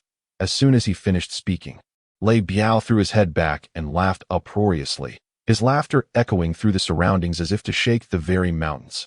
Once he ceased his mirth, he abruptly turned to face the man, confidence shimmering in his eyes as he spoke with unwavering conviction. Jia Hao, you can rest easy and witness how I ensnare these audacious fools, ensuring they never return. Though Jia Hao felt a twinge of doubt, he nodded in agreement. However, a sudden thought crossed his mind, and his eyes widened in alarm as he inquired, Tangzhu, could it be that you did not move the powerful explosives as planned, but have instead devised another scheme? With a smug grin, Lei Biao replied, I've stashed them all in the basement of the headquarters. Once those Crimson Flame rascals breach the building, the explosives will ignite, turning the entire structure into their tomb. Jia Hao's expression shifted dramatically, a wave of concern washing over him. What about Yin Feihu and the others? Wouldn't they be? Lei Biao's demeanor darkened, a fierce glint in his eyes as he retorted. Those ungrateful wretches, just like their leader, are utterly useless. What purpose do they serve? Better to let them fight to the death against the Crimson Flame scoundrels. Jia Hao silently nodded, yet turmoil churned within him. He understood the madness and ruthlessness of Lei Biao's plan. Although the brothers had their occasional disputes, they had fought side by side, and now they were to be mere pawns, destined to perish in the flames of an explosion. The thought was heart-wrenching. Unfazed by Jia Hao's complex emotions, Lei Biao crossed his arms, his gaze fixed intently on the direction where Zhang Dali was located, his eyes radiating determination and ferocity, as if he could already envision the annihilation of the Crimson Flame army. Humph, this time, I shall ensure that those Crimson Flame rascals truly understand my might. The man stalks the cicada, unaware of the aureole behind. His voice was frigid, each word seemingly squeezed from between clenched teeth. Jia Hao opened his mouth, eager to offer further counsel, but the resolute expression on Lei Biao's face silenced him. He knew that once Lei Biao had made up his mind, it would be as futile as trying to move a mountain. Speaking further would only serve to aggravate his leader. Then, Lei Biao raised his voice, issuing commands to his subordinates. Everyone, rest in place and conserve your strength. As soon as we hear the explosion from the headquarters, we move out en masse towards the Crimson Flame Army's stronghold. leaving them no room to breathe. "Anyone who falters now shall not escape my wrath." His tone bore an authority that brooked no dissent. Although a few of his subordinates frowned, exchanging glances of concern, they dared not defy him, promptly taking their seats as instructed. Lei Biao paced back and forth, occasionally glancing towards the headquarters, a slight smile playing at the corners of his mouth. A testament to his unwavering confidence in his plan. As seconds turned into minutes, the atmosphere grew tense, thick with anticipation, as everyone awaited the thunderous sound that could alter the course of their fate. What carnage would follow that deafening blast remained an enigma. Jiahao tightened his grip on his weapon, letting out a quiet sigh, while Lei Biao remained lost in his impending triumph, his eyes gleaming as if he could already foresee the downfall of the Crimson Flame army. Oblivious to the lives that would be extinguished by his reckless scheme, upon learning that Lei Biao had chosen to remain in place, Zhang Dali's mind raced, and he deduced that Zhao Yuan must have launched an assault on the headquarters. Without hesitation, he commanded the entire 01 team to swiftly evacuate the battlefield and relocate to Wuzhen as the order was given. The 01 team surged forth like tigers descending a mountain, unleashing a torrent of firepower. Bullets rained down like a deluge, swiftly decimating the surrounding horde of zombies. The once overwhelming encirclement was suddenly breached, creating a sufficiently wide path for retreat. Without a moment's delay, the team plunged into the depths of the forest, vanishing without a trace. Meanwhile, Jiahao, witnessing the sudden loss of targets, felt urgency grip him and hurried to Lei Biao, seeking guidance.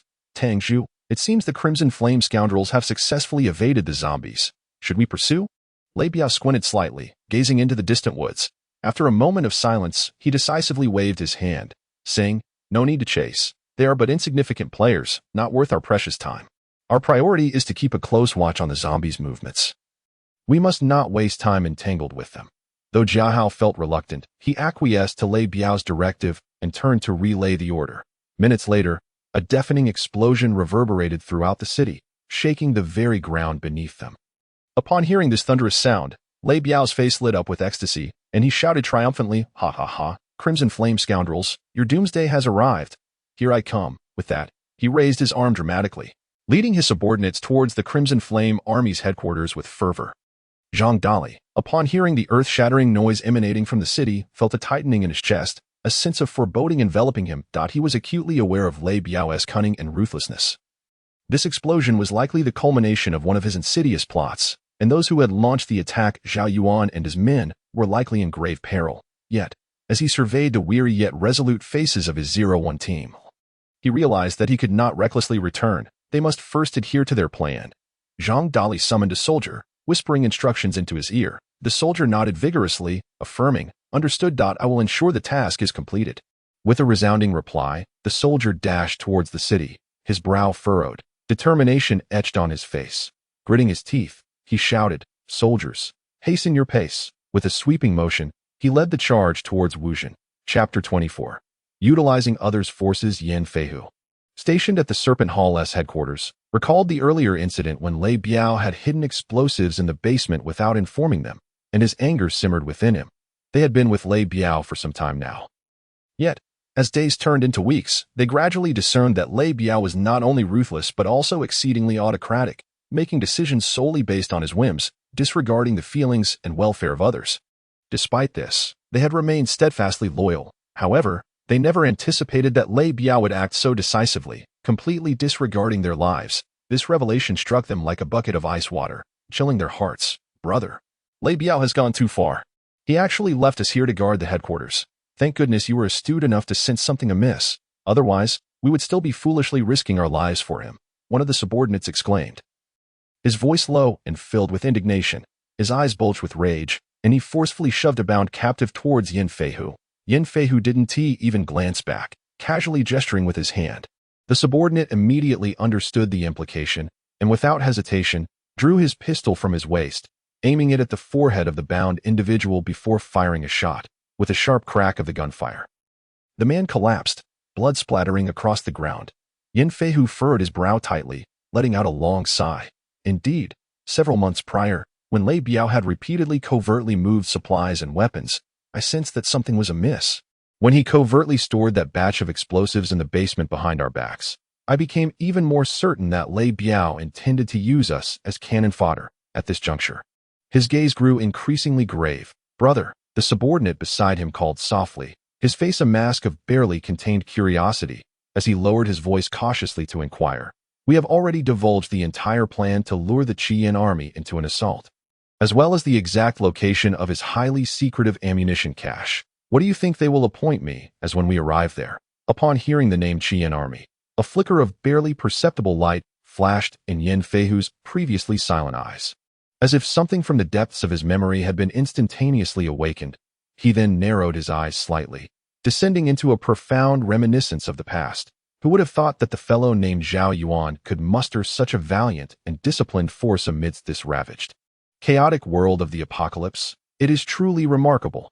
Even more astonishing were the series of countermeasures and clever strategies he devised upon discovering Lei Biao's sinister schemes. Alas, that I must confess, when I first encountered him in the courtyard of the small town, I truly underestimated this man. Just as Yin Feihu was lost in his memories and reflections, an urgent call suddenly pierced the air. "Brother!" This unexpected shout was like a lightning bolt shattering the stillness of the night. Jolting Yin Feihu back to the present, he initially trembled slightly before gradually opening his eyes, regaining clarity of expression. Proceed according to the Qian army's action plan. Destroy Lei Biao's stronghold, then head towards Wuzhen.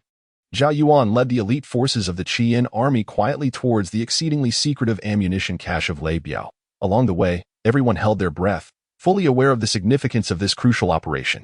Upon their arrival at the location of the supply depot, they discovered, as Yin Feihu had indicated, that in an effort to conceal it, Lei Biao had not stationed many guards there. Perhaps he never imagined that such a well-hidden location would be exposed.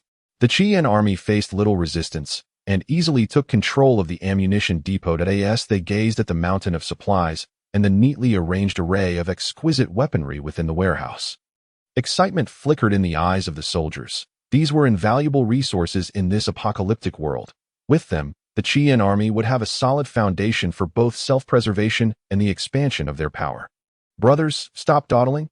Quickly load the vehicles and be swift about it," Zhao Yuan commanded, and the troops immediately sprang into action. Each had a clear role. Some were responsible for transporting ammunition, others were tasked with carrying food and supplies, while still others meticulously counted items to ensure that not a single useful item was overlooked. Vehicle after vehicle was gradually filled, the substantial load of supplies and weapons weighing down dozens of trucks, the wheels sinking slightly as if narrating the abundant gains of this operation. Throughout the loading process, soldiers occasionally exclaimed in awe, lamenting how Lei Biao had hoarded so many valuable items not for fending off zombies, but for nefarious purposes, now rightfully returned to the Qian army. Meanwhile, Lei Biao, in a furious rage, charged toward the headquarters of the Qian army once again. He intended to eradicate the Qian army in one fell swoop to vent his pent-up wrath. Yet upon arrival, he was met once more with an empty camp. He had struck out yet again. Lei Biao's seething anger surged to a boiling point, his face flushed crimson, veins bulging on his forehead, eyes filled with a fierce intensity. "Damn it. Those Qian scoundrels have slipped away again. They keep playing this game with me. Thinking I, Lei Biao, am easy prey." Like a furious lion, Lei Biao bellowed, his roar echoing through the previously silent camp. Imbued with boundless fury and profound resentment, he stormed into Zhao Yuan's quarters, meticulously searching the area. Before long, he discovered 2 letters within the drawer of Zhao Yuan's desk. Upon unfolding the first letter, his rage ignited like wildfire. It contained plans against the Qian army and the location of his concealed supply depot. Gritting his teeth, Lei Biao bellowed, "Yin Feihu, you treacherous scoundrel, I swear I will have your head." He then seized the second letter, which astonishingly was addressed to him from Zhao Yuan. This letter detailed the counteroffensive plan of the Qian army and a critique of Lei Biao's poor command abilities. The more he read, the more his fury intensified. Feeling as though his chest might explode from the pressure of his wrath, he ignited a torch and hurled it with all his might into Zhao Yuan's quarters. In an instant, flames erupted, sparks flying, swiftly igniting the surrounding flammable materials. The fire spread with astonishing rapidity, fueled by the wind. Before long, the entire camp was engulfed in a sea of flames. Lei Biao stood quietly beside, coldly observing the escalating inferno before him. Although his expression had slightly softened, the resentment in his heart remained unyielding. Clenching his jaw, he vowed, "Zhao Yuan, Zhang Dali, and Yin Feihu, you vile miscreants, wait for me. One day, I shall personally deliver your punishment, making you taste the bitterness of pain and despair." Chapter 25. Confrontation. Zhang Dali led his team at a breakneck pace, arriving at Wuzhen in a cloud of dust. As soon as he set foot in the place, he anxiously seized Li Fei, urgently inquiring, "Quickly, tell me, is there any news from the city?" Li Fei shook his head helplessly. At that moment, Lu Qingqing gracefully entered the command center. Her steps light as if she were a celestial being descended from the heavens. With a slight smile playing on her lips, she jested, "Oh, team leader Zhang, you appear so hurried, yet you return empty-handed. Could it be that the assault on the Blood Wolf gang has faltered and ended in failure?" Zhang Dali frowned, casting a glance at Li Fei, and quietly instructed, "Quickly send someone to investigate thoroughly. We must ascertain the situation." He then fixed a determined gaze upon Lu Qingqing, responding with righteous indignation, "Failure? My mission to lure the snake from its den has been successfully completed. Do you understand?" Lu Qingqing smiled slightly, lightly circling around Zhang Dali, whispering, "Then follow me." With that, she turned and exited the door, and without hesitation, Zhang Dali followed suit. Before long, they arrived at Lu Qingqing's door, where she gently pushed it open, gesturing for him to enter. After he stepped inside, she carefully closed the door behind him and swiftly departed. Moments later, Lu Qingqing returned, carrying a steaming pot of fragrant chicken soup. "Since you successfully completed your task, consider this chicken soup a reward," she smiled, elegantly serving a bowl of soup. "But what about Zhao Yuan and the others? Why did only you return?" Lu Qingqing's brows furrowed in confusion as she inquired. However, Zhang Dali, famished, snatched the bowl and began to wolf it down, oblivious to her words. Lu Qingqing suppressed her dissatisfaction, patiently asking again, "Xinyan has been worried about Zhao Yuan's safety. You must tell me the truth so I can inform her." Yet Zhang Dali remained preoccupied with his meal, bellowing, "Hurry, fill me another bowl." As he spoke, he shook his empty bowl. Lu Qingqing, unable to endure any longer, snatched the bowl away, glaring at him and shouting, "You are being unreasonable. If you don't clarify Zhao Yuan's situation, you won't get another drop of chicken soup." Zhang Dali was torn, and Lu Qingqing leaned in, whispering in his ear, "I'm only trying to help Xinyan. I understand the Qian army's regulations." Zhang Dali paused, then slowly replied, "The commander is focusing on the main assault on the venomous snake hall in the city. Everything is going smoothly, and he will return tomorrow." Upon hearing this, Lu Qingqing placed the chicken soup in front of Zhang Dali, saying, "Enjoy it slowly. I will go inform Sister Xinyan right away." With that, she quickly exited. After finishing the soup, Zhang Dali returned to the command center. His brow furrowed, his eyes filled with worry. The sounds of explosions echoing from the city lingered in his mind, leaving him restless. Before long, Lu Qingqing arrived at the command center, quietly sitting beside Zhang Dali. Observing him, soon, she noticed something amiss with Zhang Dali. She understood that he was concealing something from her. Lu Qingqing approached him, gently tugging at his sleeve, and softly said, "Zhang Dali, I can see you are hiding something. Please, tell me honestly, what happened to Zhao Yuan and the others?" Zhang Dali shook his head slightly, murmuring, "Qingqing, this matter involves military secrets. I cannot disclose it." Lu Qingqing's brows knitted in concern, feigning anger as she said, "Humph, you still treat me as an outsider. Even if you won't tell me about Zhao Yuan, you must at least inform Sister Xinyan. If you keep it to yourself and something goes wrong, what then? Can you give Sister Xinyan some peace of mind? Your godson isn't even a month old yet. Can you bear to do that?" With that, her eyes glistened, portraying a pitiful demeanor. Zhang Dali gazed at Lu Qingqing's countenance, and as thoughts of Zhou Xinyan and his godson flitted through his mind, the defenses around his heart began to wane. With a resigned sigh, he divulged the military action plan in the city, as well as the thunderous sound that had echoed through it, articulating every detail. Zhao Yuan, however, refrained from informing Zhang Dali about Yin Feihu's capitulation, nor was he aware of the concealed materials and armaments. Thus, he was solely cognizant of Zhao Yuan's assault on the headquarters of the Poison Snake Hall. Upon hearing this, Lu Qingqing's expression turned grave, for she understood that the situation was far more dire than she had imagined. Urgently, she sought out Zhou Xinyan to relay the circumstances. Upon hearing the news, Zhou Xinyan's eyes brimmed with tears as she clasped her hands in prayer, repeatedly beseeching for Zhao Yuan's safe return. Just as everyone was engulfed in worry and prayer, an alarm blared from the sentry post outside Wuzhen. Zhang Dali's heart tightened, and he swiftly gathered his men to ascertain the situation. Dust billowed outside the town, and a convoy was racing towards them, led by none other than Yin Feihu. Yin Feihu had been dispatched to rendezvous with Zhang Dali to jointly address the impending crisis. But due to Zhao Yuan's absence and their ignorance of the local circumstances, they had inadvertently entered the defensive zone of Wuzhen. The soldiers at the sentry post, upon witnessing the sudden appearance of the convoy, instinctively braced themselves, suspecting an enemy assault. Yan Feihu's men, equally tense, mistook the wary demeanor of the opposing side as a sign of ambush, resulting in a standoff charged with hostility. "Who are you to be so audacious as to intrude upon Wuzhen?" A thunderous voice boomed, reverberating through the air.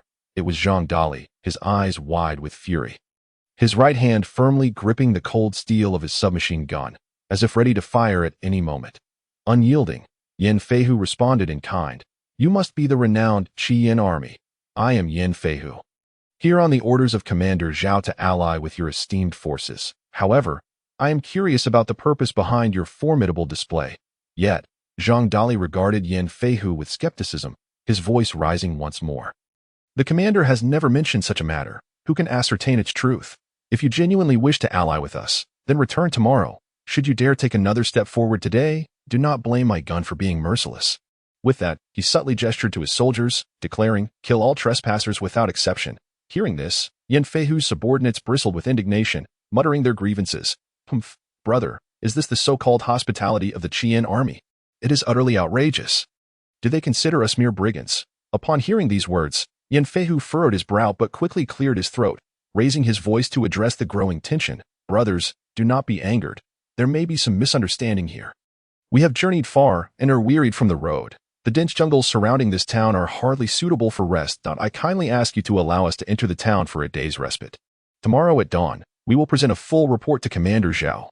Zhang Dali dismissed Yan Feihu's words, his focus unwaveringly fixed on him, ready to open fire should they make any reckless moves. Suddenly, Li Fei quietly suggested, "Commander, why not let them in? We could learn what has transpired in the city from them." Zhang Dali nodded in agreement, slightly turning his head. "You may enter, but you must relinquish your weapons." "Brother," Yan Feihu's expression soured, his tone resolute. "What do you mean by such hostility? Do you take us for thieves? Enough with the pleasantries. You may decide to enter or retreat at your discretion." With that, Zhang Dali ceased further dialogue. Both sides remained obstinate, the atmosphere thickening with tension, as it seemed an altercation was imminent. Chapter 26. The convergence at Wuzhen. At that moment of heightened enmity, a rumble of wheels echoed from outside the town, accompanied by a cloud of dust.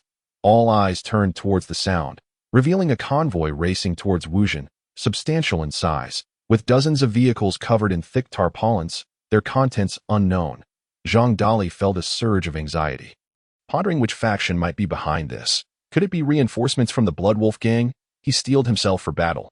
Yan Feihu's men were also on high alert, both parties temporarily suspending their standoff to focus on the approaching convoy. "Halt!"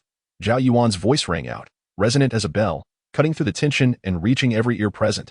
Zhang Dali froze for a moment, then joy illuminated his face as he rushed forward, exclaiming, "Commander, you have finally returned." Zhao Yuan leaped from his vehicle and strode towards the group, first regarding Zhang Dali, then Yan Feihu, a smile gracing his features. "It seems that had I arrived a moment later, this misunderstanding would have escalated." Yan Feihu, recognizing the opportunity, quickly clasped his fists in salute, respectfully stating, "Commander, I have come to Wuzhen on your orders to unite with the Qian army to confront the Bloodwolf gang's subsequent actions. However, upon my arrival, I encountered some misunderstandings with Commander Zhang. I hope you will forgive me." Zhao Yuan waved his hand dismissively, saying, "It is not your fault, given the circumstances. Caution was warranted. I had neglected to inform Commander Zhang of our prior arrangements, which was an oversight on my part." He then turned to Zhang Dali. "Yan Feihu is my savior. He played a significant role in our recent victory at the Lei Biao warehouse. He is a man who despises evil and has long been incensed by the crimes of the Bloodwolf gang. I went to great lengths to invite him to lend us his strength against them. Due to the urgent nature of the situation, I was unable to inform you ahead of time, resulting in this unnecessary misunderstanding. I hope you will not hold it against me." Zhang Dali regarded Zhao Yuan with suspicion, feeling an inexplicable oddity about him, yet he could not pinpoint the source of his unease. Reluctantly, he replied, "It is nothing. I have not taken it to heart." Upon hearing this, Zhao Yuan exhaled in relief, lightly patting Zhang Dali's sturdy shoulder with a smile. "That is splendid." With that, Zhao Yuan turned abruptly, standing tall before the assembled crowd, his voice booming like thunder. "Our assault on the Poison Snake Hall stronghold has yielded remarkable results and substantial gains." As he spoke, he gestured towards the rear, where dozens of vehicles laden with goods were lined up. "Behold, the items on these vehicles are vital resources and fine weaponry seized from the Poison Snake Hall. With this bountiful haul as our foundation, I am confident that we will face any fierce retaliation from the Blood Wolf gang with composure and fearlessness. As Zhao Yuan's words faded, an uproar of cheers and applause erupted from the crowd. Everyone surged forward, surrounding the trucks, their eyes gleaming with excitement and anticipation, envisioning the glorious outcome of their victory over the Blood Wolf gang. And that moment, a blazing spirit of determination ignited within each heart. Zhao Yuan beckoned for Li Fei to draw nearer. These weapons will be under your custody. Every firearm, ammunition, and bullet must be meticulously documented. Li Fei stood tall, raising his right hand in a crisp salute. Responding with resolute clarity, yes. After Zhao Yuan had delegated responsibilities, he smiled and grasped Yin Feihu's hand warmly, saying, "Come, let us enter Wuzhen together." The two walked side by side, their steps firm and steady, with Zhang Dali and the others following closely behind. Soon, they convened in the command center, the atmosphere heavy with gravity as they gathered to discuss strategies against the Blood Wolf gang and outline their forthcoming plans. At the onset of the meeting, Zhao Yuan cleared his throat and solemnly announced a significant decision. From today onward, Yin Feihu and his subordinates will officially be restructured into the Qian Army's 02 Brigade, with Yin Feihu appointed as the brigade commander. As his words echoed, silence enveloped the room. Upon hearing the joyous news, Yin Feihu sprang to his feet, eager to mirror Li Fei's earlier salute. Yet, in his excitement, he mistakenly raised his palms upwards instead of downwards, transforming his military salute into an unintended gesture, eliciting laughter throughout the command center. Zhao Yuan, observing the scene, narrowed his eyes, his piercing gaze sweeping across the room like a flash of lightning. Instantly, the laughter ceased, as if enchanted, restoring the room to a state of solemnity. Zhao Yuan then spoke gravely. Though we have secured a substantial bounty today, the Blood Wolf gang is formidable. Having suffered a setback, they will undoubtedly retaliate fiercely. We must remain vigilant and strategize carefully. Zhang Dali nodded and remarked, "The commander is correct that I believe we must utilize these resources to swiftly reinforce the defenses of Wuzhen, establishing additional defensive points and ensuring the judicious allocation of our armaments." Yin Feihu concurred, adding, "We must also deploy capable personnel to scout the surrounding areas, closely monitoring the movements of the Blood Wolf gang, in hopes of gaining advanced knowledge of their plans, allowing us to prepare our countermeasures." Zhao Yuan nodded, a hint of satisfaction gracing his features as his gaze swept over the assembly before settling on a group of officers seated ahead. He then spoke, "What you all have said is quite commendable. After careful consideration regarding the enhancement of Wuzhen's defenses, I have resolved to entrust this formidable task to your 01 regiment. Zhang Dali, I hope you will lead your regiment to transform Wuzhen into an impregnable fortress over the course of the next month. Remember, this not only concerns the safety of our entire army but also the lives of the civilians. Therefore, success is imperative. Failure is not an option." Zhao Yuan's gaze began to wander, ultimately resting on Yin Feihu, who sat to the side. After a brief pause, he continued, "As for the intelligence-gathering efforts, I believe there is no one more suited for this critical role than you, Commander Yin. However, considering that your 02 regiment has only recently been established and has many matters to attend to, I suggest you take a month to regroup before proceeding." Upon hearing this, Yin Feihu, who had been quietly seated, suddenly rose with determination and intensity in his gaze, addressing Zhao Yuan with fervor. "We are deeply grateful for your trust and support. Commander, we shall not disappoint your expectations. Although our regiment is newly formed, please have faith in our capabilities and resolve that we need not rest. Following this meeting, I will immediately organize personnel to establish a reconnaissance company and swiftly initiate our scouting missions." Seeing Yin Feihu's proactive spirit and fighting spirit, Zhao Yuan smiled and waved a hand, urging him to sit. Hold on, Commander Yin. Let us take a moment before hastily establishing the reconnaissance company. Today, I primarily wish to hear your insights and analysis regarding the Blood Wolf gang." Chapter 27. The Plum Blossom Mark. Just as Yin Feihu was about to speak, a female soldier, who was supposed to be caring for Zhou Xinyan and her child, abruptly burst into the command center, her face a mask of panic and terror. Zhao Yuan felt an ominous premonition surge within him and hastily seized the soldier, inquiring, "What is the matter?" The soldier replied anxiously, "Commander, it's terrible. The commander's wife, Miss Qingqing, and young Master Zhao Song, they have all vanished." Upon hearing this, Zhao Yuan's complexion drained of color, his eyes widened in disbelief, and his voice trembled as he exclaimed, What? Xinyan and the child are missing. How can this be? Without a second thought, he dashed towards Zhou Xinyan's residence, followed closely by the others. Upon arrival, the scene within was chaotic. Tables and chairs lay overturned, and signs of a struggle marred the floor. Zhao Yuan's heart sank as his fist clenched instinctively, veins bulging on his forehead, his eyes filled with urgency and fury. Commander, this must be the work of someone taking advantage of our standoff outside the town to infiltrate and abduct Xinyan and the others. Zhang Dali remarked anxiously as he surveyed the disarray. Yin Feihu, frowning deeply, added, from the looks of it, this was likely premeditated. The assailants acted swiftly and seemed quite familiar with the situation within the town to achieve such a quick success. Zhao Yuan forced himself to regain composure, inhaling deeply as he declared, whoever is responsible, I shall retrieve them, even if it means scouring every inch of this land. In the ensuing moments, the group sprang into action.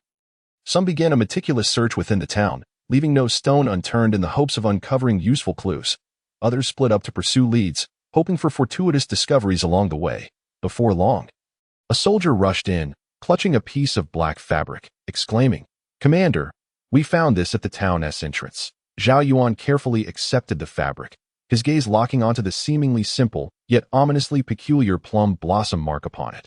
His brow furrowed tighter, as if this small emblem concealed countless unknown secrets and dangers to that moment. Yin Feihu, who had been silently observing, finally broke the silence. Taking a deep breath, he spoke slowly. This is the mark of the ghost face of the Blood Wolf gang. Upon hearing the term ghost face, Zhang Dali, who could no longer contain his impatience, interjected, Ghost face, which faction does he belong to? I will lead the troops to capture him immediately. He flexed his fists eagerly, ready for action. However, before Zhang Dali could make a move, Zhao Yuan, with a serious demeanor, called out, Dali, hold on. Let Commander Yin finish. At Zhao Yuan's call, although Zhang Dali remained reluctant. He complied and redirected his attention back to Yin Feihu. Yin Feihu nodded at Zhao Yuan before continuing, Ghostface is the most enigmatic assassin within the Blood Wolf gang. This individual possesses extraordinary skills, having reportedly slain hundreds of ferocious zombies with nothing but his bare fists. Moreover, within the Blood Wolf gang, he only heeds the commands of the gang leader, Lei Lang. Not even the high-ranking members have laid eyes upon his true visage.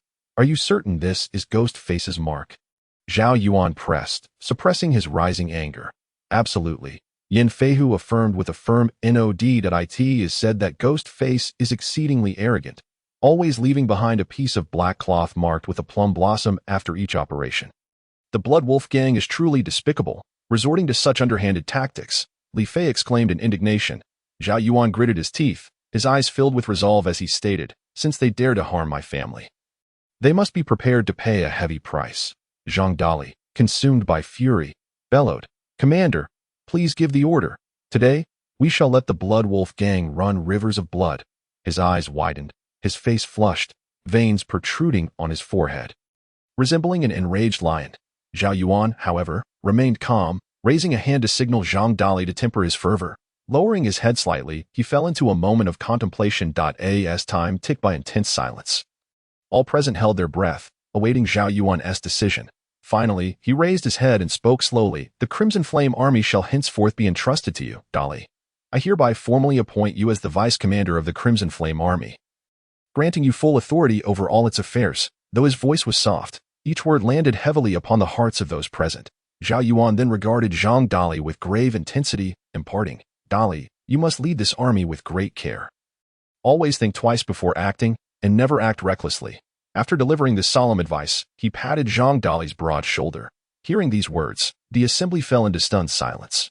Disbelief etched upon their faces as they turned their gazes toward Zhao Yuan. Zhang Dali's eyes widened in astonishment as he fixated on Zhao Yuan, urgently questioning, Commander, are you truly planning to infiltrate the Blood Wolf gang alone? That is far too dangerous.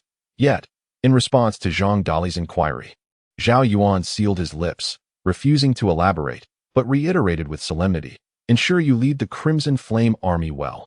Meanwhile, in another corner, Zhou Xinyan and Lu Qingqing gradually regained consciousness from their stupor, struggling to open their heavy eyelids. They found themselves in a dim, airless room. The atmosphere was thick with the musty scent of dampness, rendering it somewhat suffocating. As soon as Zhou Xinyan regained awareness, she frantically began searching for her son. Calling out desperately, Songer, Songer. Her voice, strained with fear and anxiety, echoed through the darkness as she stumbled forward, her cries turning hoarse and pained. The heavy iron door, sealing them off from the outside world, felt like an insurmountable chasm, cold and unyielding. In that moment, Zhou Xinyan sank into despair, the reality of her missing child piercing her heart like a sharp dagger. In a frenzy, she lunged at the unyielding iron door, pounding it with her fists, each thud resonating with desperation. "Return my child! Return my child!" She cried, her voice hoarse and anguished, as if she sought to release all her pain and fury through her desperate screams. Tears streamed down her face, soaking her clothing. Observing this, Lu Qingqing rushed forward, wrapping her arms around the nearly frenzied Zhou Xinyan. With all her strength, she attempted to steady Zhou Xinyan's trembling form, softly reassuring her, "Sister Xinyan, do not fear. Remain calm. Trust me, Zhao Yuan will surely come to rescue us, and he will bring back the child." However, in her current state of turmoil, Zhou Xinyan was unable to heed any words of comfort and continued to struggle against Lu Qingqing's embrace, relentlessly pounding on the merciless iron door. Chapter 28. A lone blade at the meeting at the Blood Wolf Gang's headquarters in the north of the city, Zhao Yuan stood resolutely before the entrance like a solitary peak. Unyielding and proud, "Hasten to inform your leader, the fiery General Zhao Yuan has arrived." Zhao Yuan's voice resonated like a thunderous bell, echoing through the tranquil precincts of the gang's stronghold, imbued with an undeniable sense of determination. The young guard, upon hearing this proclamation, was initially taken aback, his eyes widening to the size of bronze coins, his expression one of incredulity. As if he had encountered a celestial being, he hurriedly rubbed his eyes, and then fixed his gaze upon Zhao Yuan once more, swiftly scanning the vicinity, eager to ascertain if any others accompanied him. Upon realizing that Zhao Yuan had indeed come alone, he turned and dashed deeper into the military encampment, his hurried steps betraying a hint of disarray.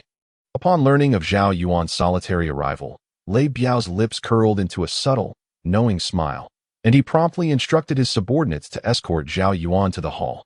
Zhao Yuan, unhurried, strode into the hall. At that moment, a low, hostile voice emanated from within. "So, you are Zhao Yuan."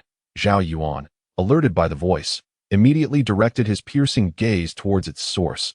There sat a burly man, his face marred by excess flesh, comfortably ensconced in a grand chair at the side of the hall, surveying Zhao Yuan with an air of superiority. "And who might you be? Where is Lei Lang?" Zhao Yuan, undeterred, met the man's fierce gaze and inquired with a steady tone. The man smirked disdainfully, his eyes locking onto Zhao Yuan's, and through gritted teeth, he hissed, "Who am I?" "Ha! I am Lei Biao. Today, it seems you have fallen into my grasp." Upon hearing this, Zhao Yuan threw his head back and laughed heartily, his laughter ringing with derision. As he chuckled, he shook his head slightly, his face a mask of contempt. "Ha ha ha. I wondered who it might be. So it is you, a defeated foe. You are hardly worthy to converse with me. Summon Lei Lang to face me." The moment Lei Biao heard Zhao Yuan's scornful words, his previously normal visage flushed crimson, veins bulging on his forehead and neck as if they might burst at any moment. His demeanor akin to that of an enraged bull, with eyes wide and teeth clenched, he bellowed, "You audacious fool, to dare tread upon the territory of the Blood Wolf Gang with such insolence.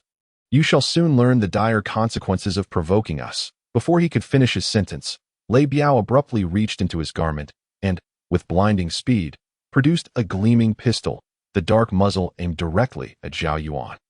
However, in the face of this sudden threat, Zhao Yuan merely smiled coldly, the corners of his mouth lifting in a nonchalant expression that he stood firm, arms casually crossed over his chest, as if the ominous barrel before him were nothing of consequence, showing no signs of retreat. Moreover, he met Lei Biao's gaze with a challenging stare, calmly stating, "Go on, if you dare. Pull the trigger and see whether you fall at my feet or I meet my demise." With that, he remained as steadfast as an ancient pine rooted deep in the earth, exuding a powerful and captivating aura that deterred any who might approach, as though the very air around him had thickened under his presence.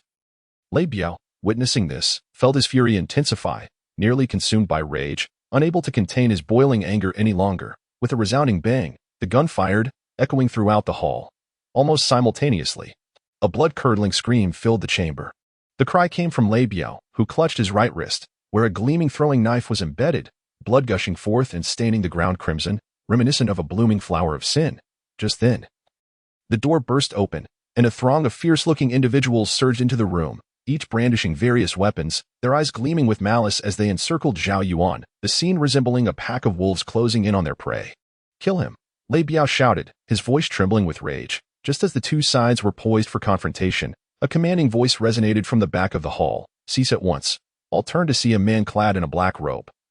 His gaze deep and penetrating, striding forward with a steady and powerful gait. It was Lei Lang, the leader of the Blood Wolf gang. With each step he took, the aura of authority emanating from him grew, instilling an involuntary sense of reverence in those present. Upon reaching Zhao Yuan, Lei Lang's sharp eyes scrutinized him as if attempting to peer into his very soul. After a thorough appraisal, he shifted his gaze to the injured Lei Biao. His brow furrowing slightly, and in a tone laced with displeasure, he commanded, "Remove Lei Biao from here." At this order, two imposing figures quickly approached, one on each side, effortlessly assisting Lei Biao away, who shot Zhao Yuan a venomous glare as he departed. Meanwhile, Zhao Yuan maintained his unwavering gaze upon Lei Lang, resolute and unyielding, declaring loudly, "Lei Lang, I shall dispense with pleasantries. Release my wife and child, as well as Lu Qingqing, at once." Upon hearing this, Lei Lang's expression remained unfazed. As if the unfolding events were mere trifles. A woman behind him respectfully offered a lit cigar, which he accepted, inhaling deeply before exhaling a thick cloud of smoke that obscured his features, enhancing his air of mystery. Through the haze, he languidly spoke, "What do you think of the position of deputy leader of the Blood Wolf gang?" Yet, Zhao Yuan seemed impervious to Lei Lang's proposition. Disregarding it entirely, he advanced a few determined steps, each one brimming with resolve, pressing towards Lei Lang as if to shatter all barriers before him. Observing this, Lei Lang's subordinates immediately tensed, hastily positioning themselves to form a barrier against Zhao Yuan. Intent on blocking his approach, "Step aside," Zhao Yuan thundered, his voice reverberating like thunder within the hall, and with forceful intent, he shoved past Lei Lang's men, causing them to stumble back several paces. Subsequently, he cast a defiant glance at Lei Lang, a smirk playing upon his lips, and coldly remarked, "Deputy leader, how about this? You take on that role while I assume the position of leader. What say you?" Upon hearing Zhao Yuan's provocative words, a flicker of malice flashed within Lei Lang's previously inscrutable gaze, the swirling smoke around him seeming to become agitated. "Zhao Yuan, I acknowledge your talent and have treated you with courtesy, yet do you truly believe I, Lei Lang, am easily trifled with?" His voice was low and laced with a chilling undertone, capable of freezing the very air around him. Zhao Yuan, however, remained undaunted by the veiled threat, his gaze unwavering as he retorted loudly, "Lei Lang, since I have the audacity to confront you alone today, do you think I am unprepared? Taking your life would be as effortless as plucking a flower, and I trust Lei Biao's attempt has satisfied your curiosity regarding my capabilities." A slight tremor coursed through Lei Lang's body, the ash from his cigar falling away as he struggled to maintain his composure. Yet Zhao Yuan's words evoked a flicker of trepidation within him, conjuring the image of the fleeting throwing knife. "Humph. I am well aware of your prowess," Lei Lang replied, his expression darkening. "But even if you were to slay me here, do you think you could escape unscathed? Moreover, your wife, child, and Lu Qingqing remain in my custody. They are all exquisite, charming individuals. My subordinates, being rough men, might not handle them with the care they deserve should I lose my grip on them." With a casual wave of his hand, Lei Lang signaled his subordinates to step back. Although hesitant, they complied, creating a space in the center of the hall. Lei Lang stood firm, his gaze piercing as he addressed Zhao Yuan. "Well then, I shall remain right here. If you truly wish to take my life, feel free to come forth." The atmosphere in the Blood Wolf gang's hall was thick with tension, oppressive and stifling. Lei Lang stood 5 meters away from Zhao Yuan, exuding an air of arrogance, as if he were certain that Zhao Yuan would not dare to act against him. Yuan's eyes were fixated intensely on Lei Lang, his hands unconsciously clenching tightly at his sides, the veins on the backs of his hands subtly protruding. In this moment, if he wished to take Lei Lang's life, it would indeed be as effortless as a mere flick of the wrist. However, the thought of Zhou Xinyan and her child, along with Lu Qingqing, being in peril and their whereabouts unknown, forced him to suppress the seething rage within, plunging him into deep contemplation, his mind solely focused on discerning their location of captivity. Lei Lang. Ji-Yuan could no longer contain himself, his roar reverberating through the hall like a thunderclap, causing the beams to tremble slightly. "How dare you lay a hand on my family and friends? A gentleman does not leave vengeance unavenged. I will surely demand your life in due time, but for now, I shall spare you." His words dripped with fury and animosity, each syllable seemingly ignited with flames, intent on incinerating Lei Lang. Yet, Lei Lang merely smirked derisively, rolling his eyes in a grandiose display of arrogance, as if regarding a fool oblivious to his own insignificance. He then swaggered back to his lavish chair, plopping down with a flourish, crossing one leg over the other, lazily reclining as he mockingly declared, "Humph, I shall be right here, awaiting your attempt to claim my life. But I wonder, will your beloved family be able to wait until that moment arrives?" Ha ha ha ha. His boisterous laughter echoed throughout the hall, grating on the ears like the piercing sting of steel needles, igniting a firestorm of rage within Zhao Yuan. Zhao Yuan's eyes blazed with fury, his forehead veins bulging as he glared at Lei Lang. Gritting his teeth and bellowing once more, "Lei Lang, if you have the courage, come at me. Do not lay your hands upon the innocent. I swear, should you dare to harm them, even by a single hair, I will ensure that your entire Blood Wolf gang is left in ruin, a river of blood flowing in their wake." His furious roar proclaimed his unwavering resolve, enveloping the entire hall in an aura of fierce intensity. At that moment, Lei Lang nonchalantly waved his hand, and several of his subordinates understood the cue, escorting Lu Qingqing from the back hall. Lu Qingqing appeared haggard, her hair disheveled, her eyes filled with lingering terror, her body trembling slightly, clearly having endured great fright during her days of captivity. Lei Lang, with a smile that did not reach his eyes, remarked, "Heh, to demonstrate my sincerity, I will return this woman to you. However, I have a condition. You must disband your Qian army within 10 days. If you cling to the position of commander and refuse to relinquish your power, then 10 days hence, come to me to collect their corpses." Ha ha ha ha. With that, he threw his head back in unrestrained laughter, the sound reverberating through the air, exuding a repugnant sense of triumph. Zhao Yuan, struggling to contain his overwhelming rage, grasped Lu Qingqing's hand and hastened out of the Blood Wolf gang's lair. As soon as they exited, Zhao Yuan eagerly inquired, "How were you captured and brought here? Where has Lei Lang imprisoned you?" Lu Qingqing, still trembling, clutched Yuan's sleeve as though it were her sole lifeline. Her voice quivered with evident panic as she recounted. "That day, after hearing Dolly mention that you might be in danger, Xinyan and I were deeply worried and prayed for you in our room. Who could have anticipated that a masked man would suddenly burst in through the window? His speed was like the wind, and we had no time to react before he rendered us unconscious." Zhao Yuan's fist clenched tightly, the veins on his hands bulging, and he cursed through gritted teeth. "Those scoundrels, how dare they act so brazenly?"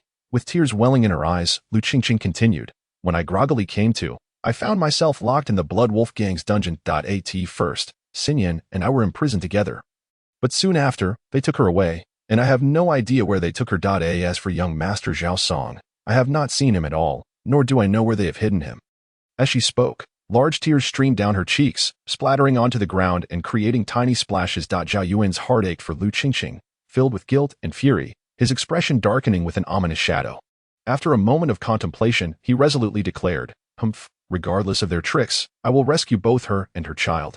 "Brother Zhao Yuan," Lu Qingqing called out with a choked voice, her tone suffused with helplessness and desperation. Her eyes were red-rimmed, tears cascading down her face as she sobbed. "Why not return and disband the Qian army? As long as the Green Mountains remain, we need not fear a lack of firewood. Lei Lang is ruthless and without morals. If we do not comply with his demands, he will undoubtedly harm Xinyan and the others. The very thought sends chills down my spine. We cannot risk their lives. That is absolutely out of the question. The Qian army is the cornerstone of our protection. It cannot be disbanded." Zhao Yuan replied with unwavering conviction, his words imbued with resolute determination.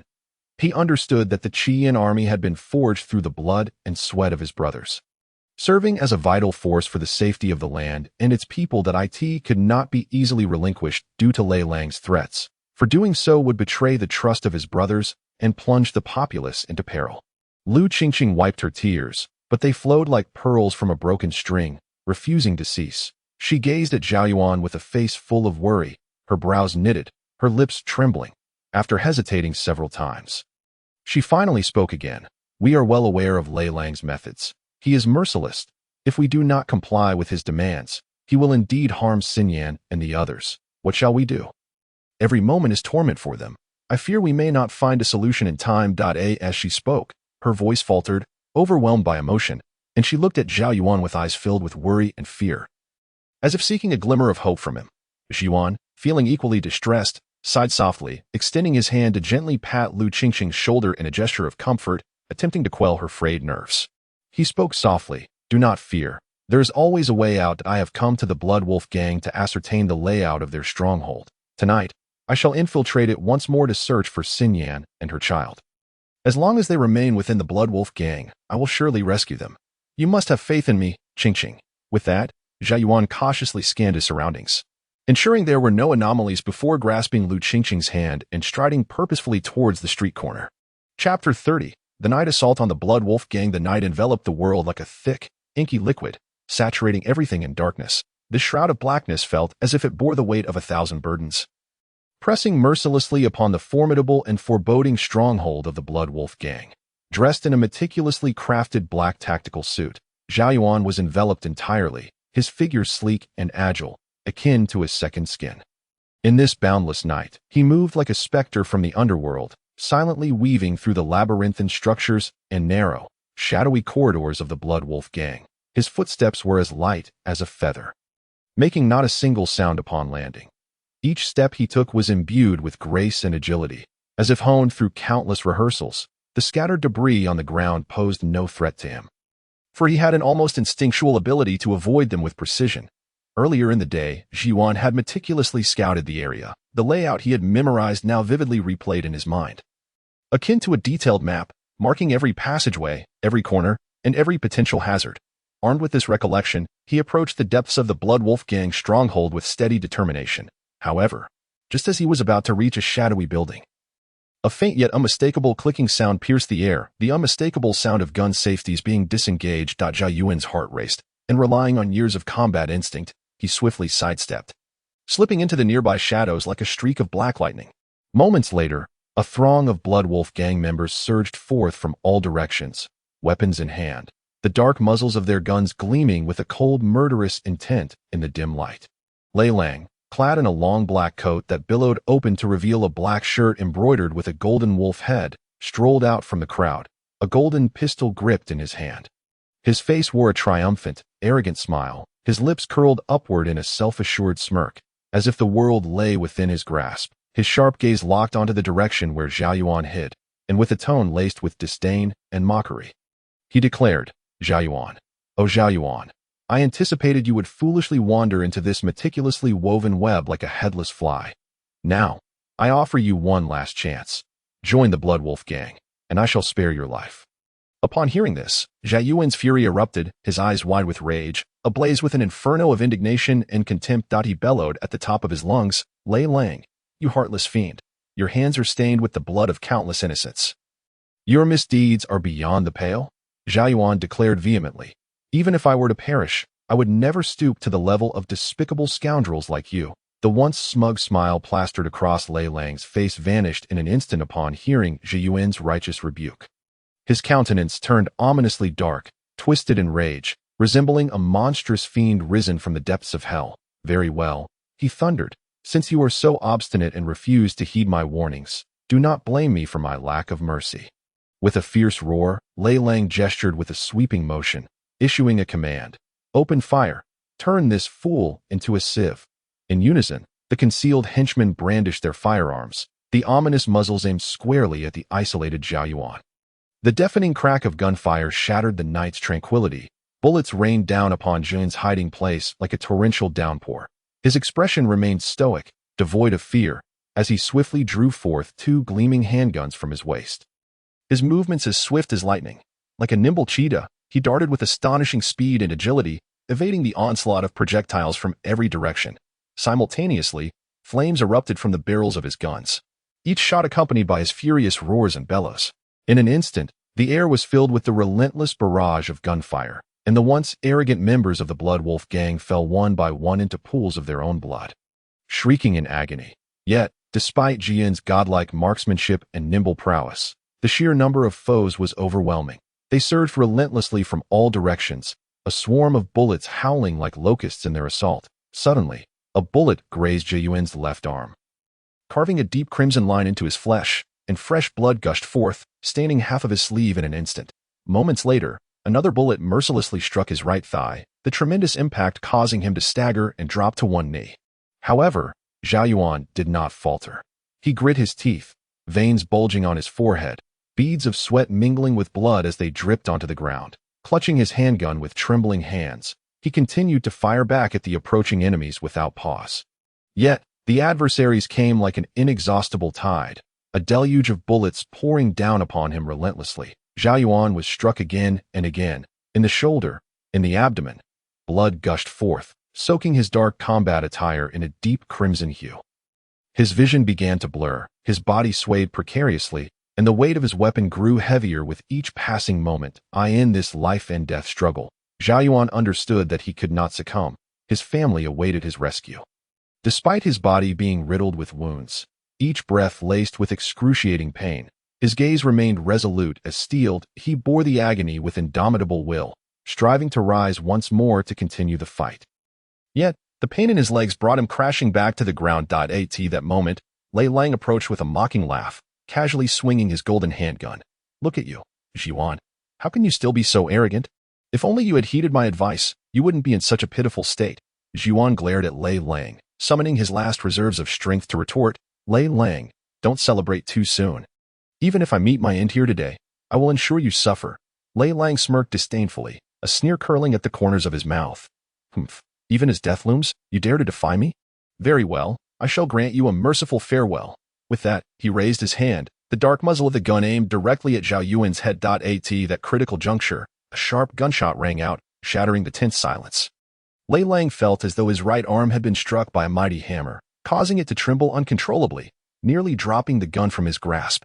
His face contorted in shock as he turned to see a figure striding towards him swiftly. It was Lei Biao. With a grim countenance, Lei Biao's face was devoid of emotion, yet his eyes sparkled with a chilling glint.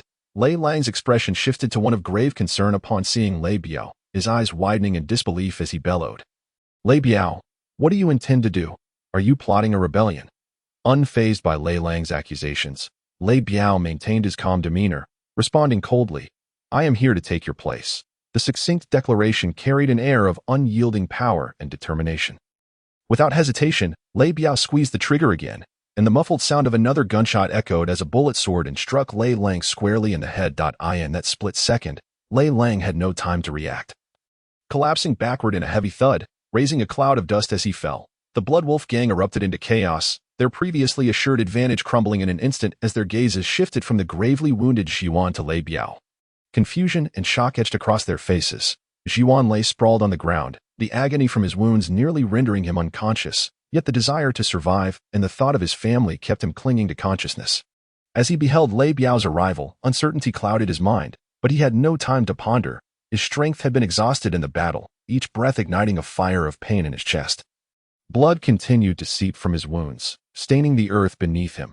Lei Biao surveyed the disarrayed members of the Blood Wolf gang. His gaze as frigid as ice, he lifted his weapon, voice low yet filled with authority. "From this moment forth, I am the leader of the Blood Wolf gang.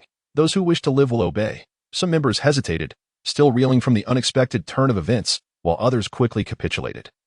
Dropping their weapons and kneeling in submission, the balance began to tip for those still wavering, and under Lei Biao's oppressive presence, any thoughts of rebellion dissipated. Before long, apart from the lifeless bodies strewn about, the remaining members of the Blood Wolf gang had surrendered. Lei Biao approached Zhao Yuan, crouching beside him, his eyes reflecting a resolute determination as he murmured, "You cannot be allowed to live." As he slowly raised his handgun to Zhao Yuan's head, a piercing whistle suddenly sliced through the night air. A mysterious figure clad in black descended swiftly, moving with agility and grace, weaving effortlessly among the members of the Blood Wolf gang. Before they could react, the black-clad figure struck with uncanny speed. Lei Biao's expression shifted alarmingly as he never anticipated such a disruption. He hastily stood, shouting at the figure, "Who are you? How dare you interfere in Blood Wolf gang affairs?" Yet, the mysterious figure paid him no heed, their focus solely on Zhao Yuan. In an instant, the figure scooped Zhao Yuan into their arms and turned to flee. Lei Biao, unwilling to relent, raised his weapon and fired. The black figure deftly evaded the bullet, deftly drawing a short knife from their belt and hurling it towards Lei Biao. He narrowly dodged, the blade grazing his arm and leaving a crimson mark. The black-clad figure vanished into the night with Zhao Yuan in tow, while Lei Biao simmered with rage and confusion at their departure. In a secret underground base, Zhao Yuan slowly regained consciousness, confused by his unfamiliar surroundings. He attempted to rise, only to be met with excruciating pain that rendered him immobile. At that moment, a masked man entered, regarding Zhiwan with a detached demeanor. "You have finally awakened." You are the ghost face, aren't you? Zhuan inquired, his voice calm and unshaken, as if the answer had been on the tip of his tongue all along. The man initially paused, then erupted into laughter, as if he had heard the most ludicrous joke in the world. His laughter was brimming with arrogance and pride, as if he had the entire world beneath his feet. Unfazed by his mockery, Zhao gritted his teeth, summoning every ounce of strength to maintain his precarious stance. Slowly scanning his surroundings before speaking in a steady tone, Lu Qingqing, it seems you should reveal yourself now. The man's laughter faded, his expression turning icy as he replied, you were quite astute. No wonder the organization has taken a keen interest in you. I care not for whatever organization you speak of. Since you are Ghost Face, where are my wife and child? Release them at once. Zhao demanded, his body on the verge of collapse. Just then, a figure entered the room. It was Lu Qingqing. She cast a fleeting glance at the unconscious Zhao before turning to the man and respectfully stating, Captain, as per your orders, the second-generation zombies have been upgraded. The Ghost-Face captain nodded slightly and then seized Lu Qingqing, shouting, Ghost Faces cannot harbor emotions. You had better forget him, or even I cannot save you.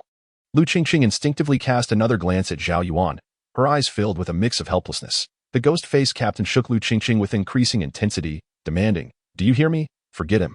Lu Qingqing was shaken by the captain of the ghost-faced men, causing her head to spin slightly. Nevertheless, she endeavored to maintain her composure and replied softly, Captain, I understand. I will not allow personal feelings to interfere with the mission. The captain of the ghost-faced men released her and cast a cold glance at the unconscious Zhao Yuan. His tone laced with a hint of warning. Remember your identity. Ghost-faced men do not require emotions. We only need to complete the task. Lu Qingqing nodded, a flicker of complex emotion passing through her eyes. Quickly suppressed, taking a deep breath, she turned to the man and inquired, Captain, what should we do next? Zhao Yuan is already in our grasp, in the organization. The captain interrupted her, his voice frigid. The organization has its arrangements. You only need to follow orders. Do not ask unnecessary questions. Lu Qingqing refrained from further comment, merely nodding in silence. She was acutely aware of her low standing within the organization, knowing she had no authority to question many matters. Her only option was to obey orders and fulfill the mission. The captain of the ghost-faced men regarded the unconscious Zhao Yuan once more and stated coldly, We will discuss this when he awakens. The organization has a keen interest in him. Lu Qingqing furrowed her brow slightly, a sense of unease stirring within her, yet she concealed it, responding quietly, Yes, Captain. The captain then turned and exited the room, leaving Lu Qingqing alone with the unconscious Zhao Yuan, standing by the bedside. She gazed at Zhao Yuan's pale face, her heart a tumult of emotions. She understood that she could no longer harbor any feelings for him. Yet the deep-seated concern within her remained indelible. With a gentle sigh, she murmured to herself, Zhao Yuan, I'm sorry that I can only do this at that moment. Zhao Yuan's fingers twitched slightly, as if showing signs of awakening.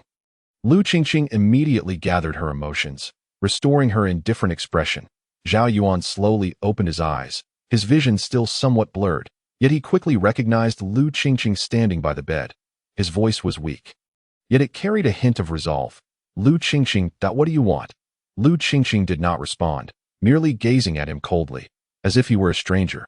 Zhao Yuan clenched his teeth and asked in a low voice, Where are my wife and child? Lu Qingqing continued to remain silent, turning towards the door and coldly stating, Rest well. Once you regain some strength, we can talk. With that, she pushed the door open and left, leaving Zhao Yuan alone in the room. Zhao Yuan stared at the closed door, filled with confusion and anxiety. Meanwhile, upon exiting the room, Lu Qingqing leaned against the wall and took a deep breath. Zhao Yuan, I'm sorry, she whispered, a glimmer of tears flashing in her eyes, which she quickly wiped away. She could not allow anyone to witness her weakness, especially within this enigmatic organization. Chapter 32, Ghost-Faced Men. Zhao Yuan lay on the cold bed, his eyes slightly closed, breathing steadily as if still immersed in unconsciousness.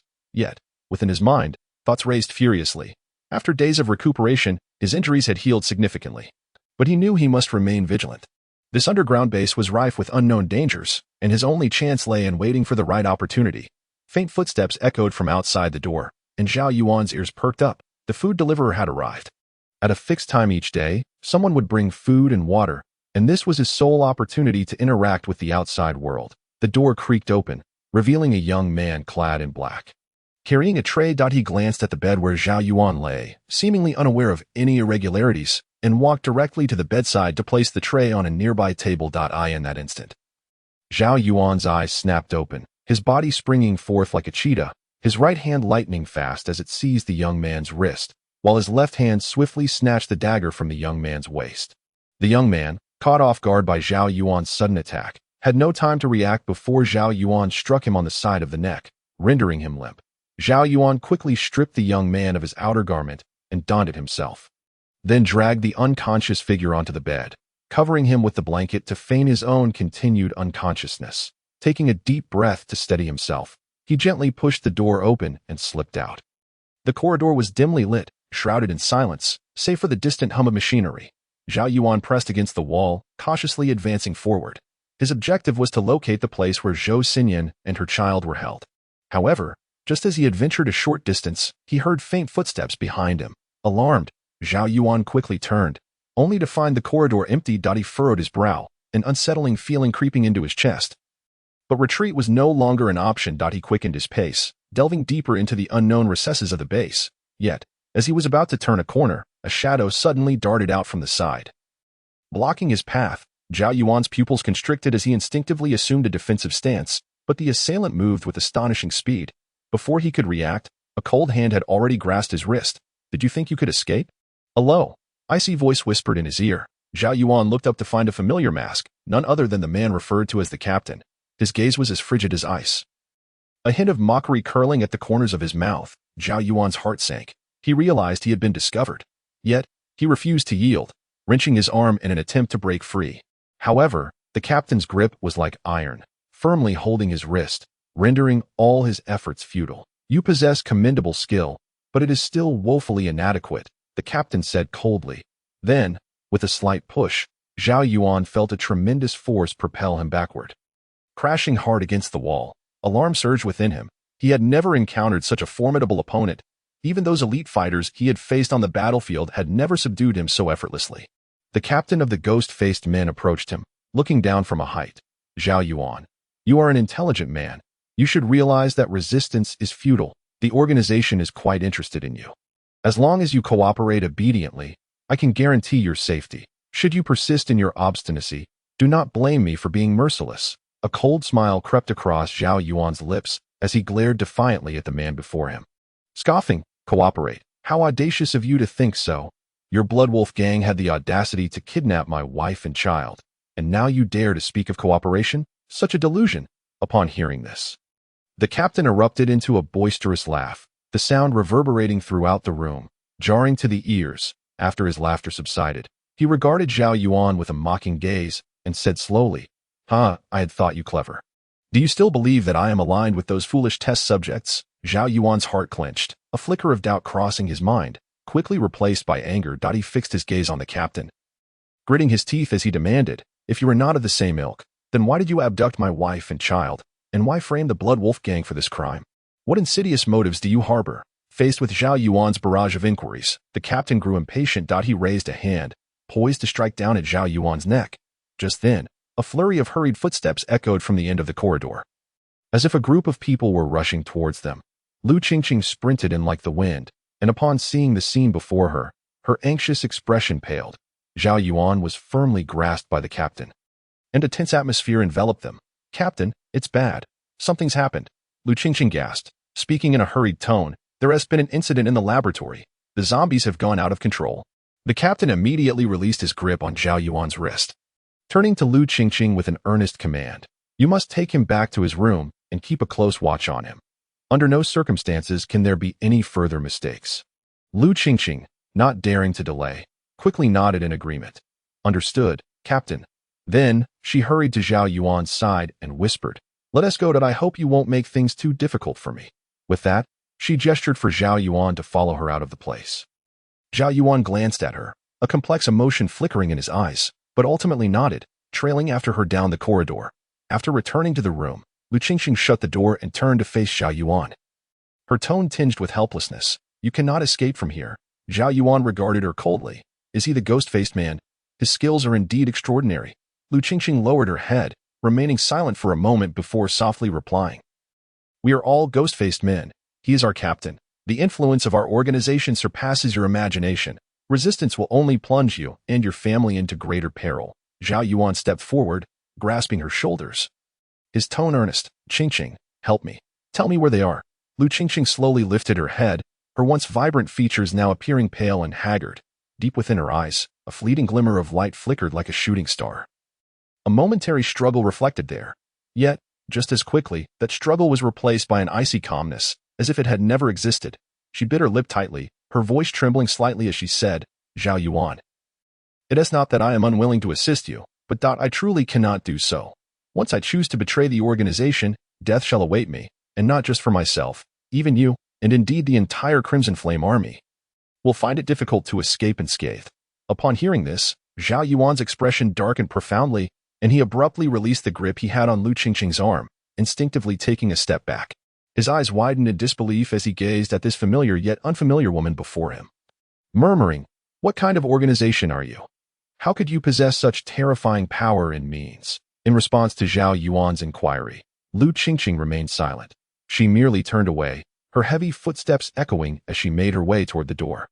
Pausing momentarily at the threshold, she glanced back and softly said, Zhao Yuan, you should rest well and cease your wild speculations. The captain has already lost his final patience with you. If you continue to provoke trouble, I fear even I will be unable to safeguard your life. As her words lingered in the air, Lu Qingqing unhesitatingly pushed the door open and resolutely stepped outside, with a dull thud. The door closed, leaving Zhao Yuan standing alone in the vast room, resembling a statue frozen in place, his heart brimming with endless confusion, anger, and a deep sense of powerlessness. Chapter 33. Human experimentation. After a brief moment of contemplation, Zhao Yuan suddenly snapped back to reality, calling out loudly to Lu Qingqing, who had not yet ventured far outside. Hey, summon your captain. His voice resonated like thunder, echoing through the air. Upon hearing his call, Lu Qingqing's pace faltered slightly, yet she did not turn back. However, as she continued forward, a barely perceptible smile graced her lips, although she was unaware of the nature of the collaboration the organization intended with Zhao Yuan. She understood that his willingness to compromise could only benefit him. Before long, a steady and powerful cadence of footsteps approached, and the ghost masked captain materialized at Zhao Yuan's door like a specter. His face radiated a chilling aura, as if the emotions of the world could not penetrate the depths of his heart. Fixing his gaze on this enigmatic man, Zhao Yuan bluntly demanded, Speak. What conditions must be met for you to spare my wife and child? His words were succinct and resolute, conveying an unwavering determination. It was clear that he would go to any lengths to ensure the safety of Zhou Xinyan and their child. Yet, the ghost masked captain remained silent, as if Zhao Yuan's urgency were unheard.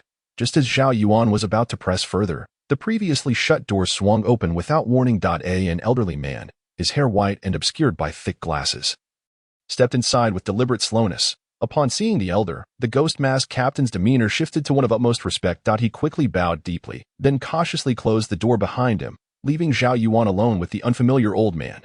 Surely you are the head of this place, Zhao Yuan exclaimed unabashedly, his voice soaring as if to breach the heavens. He stared intently at the mysterious elder, his eyes alight with anger and disdain.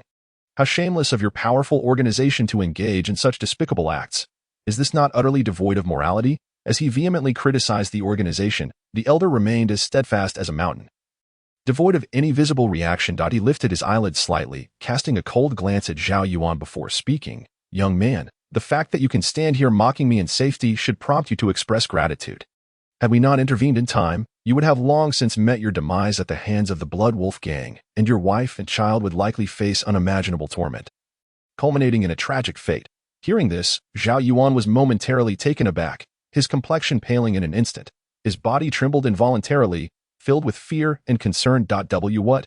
He stuttered, his voice wavering. What have you done to my wife and child? What has happened to Zhou Xinyan? The elder sighed lightly, his tone somber as he replied, Alas, that Thunder Wolf is merely a pawn for us. The abduction of your wife and child was entirely his own initiative. Although he leveraged our ghost mask organization's power, the underlying motive was solely to protect his position as a trafficker. Despicable. Zhao Yuan roared in fury, his fists clenched tightly, nails digging into his palms. Blood trickling down high on one hand. As a person of conscience and morals, he could never tolerate aiding in such heinous acts. Participating in a grotesque experiment devoid of humanity, on the other hand, The thought of his beloved wife and child facing imminent danger rendered him unwilling to stand idly by, helplessly witnessing tragedy unfold before them. Chapter 34. The death of Zhou Xinyan. Zhao Yuan sighed in resignation, then slowly nodded, his tone heavy as he declared, "Very well. I agree to cooperate with you. Now, may I finally see my wife and child?" Upon hearing this, the elder revealed a faint smile. He gently clapped his hands, and with a slight rustling sound, the ghost mask captain glided into the room like a specter. To Zhao Yuan's astonishment, the ghost mask captain held a white box in his hands. The elder reached out to take the box, carefully opening it. In an instant, Zhao Yuan's gaze was drawn to the interior of the box. There lay a syringe, seemingly ordinary, yet filled with a blue liquid that emitted a mysterious and eerie glow. Zhao Yuan stared intently at the blue substance, an expression of hesitation crossing his features. Clearly, he had not anticipated this sudden turn of events. However, after a brief moment, he took a deep breath, as if steeling himself for a decision, and resolutely nodded, stating, "Very well. Since I have decided to cooperate with you, I shall leave my fate in your hands. Unleash whatever tricks you may have." The elder, appearing flustered, quickly interjected, "Zhao Shitu, you are overthinking this. This is not a malicious substance. It is an extremely valuable enhancement agent. Do not underestimate it. One injection will grant you boundless stamina, even in the face of 1,000 fierce zombies," Zhao Yuan replied flatly. "And then, will you control me better?" The elder hastily waved his hands in denial, saying, "Control? Nonsense. This enhancement agent is entirely beneficial, with no drawbacks, save for the necessity of a monthly injection." Before he could finish, the elder skillfully plunged the sharp needle into Zhao Yuan's robust arm.as. The mysterious blue liquid slowly coursed into his body.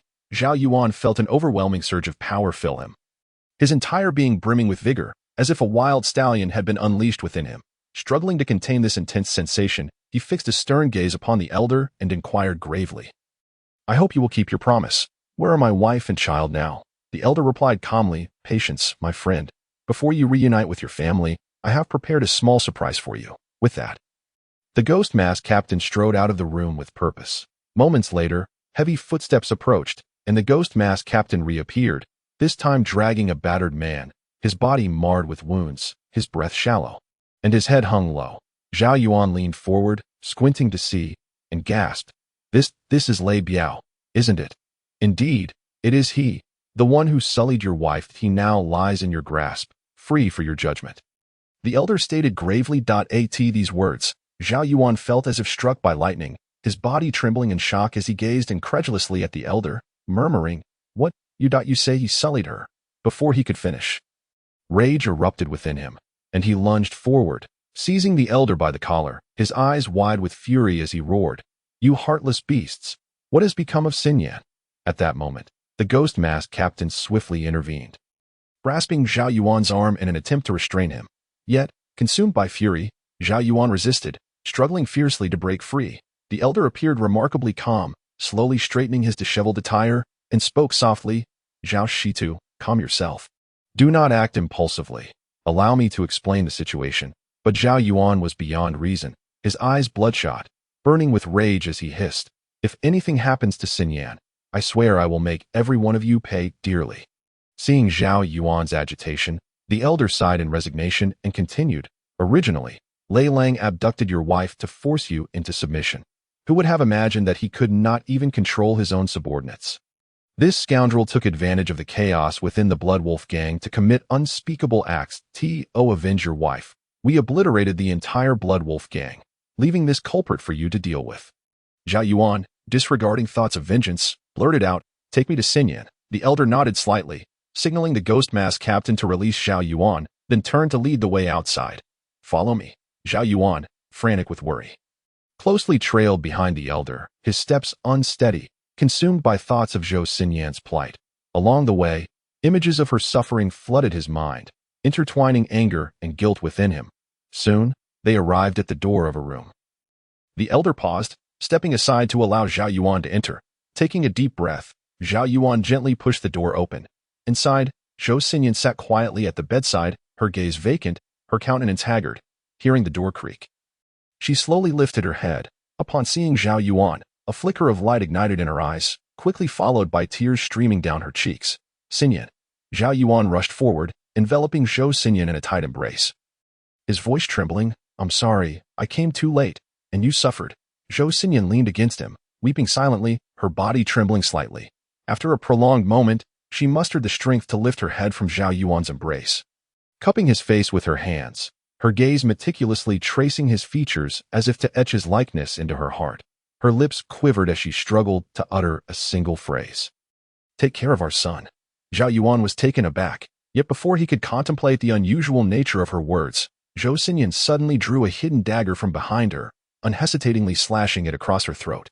No, Zhao Yuan let out a heart-wrenching scream, reaching out to stop her, but everything unfolded too swiftly. Blood gushed from Zhou Xinyan's neck as her body gradually slumped, her eyes dimming. Frantically, Zhao Yuan cradled her, desperately applying pressure to her wound, as if that alone could preserve her life. Tears cascading uncontrollably down his cheeks. Xinyan, please wake up. Don't leave me. Don't leave us. His voice trembled with boundless despair and anguish. Echoing throughout the room, the elder and the ghost mask captain stood at the doorway, their expressions devoid of emotion as they witnessed the scene. Zhao Yuan abruptly lifted his head, his eyes bloodshot and filled with fury as he glared at them. Roaring, are you satisfied now? You demons, I will not let you escape. I swear, I will make you pay in blood for this. The elder frowned slightly, his tone flat. Zhao Shitu, you must remain calm. This is not what we wish to see. But Zhao Yuan paid no heed, gently placing Zhou Xinyan's lifeless body on the bed before slowly rising to his feet, advancing towards the elder and the ghost mask captain, each step feeling as though he were treading through a sea of blood. An aura of chilling menace radiating from him. The ghost mask captain immediately assumed a defensive stance, aware that Zhao Yuan was now driven by vengeance, his combat prowess formidable. The elder stepped back, signaling the ghost mask captain to restrain Zhao Yuan. Zhao Yuan struck first, a frenzied beast, each move lethal. Although the ghost mask captain was powerful, he gradually found it challenging to withstand Zhao Yuan's reckless fury. Yet, the ghost mask captain, being experienced, eventually spotted Zhao Yuan's moment of vulnerability exposed by his wrath, delivering a swift counterattack that sent Zhao Yuan crashing to the ground. Zhao Yuan struggled to rise, but found himself too weak to continue the fight. The ghost mask captain approached him step by step, and despair enveloped Zhao Yuan. Yet he glared defiantly, his hatred undiminished. Just as the ghost mask captain prepared to deliver the final blow, Lu Qingqing burst in, positioning herself in front of Zhao Yuan. Captain, let him go, Lu Qingqing said, her voice soft yet resolute. The ghost mask captain furrowed his brow, a flicker of hesitation crossing his eyes. Lu Qingqing, do not be foolish. The elder warned sharply. Lu Qingqing turned back, glancing at Zhao Yuan and then at Zhou Xinyan's lifeless form, compassion filling her gaze. He has injected the blue essence. He is one of us now. Allow him to leave with his wife and child. Perhaps moved by Lu Qingqing's insistence, or perhaps the elder's belief in the blue essence, he nodded silently. Lu Qingqing assisted Zhao Yuan to his feet with great difficulty. Zhao Yuan cradled Zhou Xinyan's body in one arm, while in the other, he gently held their sleeping infant son, stepping forward one painstaking step at a time towards the exit of the base. Lu Qingqing silently trailed behind him, safeguarding the last vestige of tranquility within the shadowy confines of the base. Throughout their journey, no one impeded their passage as Zhao Yuan emerged from the subterranean stronghold. The sun's rays cascaded upon him, yet failed to warm the icy core of his heart. He cast a fleeting glance at Lu Qingqing. His lips moved, but no words escaped, understanding his unspoken sentiment. Lu Qingqing softly uttered, I'm sorry. Chapter 35. A fresh start. Zhao Yuan, burdened by the lifeless form of Zhou Xinyan, staggered towards a desolate hill. Here, the overgrown grass thrived, and the silence was punctuated only by the whispering wind and the heavy thud of his footsteps. His gaze was vacant, as if his very soul had departed alongside Zhou Xinyan. With trembling hands, he labored to excavate the earth, each stroke akin to unearthing his own heart. Dirt clung to his hands, and the mingling of sweat and tears fell upon the ground. At last, he gently laid Zhou Xinyan within the grave, gazing upon her pallid visage, his heart wrenched in agony. Xinyan, sleep peacefully. I shall care for our son and avenge you. Zhao Yuan choked out, his voice echoing across the desolate mountains. After interring Zhou Xinyan, Zhao Yuan lingered by her grave for an extended period, until the sun dipped below the horizon, shrouding the land in darkness. He held his son tightly, as if that small form was his sole anchor in this world. Upon returning to the dilapidated hut where he temporarily resided, Zhao Yuan found himself ensnared in life's nadir. He spent his days seated in a dim corner, his gaze vacant, having lost all interest in the world around him. The occasional cries of his son would rouse him from his stupor. But soon he would succumb once more to profound guilt and anguish on a moonlit night, when silence enveloped the world, and only the cool light filtered through the mottled leaves. Zhao Yuan sat alone in the dimly lit room, suffocating beneath an oppressive atmosphere. His visage was haggard, eyes bloodshot, consumed by an inescapable cycle of guilt and despair. The weight of his psychological burden threatened to crush him, yet he could find no exit from this torment. Suddenly, a shadow materialized before Zhao Yuan like a specter, its presence almost imperceptible. The figure moved with an eerie grace, seemingly coalescing from the darkness itself, catching even the ever-vigilant Zhao Yuan off guard. Clad entirely in black, only a pair of eyes glimmering with a cold light were visible, exuding a sinister aura reminiscent of a phantom in the night. Zhao Yuan, you have 10 days. Are the first batch of people prepared? The voice of the shadowy figure was as frigid as ice, slicing through the stillness of the night with ease. This unwelcome visitor was none other than the fearsome leader of the Ghost Mask team. However, in response to the leader's inquiry, Zhao Yuan seemed oblivious, slowly turning his head to gaze into the distance. Observing Zhao Yuan's indifference, a flicker of anger flared in the leader's eyes. He stepped forward and reiterated, "When the 10 days are up, if you have not delivered what we require, then you shall dig 2 more graves, one for yourself and one for your son." The leader's words were devoid of compassion. Imbued with a palpable murderous intent that sent chills down the spine, the leader's proclamation struck Zhao Yuan like a hammer, crashing upon his already battered heart. He slowly turned his gaze, locking eyes with the leader, a burning hatred igniting within him that threatened to consume his fate. No longer did his eyes reflect the earlier numbness and despair. Instead, they burned with a near-mad resolve. "You demons, do not presume that I will be your pawn." Zhao Yuan articulated each word with a low, hoarse voice, laced with boundless loathing. At the mention of his son, he instinctively glanced toward the sleeping child within, his expression softening for a fleeting moment, only to be quickly engulfed by fury once more. "You harmed Xinyan and dare to threaten my son. I shall settle this score with you today." Before his words had fully dissipated, Zhao Yuan surged forward like a frenzied beast, launching himself at the leader of the Ghost Mask team. Caught off guard by Zhao Yuan's sudden aggression, the leader momentarily hesitated before swiftly sidestepping to evade the attack. The 2 men became entangled in a fierce struggle within the cramped quarters. The air thick with the he furrowed his brow, offering his concerned counsel. "Elder brother, just look at your health. Perhaps we should wait a little longer until you feel better before we set out to eradicate the Ghost Face organization." However, Zhao Yuan resolutely waved his hand, his gaze unwavering as it pierced the distance. "No, we absolutely cannot afford to wait any longer. The longer we delay, the more unfavorable it will be for us. We must set off immediately." Along the way, the brilliant sunlight cascaded like golden arrows, yet it brought Zhao Yuan not a shred of warmth. Instead, the sunlight exacerbated his already blurred vision, making each step a struggle. Nevertheless, he gritted his teeth and marched steadfastly toward his destination. When Zhao Yuan stepped into the dark and deep underground base, something peculiar occurred. The side effects of his body receded like a receding tide. His hazy vision gradually sharpened, and his swaying form regained some strength. The leader of the Ghost Face team, draped in a black cloak, stood imposingly in the center of the main path of the base, resembling an insurmountable mountain. His eyes, concealed behind the mask, glimmered with a chilling light as they fixed intently on the approaching Zhao Yuan. Upon noticing the 10 burly, stern-faced warriors following Zhao Yuan, the Ghost-Face leader inclined his head slightly in acknowledgement. "A wise man knows the times. Zhao Shitut at IT seems you have undergone quite a transformation in just a few days." The Ghost-Face leader's voice was low and hoarse, as if it emanated from the depths of an infernal abyss, sending shivers down one's spine. Zhang Dali and the others were momentarily stunned, still trying to comprehend the situation, when the Ghost-Face leader's subordinates, moving like phantoms, swiftly disarmed them, confiscating their weapons in the blink of an eye. As realization dawned upon Zhang Dali and the others, anger surged within them. "Zhao Yuan, you shameless traitor, you've betrayed us. After I considered you my closest elder brother and remained loyal to you, I never imagined you to be such a despicable wretch." Zhang Dali's eyes widened in fury as he hurled accusations at Zhao Yuan. Flames of rage flickering in his gaze. At that moment, Zhao Yuan appeared somewhat cowed. He lowered his head, unable to meet the wrathful gazes of Zhang Dali and the others.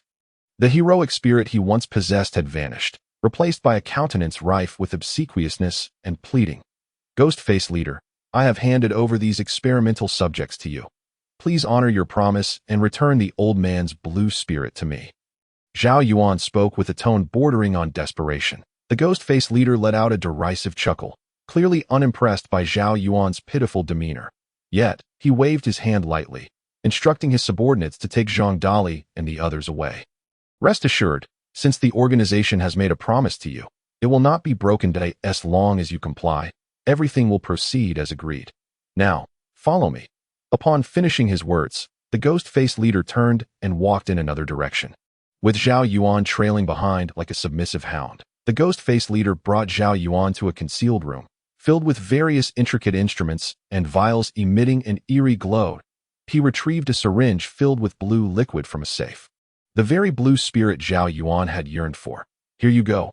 Remember, do not attempt any tricks. The Ghost-Face Leah previously, she had provided Zhao Yuan with a significant amount of crucial intelligence.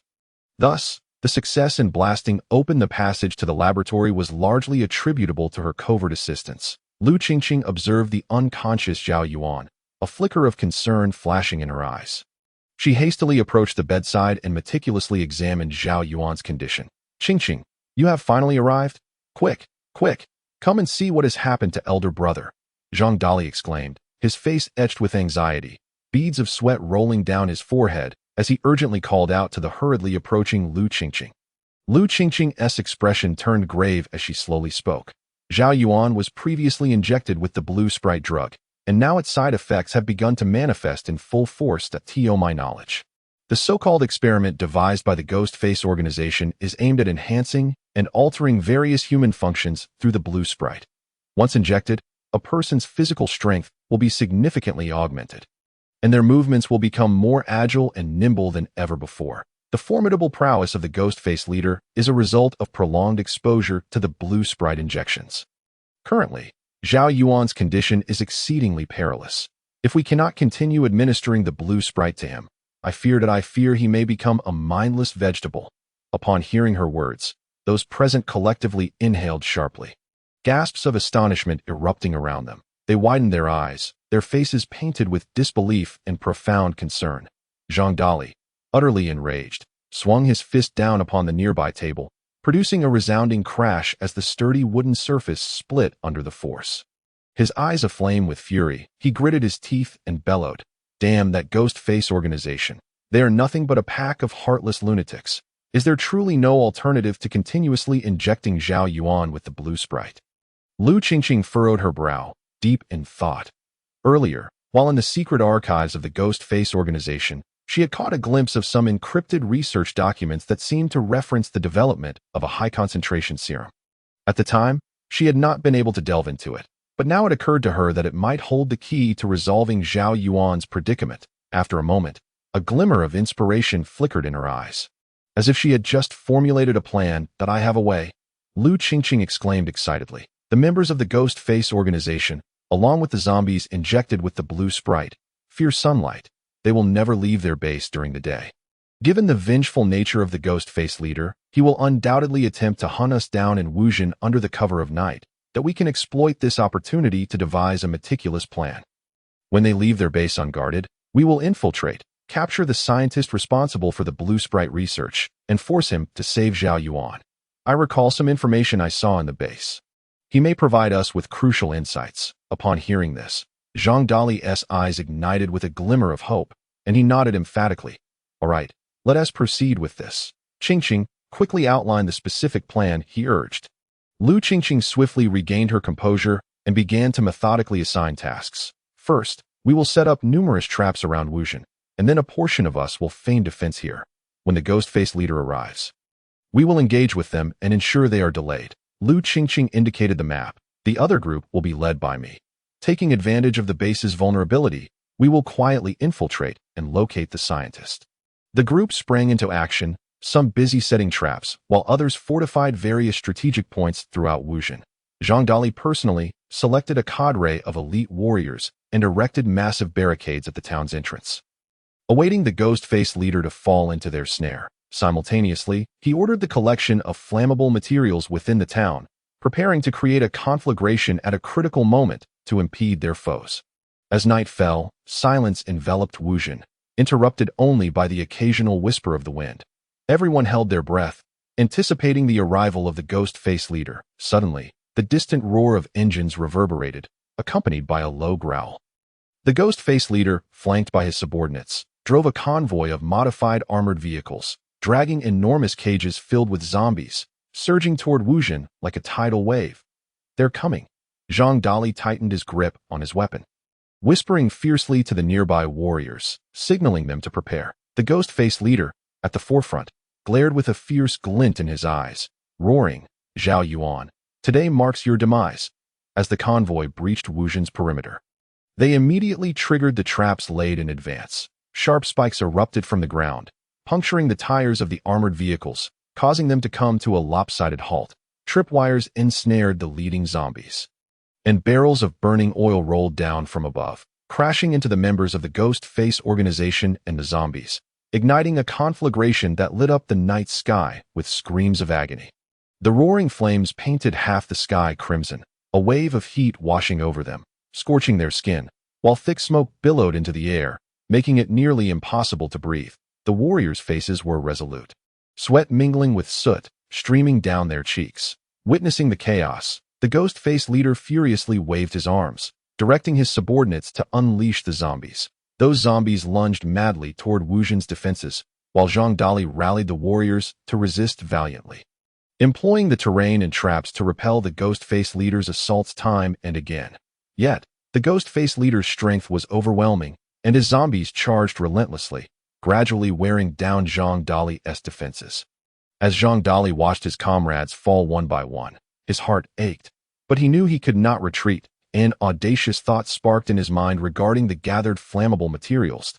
He turned to the remaining warriors and shouted, "Brothers, follow me. It's time to make these bastards pay." With that, he led his warriors towards the storage of flammable materials, igniting the surrounding incendiary devices. Instantly, a roaring inferno erupted, forming a wall of fire that temporarily barred the ghost-faced leader and his zombies from advancing. The wall of flames towered several meters high. The searing fire danced like a malevolent spirit, licking the night sky and crackling menacingly, as if taunting the ghost-faced leader.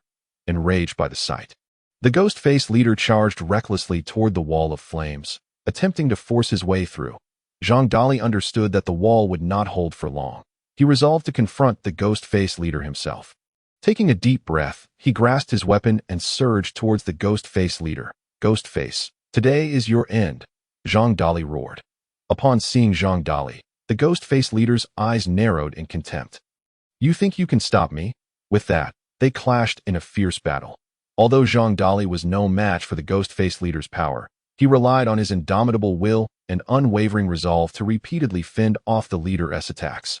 With each block, he felt as though his bones were shattering, his arms aching to the point of numbness. Yet he persisted, fueled by a singular conviction, to buy time for Lu Qingqing that he knew that every second he delayed increased their chances of success.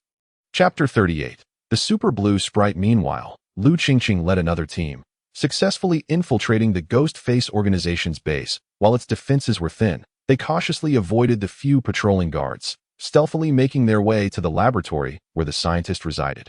At last, they arrived at the laboratory door. Lu Qingqing gently pushed it open, revealing an array of sophisticated instruments and vials, with 3 scientists engrossed in their research at a table. "That's him.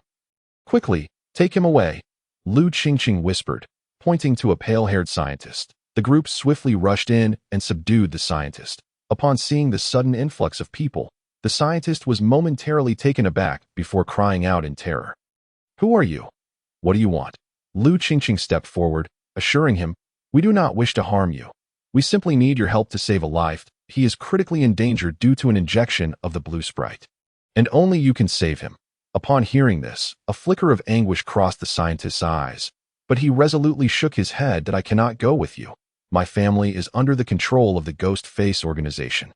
If they discover that I aided you, my family would be doomed. Li Fei, growing desperate, exclaimed loudly. Look at what the Ghost Face organization has done. They use your research to wreak havoc and harm the innocent. Do you truly wish to remain under their threat, complicit in their atrocities? The scientist trembled slightly, tears welling in his eyes. What else can I do?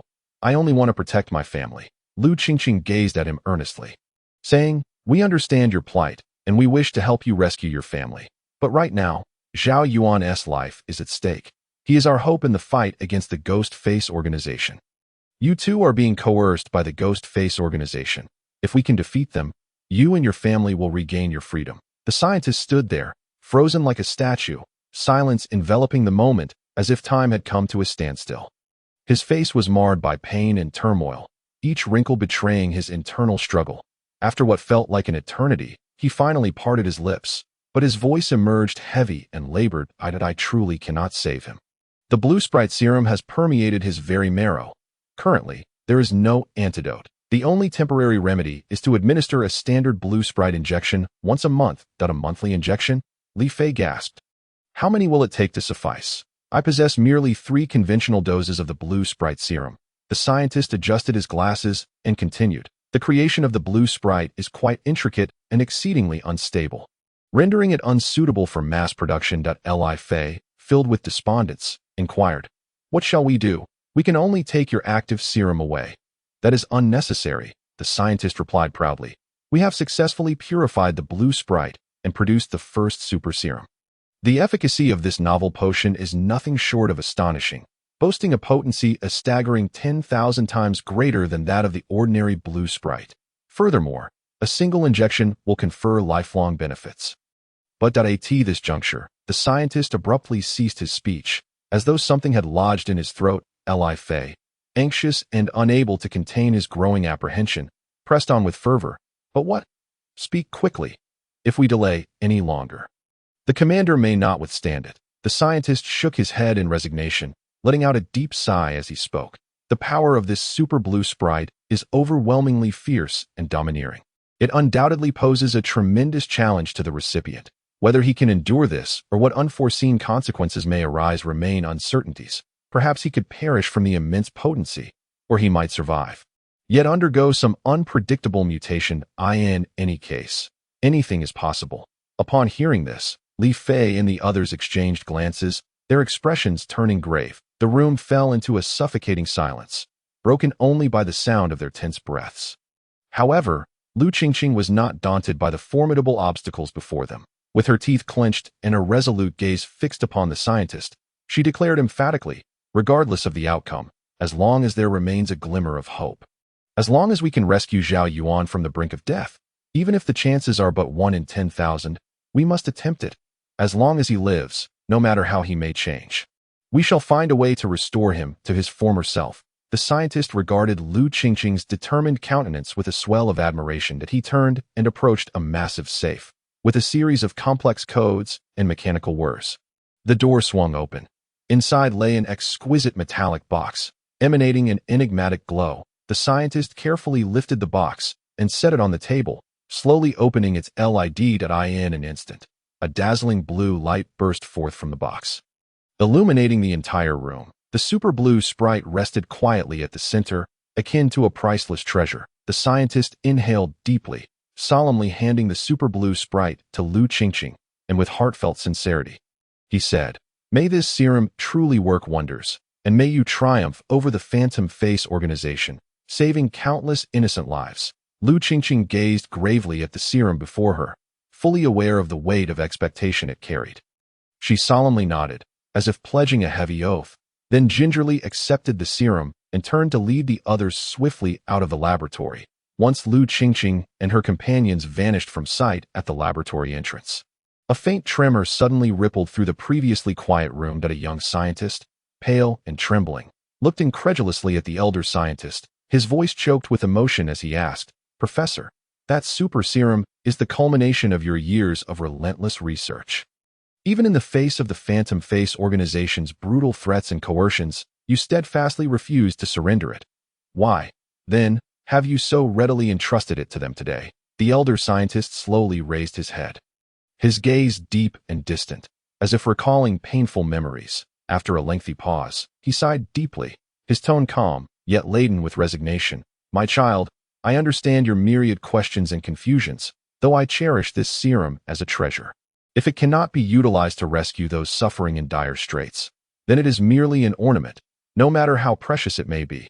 Furthermore, when I beheld them, I distinctly perceived their unwavering conviction and fearless courage, leading me to unconsciously believe that perhaps they truly possess the potential for success. At this moment, I can only silently pray, hoping that the brave soul who injects the super serum can successfully navigate this perilous trial. As his words lingered in the air, the weathered old scientist gently closed his eyes. Two streams of clear tears silently traced down his face, etched with the lines of time. Professor, exclaimed the young scientist standing nearby. Unable to restrain himself, given the current circumstances, it seems unlikely that another serum as remarkable and potent as this super serum can ever be purified again. Upon hearing this, the elder scientist fell silent for a moment before subtly nodding in agreement. Meanwhile, the flames surrounding Wu Town gradually extinguished, and the leader of the Phantom Face Brigade finally breached the defenses. He gazed coldly at Zhang Dali, stating, "Your struggles are utterly futile. Now, you may die." With that, he unleashed his full strength, delivering a powerful punch toward Zhang Dali. Zhang Dali, utterly exhausted, yet undeterred, summoned his last reserves of energy to meet the strike. Bang! Zhang Dali collapsed to the ground, blood trickling from the corner of his mouth. Yet a faint smile graced his face. He understood that he had given his all, and Lu Qingqing and the others must have succeeded. Chapter 39. The Life and Death Decision. Lu Qingqing, clutching the super blue sprite that bore all their hopes, led her companions in a frantic dash toward Wu Town, her heart racing with urgency. The wind howled in her ears, reminiscent of a sinister roar from fate itself, while the dense, dark clouds obscured the moonlight, resembling a menacing beast, only occasionally illuminated by fleeting flashes of lightning that briefly revealed their hurried silhouettes. Upon their arrival at Wu Town, the scene before them left everyone in stunned silence. As if they had been frozen in a nightmarish tableau, the once vibrant Wu Town now resembled a ghostly desolation. The acrid scent of charred remains mingling with the thick stench of blood, overwhelming their senses and inducing nausea. Beneath the dim moonlight, the crumbling walls appeared particularly sinister, with smoldering ruins still emitting wisps of smoke, silently narrating the brutal massacre that had transpired not long ago. The eerie sounds of cracking wood and collapsing debris echoed through the desolate atmosphere, heightening the sense of dread. Lu Qingqing's frantic gaze searched the rubble, and upon spotting the familiar figure of Zhang Dali lying motionless on the ground, her legs weakened, nearly causing her to collapse. She approached Zhang Dali slowly, each step feeling as though she tread upon thorns, her heartache surging like a relentless tide. Her trembling hands gently closed Zhang Dali's still open eyes, tears streaming down her cheeks, falling upon his dust-covered face. Zhang Dali, Lu Qingqing choked, her voice filled with anguish and self-reproach. The surrounding soldiers remained silent, their eyes brimming with fury and sorrow. The brothers who once fought side by side were now separated by the veil of death, the immense blow proving unbearable for all. Lu Qingqing fought to suppress her grief and began searching the ruins for other survivors.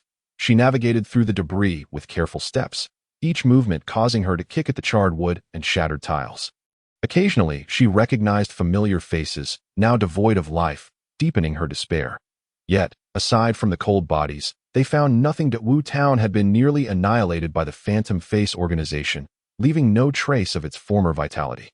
"What shall we do?" a soldier asked, his eyes reddening and voice trembling. Lu Qingqing took a deep breath, striving to maintain her composure. "We cannot give up. Zhao Yuan is still counting on us." Prior to the battle, they had relocated Zhao Yuan to a secret stronghold deep in the mountains, and Lu Qingqing promptly led the group toward the hills. The path was treacherous, the dense forest rustling in the night wind. As if countless eyes were watching from the shadows, Lu Qingqing prayed fervently in her heart, hoping for Zhao Yuan's safety. Finally, they arrived at the secret stronghold nestled within the mountains. The atmosphere inside was tense and oppressive. The soldier tasked with tending to Zhao Yuan spotted Lu Qingqing's group from a distance and hurried over. "We have been anxiously awaiting your return. The commander is in critical condition. the soldier exclaimed urgently. Lu Qingqing wasted no time in rushing inside. There lay Zhao Yuan, quietly resting on the sickbed, his complexion pale as a ghost, devoid of color. His once resolute face now appeared haggard. His breaths were weak, cracked lips taking on a disconcerting gray hue, his hands dangling limply over the edge of the bed, each breath accompanied by faint, labored gasps, as if he might cease to breathe at any moment. Lu Qingqing approached the sickbed with the utmost care, cautiously retrieving the super blue sprite. This serum held the entirety of their hopes, yet as she gazed at the syringe in her hand, it trembled involuntarily. She understood that this injection could yield unpredictable results. It might be the key to saving Zhao Yuan or render all their efforts futile. Her gaze fixed intently upon Zhao Yuan's lifeless face. Her heart swelled with a torrent of unspoken words that in recent days, Zhao Yuan's bravery, his wisdom, and his unwavering commitment to justice have indelibly etched themselves into her heart. Unbeknownst to her, this man has become her most steadfast support and the softest concern within her soul. Zhao Yuan, you must endure, regardless of life or death. I shall remain by your side. If we are able to survive together in this cruel apocalypse, it would be a truly splendid occurrence, even in the face of death. I would never stray from you. Lu Qingqing silently repeated these words in her heart, her eyes unwittingly moistening with tears once more. She bit her lip tightly, resolutely steeling her determination, taking a deep breath. Lu Qingqing endeavored to calm her racing heart. She gently raised her hand, cautiously grasping the syringe as if cradling an unparalleled treasure. Then, she slowly aligned the needle of the syringe with the prominent vein on Zhao Yuan's arm. Each movement executed with utmost gentleness and caution.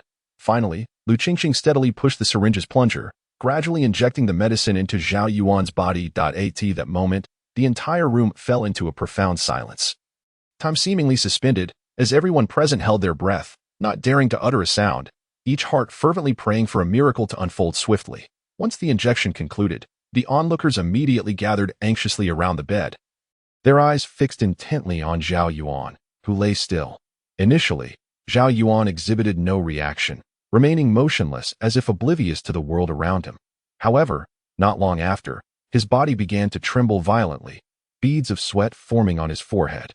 His complexion growing increasingly pale, he gripped the bedsheet tightly, his knuckles turning white from the strain, his body twisting in evident agony. Zhao Yuan, Lu Qingqing's voice, filled with terror and concern, pierced the air as she unhesitatingly grasped his hand, seemingly wishing to transfer all her strength into that grip. In the next instant, an astonishing transformation began to unfold before their eyes. Zhao Yuan's muscles swelled as if inflated, his once snug clothing straining to its limits, the fabric protesting with a series of tearing sounds. His arms became immensely robust, veins protruding like sinister worms beneath his skin, writhing with each muscular contraction, instilling a sense of dread. Concurrently, Zhao Yuan's chest expanded relentlessly, as if a formidable force sought to break free from within, shattering the confines of his body. The sound of his bones cracking echoed, resembling a dramatic rebirth. At that moment, the hearts of everyone surrounding him tightened in response to the immense pain Zhao Yuan endured.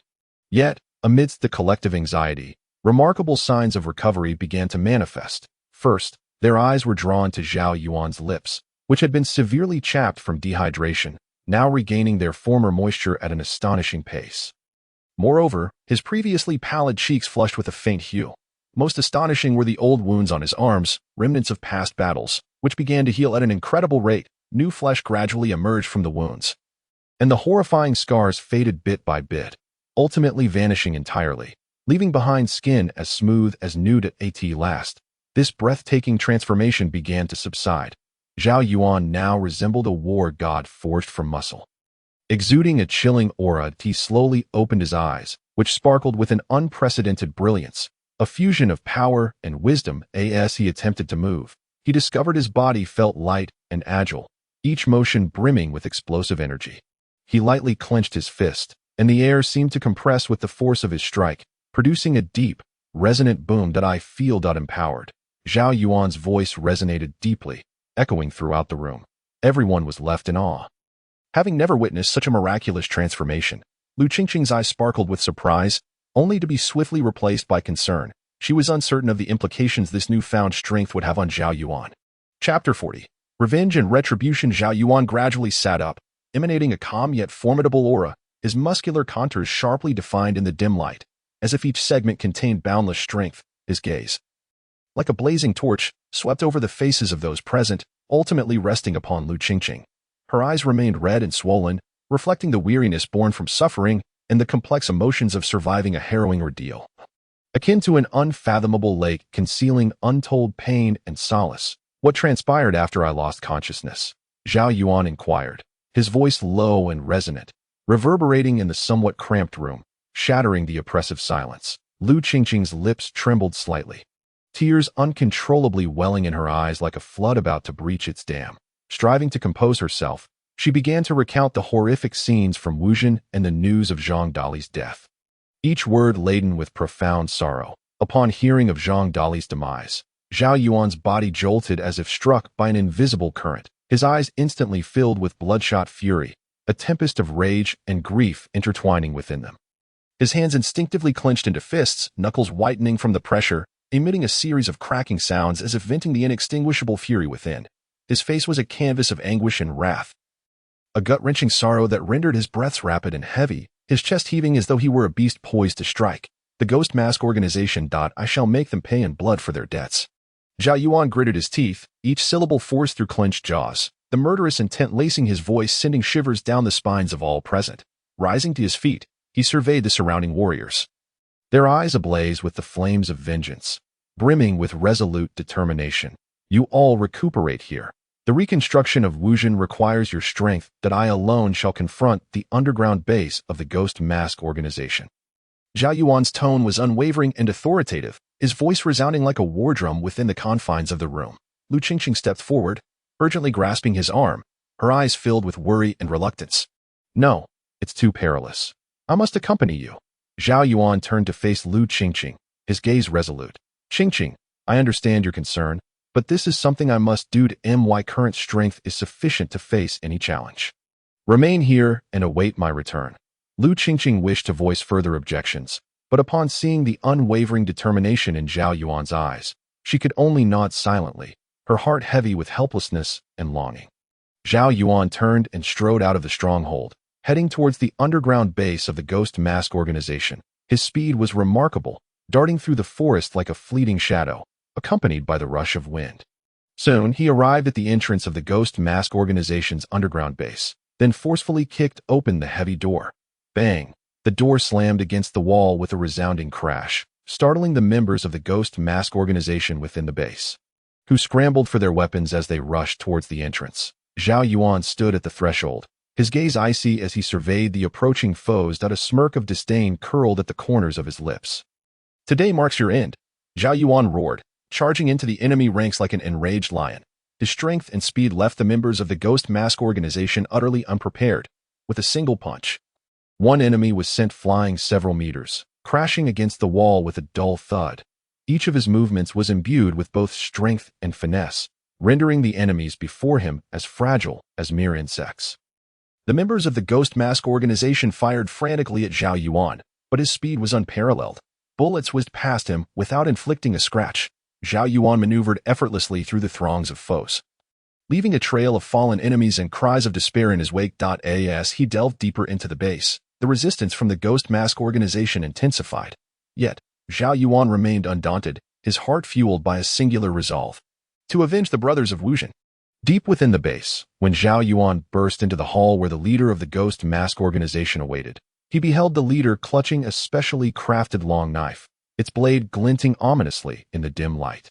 The leader emitted a low, gravelly growl, reminiscent of a demon's roar from the depths of hell, before charging at Zhao Yuan like a frenzied beast, clearly intent on overpowering him with a fierce assault. In the face of the menacing advance of the Ghost Mask leader, Zhao Yuan's expression remained calm. He deftly sidestepped the ferocious onslaught, his form akin to a specter. Simultaneously, his right hand swung forcefully, his fist imbued with immense power, striking the leader's shoulder with a thunderous impact. A muffled thud resonated through the air, and the captain of the Ghostface team could not suppress a pained grunt that escaped his lips. His entire body flew backward like a kite severed from its string, crashing into several heavy tables along the way, toppling them over. The tremendous force shattered the tables, sending splinters of wood scattering in all directions. Upon hitting the ground, the captain felt an excruciating pain searing through his shoulder, as if his entire arm were on the brink of being rendered useless, leaving him momentarily incapacitated. Nevertheless, the fierce will to survive compelled him to endure the agonizing torment. Gritting his teeth as he struggled to rise from the ground at that moment, the captain's eyes widened in disbelief as he fixed his gaze upon the now formidable Zhao Yuan that he silently lamented. Never imagining that Zhao Yuan's strength could escalate to such terrifying heights in such a short span of time, the disparity in their powers was now as vast as the heavens and the earth. If he continued to engage in this reckless battle, a grim fate awaited him. Suddenly, a foul stench assaulted his senses, and from the darkness emerged several enormous, grotesque super zombies. These super zombies not only possessed immense strength but also felt no pain whatsoever. They had been meticulously confined in a special area deep within the base. With each step, the ground trembled slightly beneath the massive forms of the super zombies as they charged toward Zhao Yuan. Their gaping maws revealing razor-sharp fangs, as if they intended to devour him whole. Zhao Yuan, confronted by this sudden turn of events, displayed a flicker of wariness in his eyes. He swiftly adjusted his stance. Bracing himself for the onslaught of the super zombies, one super zombie lunged first, swinging its thick arm with a whooshing sound aimed at Zhao Yuan. With a deft sidestep, Zhao Yuan narrowly evaded the attack. The arm grazing past him and crashing into the adjacent wall, creating a substantial dent. Seizing the moment of distraction, the captain of the Ghost-Face team turned and sprinted toward the secret passage. His footsteps were frantic, and as he fled, he glanced back repeatedly, fearful that Zhao Yuan might shake off the super zombies and pursue him. The battle between Zhao Yuan and the super zombies reached a stalemate. Although the zombies moved somewhat sluggishly, their strength was astonishing, and they showed no signs of fatigue. Zhao Yuan tirelessly searched for their weaknesses, utilizing his speed and agility to dodge their attacks while delivering counterstrikes. Seizing the opportune moment, he charged forward, exerting all his strength into a punch aimed at the neck of one super zombie. With a dull cracking sound, the creature collapsed to the ground. After dispatching one, Zhao Yuan swiftly re-engaged with the remaining super zombies, and after a fierce struggle, he ultimately vanquished them all. However, the captain of the Ghost-Face team had long since vanished without a trace. Zhao Yuan pressed deeper into the base, fighting his way into the core area, which housed the quarters of the highest commander of the Ghost-Face organization. Kicking the door open, he found an elderly man seated calmly in a chair. This was the very same old man who had previously injected Zhao Yuan with the blue serum. The old man looked at the transformed Zhao Yuan with astonishment, before bursting into a raucous laugh that echoed eerily within the spacious room. Ha ha ha. It worked. Our experiment has finally succeeded. The old man's eyes sparkled with fervor, seemingly oblivious to the intense murderous intent radiating from Zhao Yuan. Zhao Yuan furrowed his brow, filled with confusion and rage. You madman. Your wickedness ends here. The old man, however, paid no heed, continuing to speak to himself. Do you understand? Your current strength is precisely the result we have sought for years. Countless failures, countless test subjects lost, and finally, you have made all of it worthwhile. We have awaited this day for far too long. A wave of revulsion washed over Zhao Yuan as he stepped forward, preparing to strike. Suddenly, the old man pressed a concealed button on the table. And in an instant, the entire base began to tremble violently, with deafening alarms blaring. The base was equipped with a self-destruct mechanism that would soon reduce it to ashes. Killing me will do you no good. Long live the Frere. The old man cackled maniacally, his laughter filled with a twisted glee. Zhao Yuan was taken aback. He had not anticipated the old man's madness. He immediately turned and, utilizing his formidable strength and agility, dashed toward the exit of the base. At last, just moments before the impending explosion, he successfully escaped the underground facility. A thunderous roar erupted as the entire underground base was engulfed in flames and smoke, transforming into ruins, the scorching shockwave knocking Zhao Yuan to the ground. Struggling to rise, he gazed at the devastation, his heart a tumult of emotions. Although the core base of the Ghost-Face organization had been destroyed, the captain's escape left him feeling deeply unsatisfied, compounded by the old man's final words, which only intensified his confusion. Chapter 41. The Plum Blossom Party. Zhao Yuan slowly rose from the ground, brushing off the dust from his clothing as he gazed at the still-burning ruins that billowed thick smoke. His feelings of dissatisfaction surged within him like a tumultuous tide. The captain's escape felt like a thorn embedded in his heart. While the old man's mention of the Frere and his deranged remarks left him plagued with doubt, he understood all too well that this battle was far from over. It seemed to conceal a larger, More sinister conspiracy. Burdened with questions, Zhao Yuan returned to the mountain stronghold. Lu Qingqing and the soldiers had been anxiously awaiting his return at the entrance. Upon seeing him safely back, Lu Qingqing's worry melted into relief as she hurried toward him. "Yuri, finally back. Are you hurt?" Her voice carried a hint of urgency as her gaze swept over Zhao Yuan. Before he could respond, he sensed an unusual atmosphere. A palpable tension enveloped the stronghold. And the soldiers averted their eyes, unwilling to meet his gaze. A sense of foreboding gripped his heart. "What's wrong? What happened?" Zhao Yuan asked urgently. Lu Qingqing bit her lip, her eyes glistening with unshed tears as her voice trembled. "Zhao Yuan, we failed to protect young Master Zhao Song. He was captured by the captain of the Ghost Face team." "What?" Zhao Yuan felt as if a heavy hammer had struck his head, causing his body to sway unsteadily, a fiery anger igniting within him, intertwined with fear, guilt, and fury. How could this happen? Lu Qingqing lowered her head, tears streaming down her face. "The captain took advantage of our unpreparedness and snatched young master away.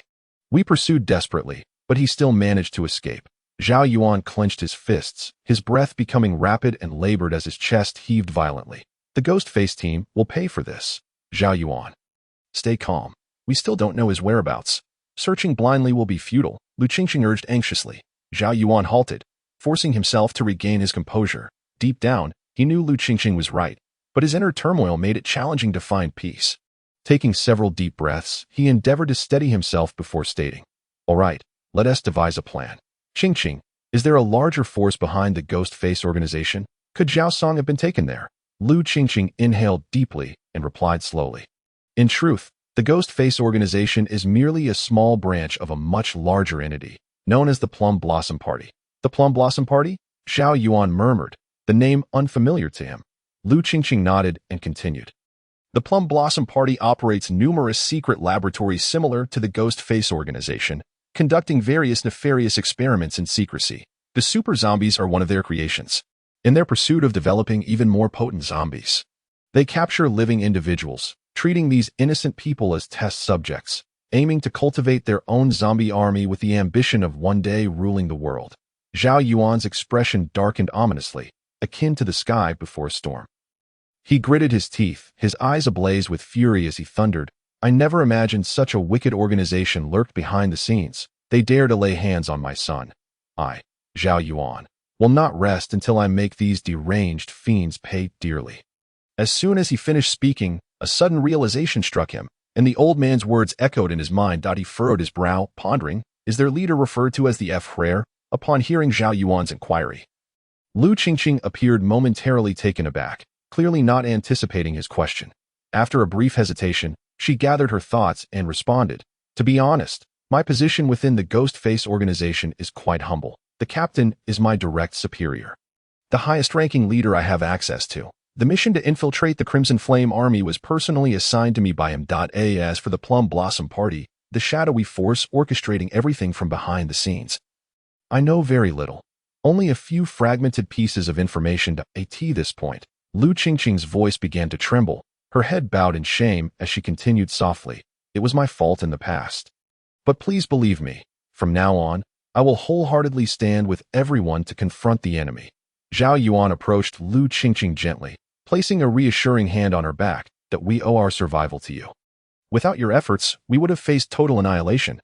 Let us not dwell on the past. Zhao Song, young master, what shall we do? In this vast sea of humanity, where shall we seek him?"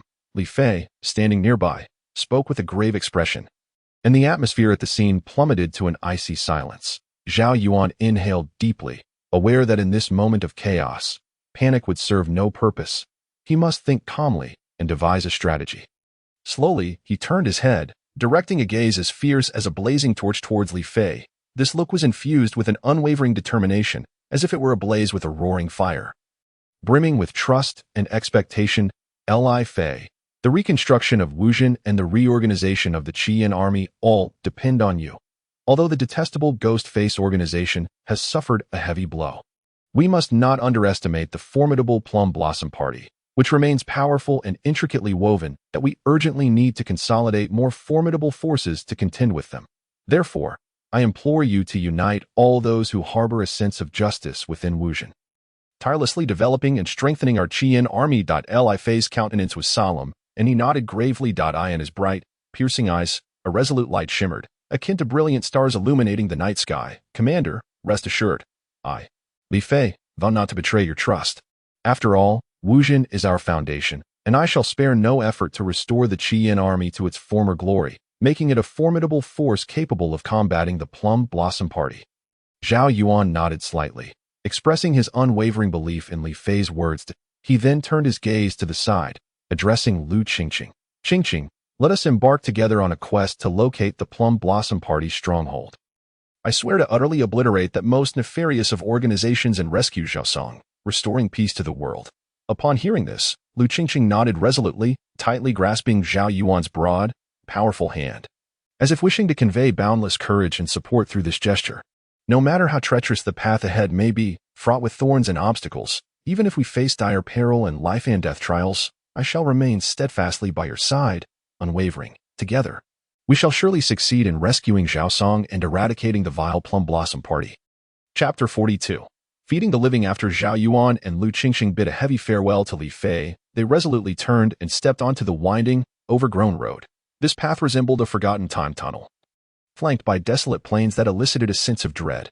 Wild grass grew rampant, swaying in the wind with an eerie rustle. The sky was shrouded by dense, dark clouds, roiling ominously, with flashes of menacing lightning hinting at an impending tempest.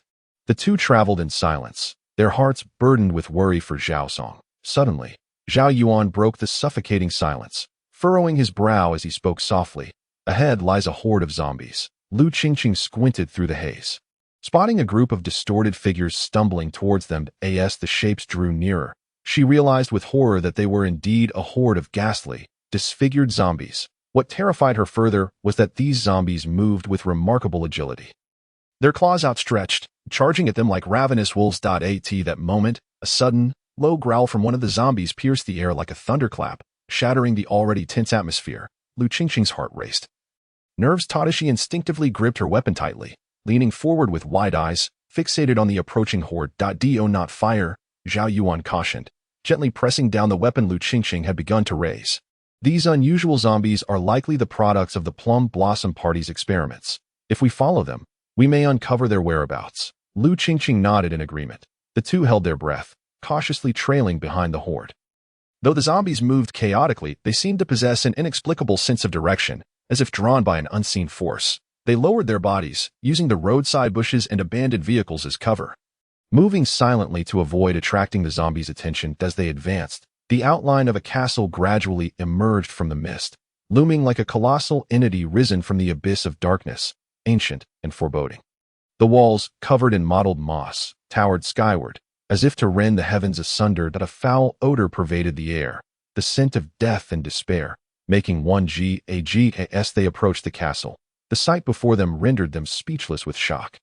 An innumerable throng of zombies crowded outside, their ghastly forms heaped together, emitting chilling howls. To their horror, they witnessed individuals being hurled from the castle walls, fed to the ravenous undead. The desperate screams of the victims echoed in the air, quickly swallowed by the horde, leaving only the horrific sound of flesh being torn apart. "This is utterly insane." Lu Qingqing's voice trembled, her eyes filled with rage and disbelief. Zhao Yuan's fists clenched tightly, knuckles turning white, fury blazing in his eyes, wishing to charge forth and rend those fiends to pieces. Yet he restrained his anger, calmly observing the situation to find the optimal moment to strike. "We cannot act recklessly. Their numbers are considerable, and we do not know how many enemies lurk within the castle," Zhao Yuan whispered to Lu Qingqing. She nodded, understanding is under the towering city walls. The crowd was left speechless, exchanging incredulous glances, their faces awash with disbelief and sheer terror. At that very moment, they were utterly petrified, their souls shattered by the astonishing and fearsome speed that Zhao Yuan had just displayed, leaving them dumbfounded. Chapter 43. Kunlun Prefecture. Zhao Yuan stood atop the city wall like a divine warrior descended from the heavens, exuding an aura that sent chills down the spine. The individuals who had previously worn expressions of disdain now gazed at him in abject horror, their arrogance vanishing without a trace. Bang, bang, bang. The deafening gunfire erupted incessantly, as if attempting to tear the very fabric of space apart. Countless bullets rained down like a torrential storm, slicing through the air like meteors streaking across the night sky, hurtling towards Zhao Yuan's seemingly fragile form. In that critical moment, everyone held their breath, eyes wide with fear, fixated on Zhao Yuan, secretly pondering the fate of this reckless man who dared to venture into danger alone. They feared he would soon be reduced to a bloody pulp amidst the hail of bullets. However, the unexpected occurred. Zhao Yuan deftly sidestepped, his feet gliding lightly, the entire motion fluid and unhurried. The bullets that had seemed destined to hit him whizzed past, missing him entirely. Witnessing this scene, the onlookers were left agape, disbelief etched on their faces. Particularly, the towering figure among them was so astounded that his jaw nearly dropped. His voice trembled with overwhelming fear as he stammered. Who are you? How is it possible to evade these bullets so easily? Zhao Yuan cast a cold, expressionless gaze over the panicking adversaries before him, his eyes sharp as knives, seemingly capable of piercing the very soul. He spoke slowly, each word deliberate. I am here to put an end to your wickedness. Today marks your demise. Before his words could fully dissipate, Zhao Yuan's figure flickered and vanished like a wraith. In the next heartbeat, he surged into the crowd like a lightning bolt. His speed was such that it eluded perception. One moment, he was there, and in the blink of an eye, a shadow darted through. Every strike Zhao Yuan delivered was precise and lethal, his fist hammering down like iron mallets, accompanied by the sound of thunderous impacts and the anguished cries of his foes. Those struck by him flew backwards as if severed from their strings, crashing to the ground, unable to rise again. The attackers were powerless against Zhao Yuan's onslaught, falling before him like fragile straw in mere moments. The battle neared its conclusion, the ground littered with the lifeless bodies of the adversaries. Save for the towering man who struggled to maintain his composure at that juncture, the zombies that had been lurking outside the fortress seemed to respond to a powerful force, howling as they turned and surged toward Zhao Yuan. Alarmed, he sensed that their movements were being orchestrated by some unseen power, evidently stemming from the imposing figure before him.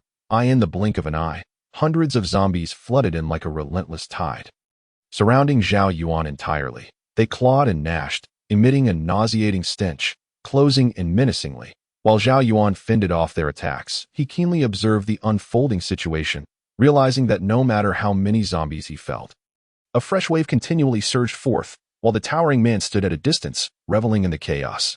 Understanding that this would not suffice, Zhao Yuan resolved to capture the mastermind first.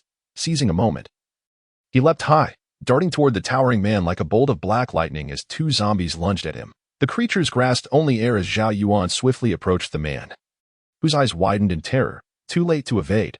Grabbing the man's collar, Zhao Yuan hoisted him effortlessly. Did you think this would stop me? He thundered. The man's face drained of color, yet he feigned composure, retorting, if you kill me, these zombies will tear you to shreds. Zhao Yuan disregarded his threat, hoisting the man onto his shoulder and weaving through the gaps in the zombie horde with remarkable agility. The zombies surged behind like an unstoppable tide, their claws outstretched, faces twisted in grotesque snarls, emitting low, chilling growls. Yet Zhao Yuan remained unervingly composed, deliberately controlling his pace, retreating steadily, as if the ravenous zombies posed no threat. As the horde was drawn away from Lu Qingqing's hiding place, a faint smile graced Zhao Yuan's lips, barely perceptible. Once he was certain the zombies had entirely deviated from Lu Qingqing's location, he abruptly halted. With a resounding thud, he unceremoniously hurled the man to the ground, as if discarding a worthless object. The man, caught off guard, sprawled on the ground, stirring up a cloud of dust. He raised his head, fear etched on his face as he gazed at the enigmatic figure before him, trembling uncontrollably like a leaf in the frigid wind. You are not human. What manner of monster are you? The man stammered, his voice rife with terror and despair. Yet Zhao Yuan paid no heed to the man's queries, slowly crouching down, his eyes burning like flames, fixed upon him. That icy gaze seemed capable of penetrating the man's soul, instilling a profound chill deep within. Are you one of the Plum Blossom Party? Zhao Yuan's tone was eerily calm, yet the weight of his presence felt suffocating. The man hesitated, internally grappling with the decision to confess the truth. Suddenly, Zhao Yuan swung his fist and struck the ground beside him with tremendous force. A deafening crash ensued, creating a massive crater as dirt flew everywhere. In that instant, the unexpected blow struck the man like a bolt of lightning, plunging him into a state of sheer terror. He felt as though his very soul was being shaken from his body quaking uncontrollably. That moment, all thoughts fled his mind. All he desired was to escape the terrifying situation before him. Thus, he blurted out, We are merely following orders." His voice trembled notably. Following orders? Zhao Yuan narrowed his eyes, coldly scrutinizing the man, clearly dissatisfied with such a dismissive reply. He advanced steadily toward him, each step resonating like a hammer on the man's heartstrings. Whose orders? Speak clearly. The man was already overwhelmed by Zhao Yuan's formidable aura. He clenched his teeth, beads of sweat forming on his forehead, trickling down his cheeks. It was evident that he was embroiled in an intense internal struggle. However, under the piercing gaze of Zhao Yuan, sharp as a sword, he ultimately could not withstand the pressure, his mental defenses crumbling. Finally, the man stammered, I will tell you. It was our leader's command. After uttering those words, he collapsed like a deflated balloon, utterly spent. Zhao Yuan's brow furrowed slightly at this revelation, pressing further. Who is your leader? What is their connection to the Plum Blossom Party? Though he merely suspected a link between these individuals and the Plum Blossom Party. Years of experience had taught him that only by extracting concrete evidence from this man could he unveil the hidden truth. At that moment, a flicker of panic flashed in the man's eyes.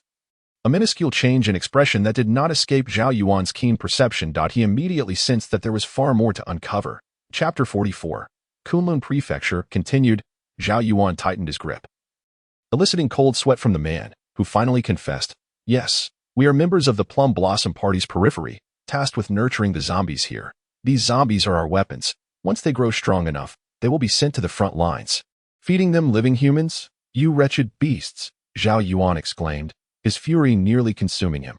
How do you control these zombies? The man swallowed hard, trembling as he produced a minuscule remote control device from his person. This is a low-frequency sound wave controller. It emits specific frequencies to stimulate the zombies' auditory nerves, compelling them to follow our commands. Zhao Yuan furrowed his brow, silently astonished by the Plum Blossom Party's malevolence and madness.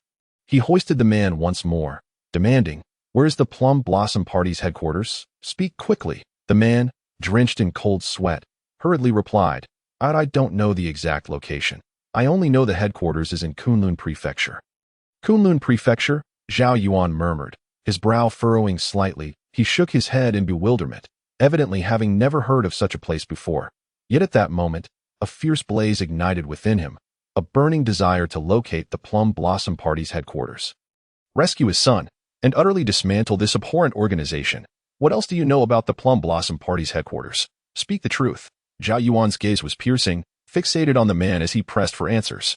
The man before me appeared pale as death, beads of sweat the size of soybeans cascading down his forehead. After a moment of trembling contemplation, he finally mustered the courage to speak, his voice quaking. I only know that the headquarters harbors the most ferocious and formidable zombies. As for the other circumstances, I truly know nothing at all. I implore you, kind sir, to spare my life. No sooner had he uttered these words than he collapsed to the ground with a thud. Prostrating himself and repeatedly knocking his head against the floor, the dull thuds echoing around him. At that moment, a low, chilling roar echoed from afar, revealing that a horde of ruthless zombies was drawing near their location. Zhao Yuan felt a tightening in his chest. Without hesitation, he snatched the mysterious remote control from the man's grasp and began pressing random buttons. Who could have anticipated that this reckless action would suddenly invigorate the previously sluggish zombies, causing them to surge forward with a terrifying momentum towards him and the man? Each zombie bore a grotesque visage, their mouths foaming with putrid saliva, jaws gaping wide enough to devour a whole person, as if they were poised to consume Zhao Yuan and the man alive in the next heartbeat. Faced with such peril, the man was already paralyzed by fear, his legs giving way as he knelt, eyes wide and staring blankly at the approaching undead, awaiting the inevitable embrace of death. In stark contrast, Zhao Yuan remained composed. He propelled himself forward with a sudden burst of energy, akin to an arrow released from a bow. And in the blink of an eye, he vanished from the immediate vicinity, successfully eluding the impending doom. The man left behind could only let out agonizing screams of despair, ultimately swallowed by the relentless tide of zombies. From a distance, Lu Qingqing caught sight of Zhao Yuan's familiar figure approaching her gradually, and the heavy stone in her heart finally eased. As Zhao Yuan drew closer, her beautiful eyes sparkled with uncontainable joy. She swiftly moved towards him, her voice tinged with concern. Are you all right? I was so worried. Zhao Yuan looked at Lu Qingqing, who wore an expression of deep concern, and smiled gently, shaking his head. Do not fret. I am fine. I have confirmed from those individuals that they are indeed members of the Meihua gang. More importantly, I have also acquired some crucial leads. Pausing momentarily, his expression turned serious as he continued. According to their words, the headquarters of the Meihua gang is located in Kunlun Prefecture. Therefore, it is imperative that we set off there promptly. Upon hearing this news, Lu Qingqing furrowed her brows, a look of confusion crossing her face as she inquired. Did they specify which city in Kunlun Prefecture? After all, Kunlun Prefecture has over 100 cities of varying sizes. To embark on such a journey without a clear target would be akin to searching for a needle in a haystack. In response to Lu Qingqing's question, Zhao Yuan shook his head and replied, "Time is of the essence.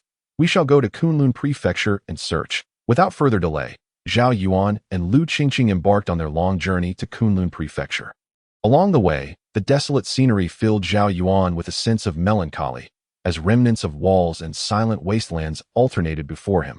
Midway through their journey, Zhao Yuan suddenly halted, his gaze sharp as an eagle's.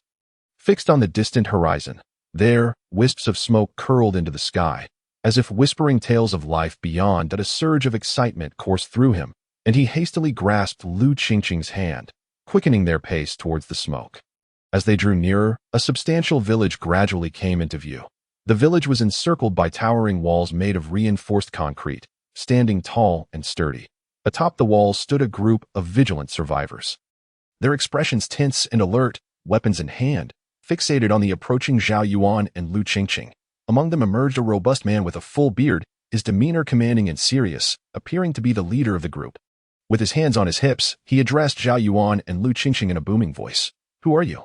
What brings you here?" His voice resonated like thunder, echoing across the open gate. Zhao Yuan, sensing the gravity of the situation, stepped forward without hesitation, respectfully stating, "Dear friends, please do not misunderstand. This lady and I are merely travelers passing through. We noticed the imposing fortifications of your village and dared to approach, hoping to seek some assistance." After Zhao Yuan's words, the survivors began to murmur among themselves, exchanging glances filled with uncertainty. Time passed, yet no decision was reached. Finally, the leader appeared to have made up his mind.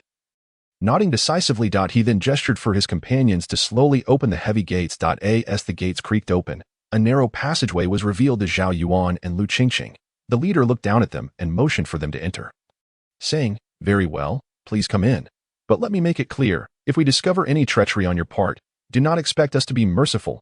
Zhao Yuan expressed his gratitude and, alongside Lu Qingqing, cautiously stepped through the gate. As they entered the village, a cacophony of noise surged towards them, enveloping them in an atmosphere brimming with life. Children laughed and played, weaving through the crowd, their joyous sounds resonating all around. The entire scene was vibrant and teeming with vitality. Observing this harmonious and peaceful tableau, Zhao Yuan couldn't help but marvel inwardly. It is truly incredible. In this chaotic world overrun by zombies and bandits, such a paradise still exists. One can only imagine the extraordinary leader behind the creation of this flourishing village. A person of remarkable talent and wisdom. Chapter 45. The village chief. As soon as Zhao Yuan and Lu Qingqing's feet touched the ground, they heard the sound of urgent, powerful footsteps approaching. A group of agile guards rushed towards them like arrows released from a bow. Although their demeanor was polite, the tension in their expressions and the determination in their eyes conveyed an undeniable and formidable authority. One guard slightly bowed and said, "Gentlemen, please follow us. It is customary for newcomers to meet the village chief, and we hope you will cooperate." Zhao Yuan and Lu Qingqing exchanged glances, surprise and uncertainty flickering in their eyes. But they nodded in agreement, signaling their willingness to comply. Under the guidance of the guards, they made their way along the bustling paths of the village. Zhao Yuan kept pace behind the leading guard, pondering what kind of person the village chief might be. After what felt like an eternity, they finally arrived at an impressive stone building. This edifice stood out among the many structures, its walls made of enormous stones. Solid and imposing, the roof was covered with a thick layer of thatch, imparting an air of ancient dignity. The guard gently pushed open the heavy wooden door, which creaked ominously. As the door swung wide, the interior unfolded before them. The decor was simple yet elegant, with furniture crafted from high-quality wood, its surfaces smooth and refined. Several paintings adorned the walls, adding a touch of cultural refinement. In the center of the room sat a large seat upholstered with tiger skin, where a middle-aged man dressed in splendid robes, his face exuding warmth, sat upright. Upon seeing Zhao Yuan and the others enter, he immediately rose and strode towards them. With a broad smile, he welcomed them. "Welcome, esteemed guests, to our humble village. I am Ao Tsang, the chief here. It is a great honor to meet such heroic figures as yourselves." Ao Tsang's voice was deep and powerful, resonating with an unspoken authority that sent a shiver down their spines. At the same time, his piercing gaze remained fixed on Zhao Yuan and Lu Qingqing, as if he could see straight through their exterior into the depths of their hearts. Sensing this, Zhao Yuan quickly clasped his hands in greeting and smiled. "You are too kind. Chief, my name is Zhao Yuan, and this is Miss Lu Qingqing. We are merely travelers passing through your esteemed domain. If we have caused any offense, we hope you will forgive us." Upon hearing this, Aotsong waved his hand dismissively, chuckling. "Ah, Brother Zhao, you flatter us. After your long and arduous journey, you must be quite fatigued. I have arranged a sumptuous feast to welcome you both." Before long, the three of them were seated at the table. Throughout the banquet, Aotsong was lively and engaging, asking Zhao Yuan and Lu Qingqing about their backgrounds and past experiences, weaving a tapestry of conversation that filled the air with camaraderie. During their conversation, although Zhao Yuan and Lu Qingqing merely recounted their previous experiences in a casual manner, Aotsong was nonetheless effusive in his praise for their endeavors. He then eagerly began to narrate the arduous journey of establishing this fortress from nothing, detailing the challenges it faced in its gradual expansion and growth. With vivid imagery, he recounted how he had led numerous subordinates in this perilous and challenging post-apocalyptic world, struggling for survival. Despite Aotsong's warm hospitality and his incessant chatter, Zhao Yuan and Lu Qingqing maintained an air of politeness, occasionally responding, yet deep within their hearts, they remained ever vigilant. After all, in such a strange and complex environment, no one could guarantee the true intentions of this seemingly magnanimous chieftain. As the evening progressed and the wine flowed, Aotsong abruptly shifted the conversation, casually inquiring, "I have heard that you two planned a journey to Kunlun Prefecture. That is indeed a treacherous place. May I ask what brings you there?" Zhao Yuan hesitated momentarily before responding. "My child has been abducted by a vengeful enemy. He may be heading to Kunlun Prefecture, but I asked that so?" Aotsong's face contorted with indignation. In the world of Jianghu, family grievances should not extend to the innocent. To target a child is utterly despicable. Rest assured, if there is any way I, Aotsong, can be of assistance, do not hesitate to speak. After their meal, Aotsong arranged for Zhao Yuan and Lu Qingqing to rest in the finest room of the fortress. Once they departed, however, the smile on Aotsong's face vanished in an instant, replaced by a grim expression. He turned and entered an inner chamber, speaking into the shadows. "Tonight, you shall test their true capabilities." In the dead of night, with silence enveloping the surroundings, Zhao Yuan lay restless in bed, his mind racing. Suddenly, he heard the faintest sound of footsteps outside. Instantly, he sprang up, alertly watching the window. He observed as it was gently pried open, and a shadow swiftly slipped inside, before the figure could make a move. Zhao Yuan, like lightning, seized its wrist. The shadow reacted with impressive agility, breaking free in a matter of moments. Concealing his true prowess, Zhao Yuan revealed only a fraction of his strength, engaging in a fierce battle with the intruder.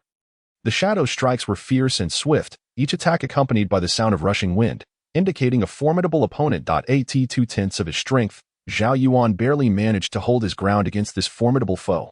After several intense exchanges, Zhao Yuan began to show signs of fatigue, struggling to withstand the relentless onslaught. A moment of instability caused him to sway, as if he might collapse at any moment. Seizing the opportunity, the shadow lunged forward, delivering a powerful blow to Zhao Yuan's side. The impact sent him staggering back a few steps, and he feigned terror, raising his voice to demand, "Who are you? Why do you seek to harm me?" However, the shadow disregarded Zhao Yuan's question, merely responding with a cold smile before darting towards the window with the speed of a black lightning bolt. In the blink of an eye, the figure leaped through the window, vanishing into the depths of the inky night. The shadow cautiously surveyed the surroundings, ensuring no one was in pursuit before gently pushing open the stone door and slipping inside. Meanwhile, hidden behind a nearby tree, Zhao Yuan observed the entire scene unfold. Pondering silently, it seems the mastermind behind this plot is indeed the chieftain. Inside the stone room, Aotsong sat regally in a chair, his expression as cold as ice. Upon the shadow's entrance, he immediately inquired, "What is the situation?" The shadow knelt respectfully, replying, "Chieftain, Zhao Yuan's strength is indeed formidable. I have exerted all my efforts, yet I barely managed to gain the upper hand." Chapter 46. The Allure of Beauty. Upon hearing the shadow's report, Aotsong's demeanor remained calm as he nodded slightly, indicating his understanding. However, in that fleeting moment, a barely perceptible glint of malice flickered in his eyes, akin to a venomous serpent revealing its fangs. Simultaneously, a sinister and chilling smile crept across his lips. This is somewhat intriguing.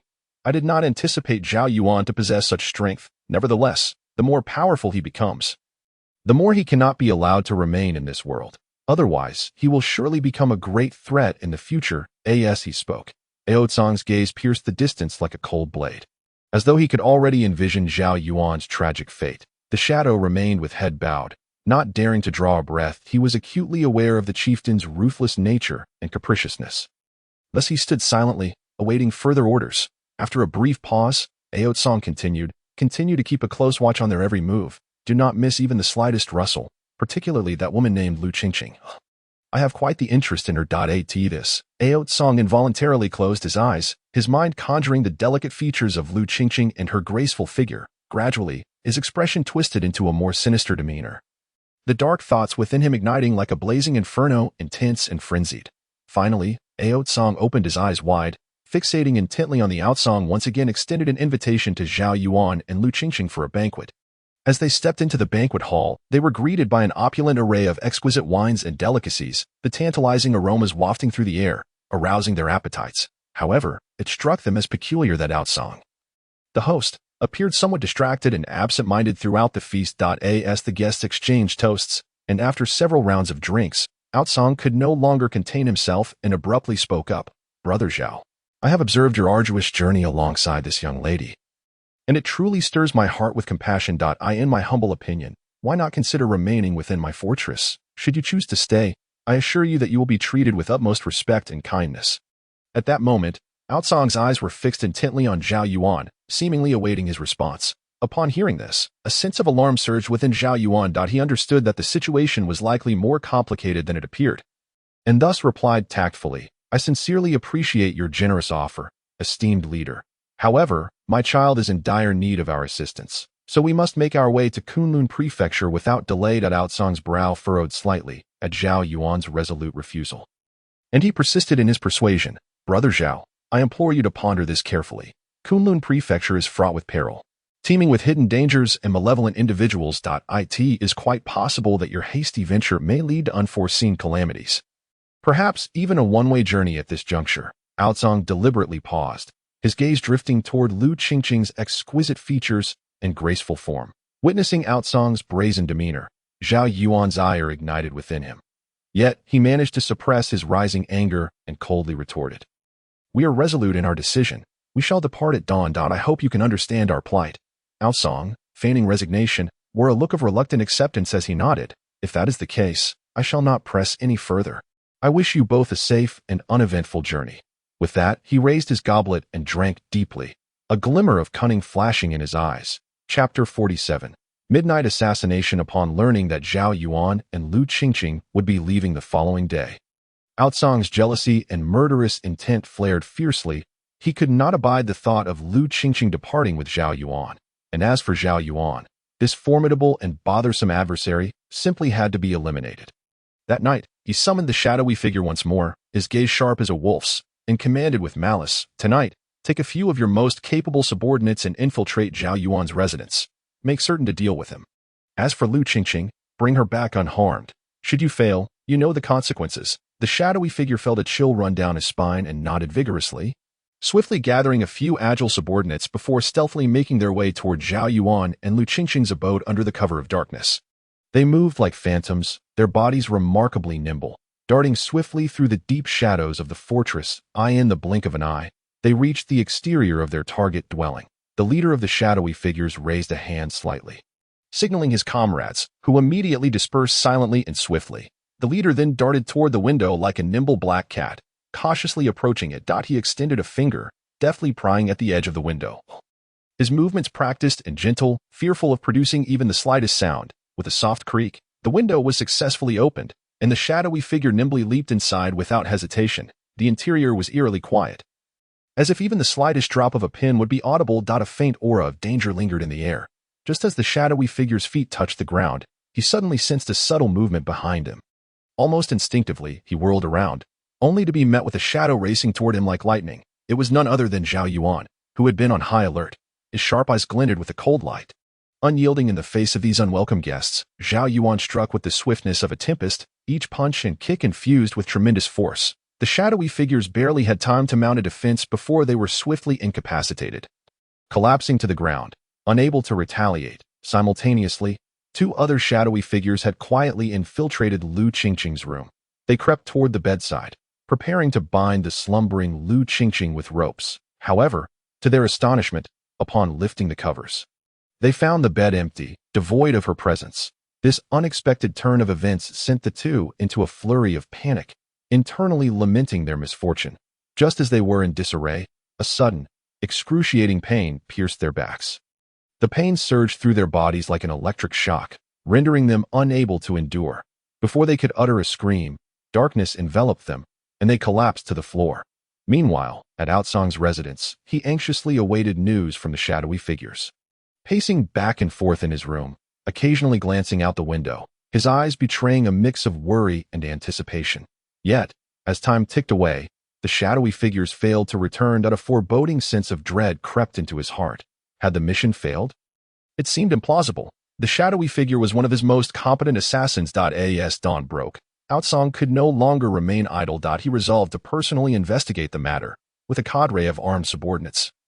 Outsong stormed toward Zhao Yuan and Lu Qingqing's residence, wearing a mask of righteous indignation as he proclaimed loudly, "I have received word that thieves have infiltrated this area. As the leader, I must ensure the safety of my territory and have come to ascertain the situation." Zhao Yuan and Lu Qingqing emerged to greet him, Zhao Yuan maintaining a calm demeanor as he replied, "Leader, all was peaceful here last night. There were no intruders." Lu Qingqing nodded in agreement, adding, "Indeed, we slept soundly and noticed nothing amiss." Outsong's suspicions flared as he scrutinized their faces, searching for any cracks in their composure. He mused to himself, could it be that the shadowy figure had indeed failed? Yet, he maintained an appearance of concern, saying perhaps the thieves sensed danger and fled before being discovered. "You two must remain vigilant." Zhao Yuan, acutely aware of Outsong's malevolent intentions, was reluctant to disrupt the fragile peace that the majority of survivors within the fortress enjoyed. These innocent souls were striving to survive in this post-apocalyptic world and had finally found a semblance of safety. He could not bear to plunge them into chaos due to his conflict with Outsong. Thus, he stifled his disdain for Outsong and once more clasped his hands in gratitude. "Leader, I must take my leave today, and I thank you for your hospitality during our stay." Hearing Zhao Yuan mention his departure once more, a surge of jealousy ignited within Outsong. However, he could not afford to appear overly anxious. A calculating glint flickered in his eyes as he feigned concern. "Brother Zhao, Lady Lu, I find it difficult to let you go. The journey ahead is fraught with danger. Why not stay a few more days? I can arrange for more adequate provisions to ensure your peace of mind on the road." Zhao Yuan shook his head firmly. "Your kindness is appreciated, but the safety of my child is urgent. We must depart immediately." Lu Qingqing echoed his sentiment. "Indeed, we cannot afford any further delays." Seeing their resolute determination, Outsong's anger simmered. Yet he was at a loss for a solution. Gritting his teeth, he forced a smile. "In that case, I shall not insist on your stay. May your journey be safe. Should you encounter any difficulties, know that my fortress will always welcome you." Zhao Yuan and Lu Qingqing exchanged glances, disdain for Outsong's hypocritical words evident in their eyes. Yet, they said nothing more, merely bowing in thanks before turning to gather their belongings. The moment they entered their quarters, Outsong's smile vanished, replaced by a grimace of malice. He muttered under his breath, "Humph, you think you can leave so easily? Not a chance." He signaled to his subordinates, who understood his intent. Just as Zhao Yuan and Lu Qingqing exited the fortress, they sensed several figures trailing them from a distance. Zhao Yuan quietly informed Lu Qingqing, "Outsong is indeed unwilling to let this go. We must tread carefully." Lu Qingqing nodded, gripping her handgun tightly. The two proceeded along a rugged path, while Outsong's subordinates believed they were hidden from view. Unaware that Zhao Yuan and Lu Qingqing had already detected their presence. As they traversed a narrow valley, Zhao Yuan abruptly halted and said to Lu Qingqing, "Qingqing, let us deal with these pursuers here." With determination in her eyes, Lu Qingqing nodded. The two stood resolute, akin to statues, as time seemed to freeze around them. Moments later, the sound of hurried footsteps drew closer. Outsong's subordinates had pursued them into the valley. They rushed in, caught off guard, and before they could react, Zhao Yuan erupted like a tiger leaping from its lair, unleashing a thunderous roar. With a flash of movement, he surged forward like a bolt of black lightning, striking at the group of subordinates with unparalleled swiftness. The assailants were utterly unprepared for such a sudden and ferocious onslaught, and chaos ensued as they scrambled in disarray. Some individuals were caught utterly unprepared. Unable even to draw the weapons at their waists, and could only watch in horror as Zhao Yuan surged towards them like a specter. It was only after a moment's realization that they hastily seized their arms and began to fire indiscriminately, lacking any semblance of strategy. Yet, how could their reaction time ever compare to that of Zhao Yuan? With a grace akin to that of a swan, he effortlessly evaded every bullet aimed in his direction. In mere minutes, he had dispatched the over 20 assailants, some writhing in pain, others having succumbed to unconsciousness. Leaving the scene in utter disarray, Zhao Yuan stood resolutely amidst the fallen, his expression impassive as he surveyed the wretched individuals at his feet. His gaze icy and unyielding, as if it could freeze one in place. Slowly, he spoke, his voice devoid of warmth. "Humph, to take your lives is but an effortless task for me. Today, I shall spare your wretched existence. Not out of fear of that shameless scoundrel Ao Tsang, but rather in consideration of the many innocent survivors within the fortress. I have no desire to completely sever ties with Ao Tsang. However, should he persist in his obstinate pursuit and refuse to amend his ways, I shall personally see to it that he pays with his life. Remember, go back and inform Ao Tsang to mind his actions and to manage the fortress diligently, lest he continue his despicable deeds. Otherwise, let him bear the consequences." With that, Zhao Yuan turned and vanished from sight in the blink of an eye, leaving behind a tableau of terror-stricken onlookers, exchanging bewildered glances. Had he truly let them go so easily? Lu Qingqing, her face a mask of skepticism, pressed for clarity, her beautiful eyes shimmering with confusion and indignation. What difference was there between their actions and those of bandits? Were it not for your remarkable skills, we might have already met with misfortune. However, before Lu Qingqing could finish her thought, Zhao Yuan abruptly turned, interrupting her words. He shook his head in resignation, a bittersweet smile gracing his lips. "Qingqing, I understand your concerns. Indeed, their actions are reprehensible, akin to those of bandits. Yet, we cannot deny that their presence is what safeguards this fortress and its survivors, compared to the mindless zombies. They may be viewed as a relatively better option." Chapter 48. A counterattack. Zhao Yuan and Lu Qingqing pressed onward, not having ventured far when a chorus of desperate cries pierced the air, emanating from an abandoned vehicle. Following the sound, they beheld a throng of zombies relentlessly battering against the car, its frame trembling violently. Inside, a child, face awash with fear, clutched a wooden stick tightly, valiantly fending off the undead attempting to break through the window. Without hesitation, Zhao Yuan charged into the fray like a bolt of black lightning. Each punch he threw bore the weight of tremendous force, the wind from his strikes sending the nearby zombies reeling. Lu Qingqing swiftly raised her firearm, her bullets finding their marks with precision, alleviating some of the pressure on Zhao Yuan. Through their seamless coordination, the horde was gradually cleared. The child, trembling, managed to open the car door, nearly collapsing from shaky legs, but Zhao Yuan was quick to steady him. Tears streamed down the child's face as he spoke in a quivering voice. "Thank you for saving me. I thought I was going to die today." Zhao Yuan crouched down, gently reassuring the child. "Fear not.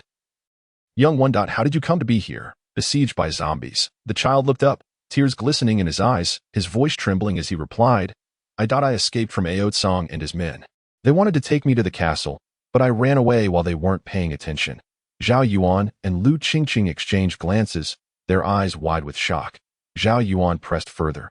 "Child, why did they want to take you to the castle?" The child, sniffling and struggling to compose himself, replied, "I heard them say they were going to capture children like us to feed the zombies.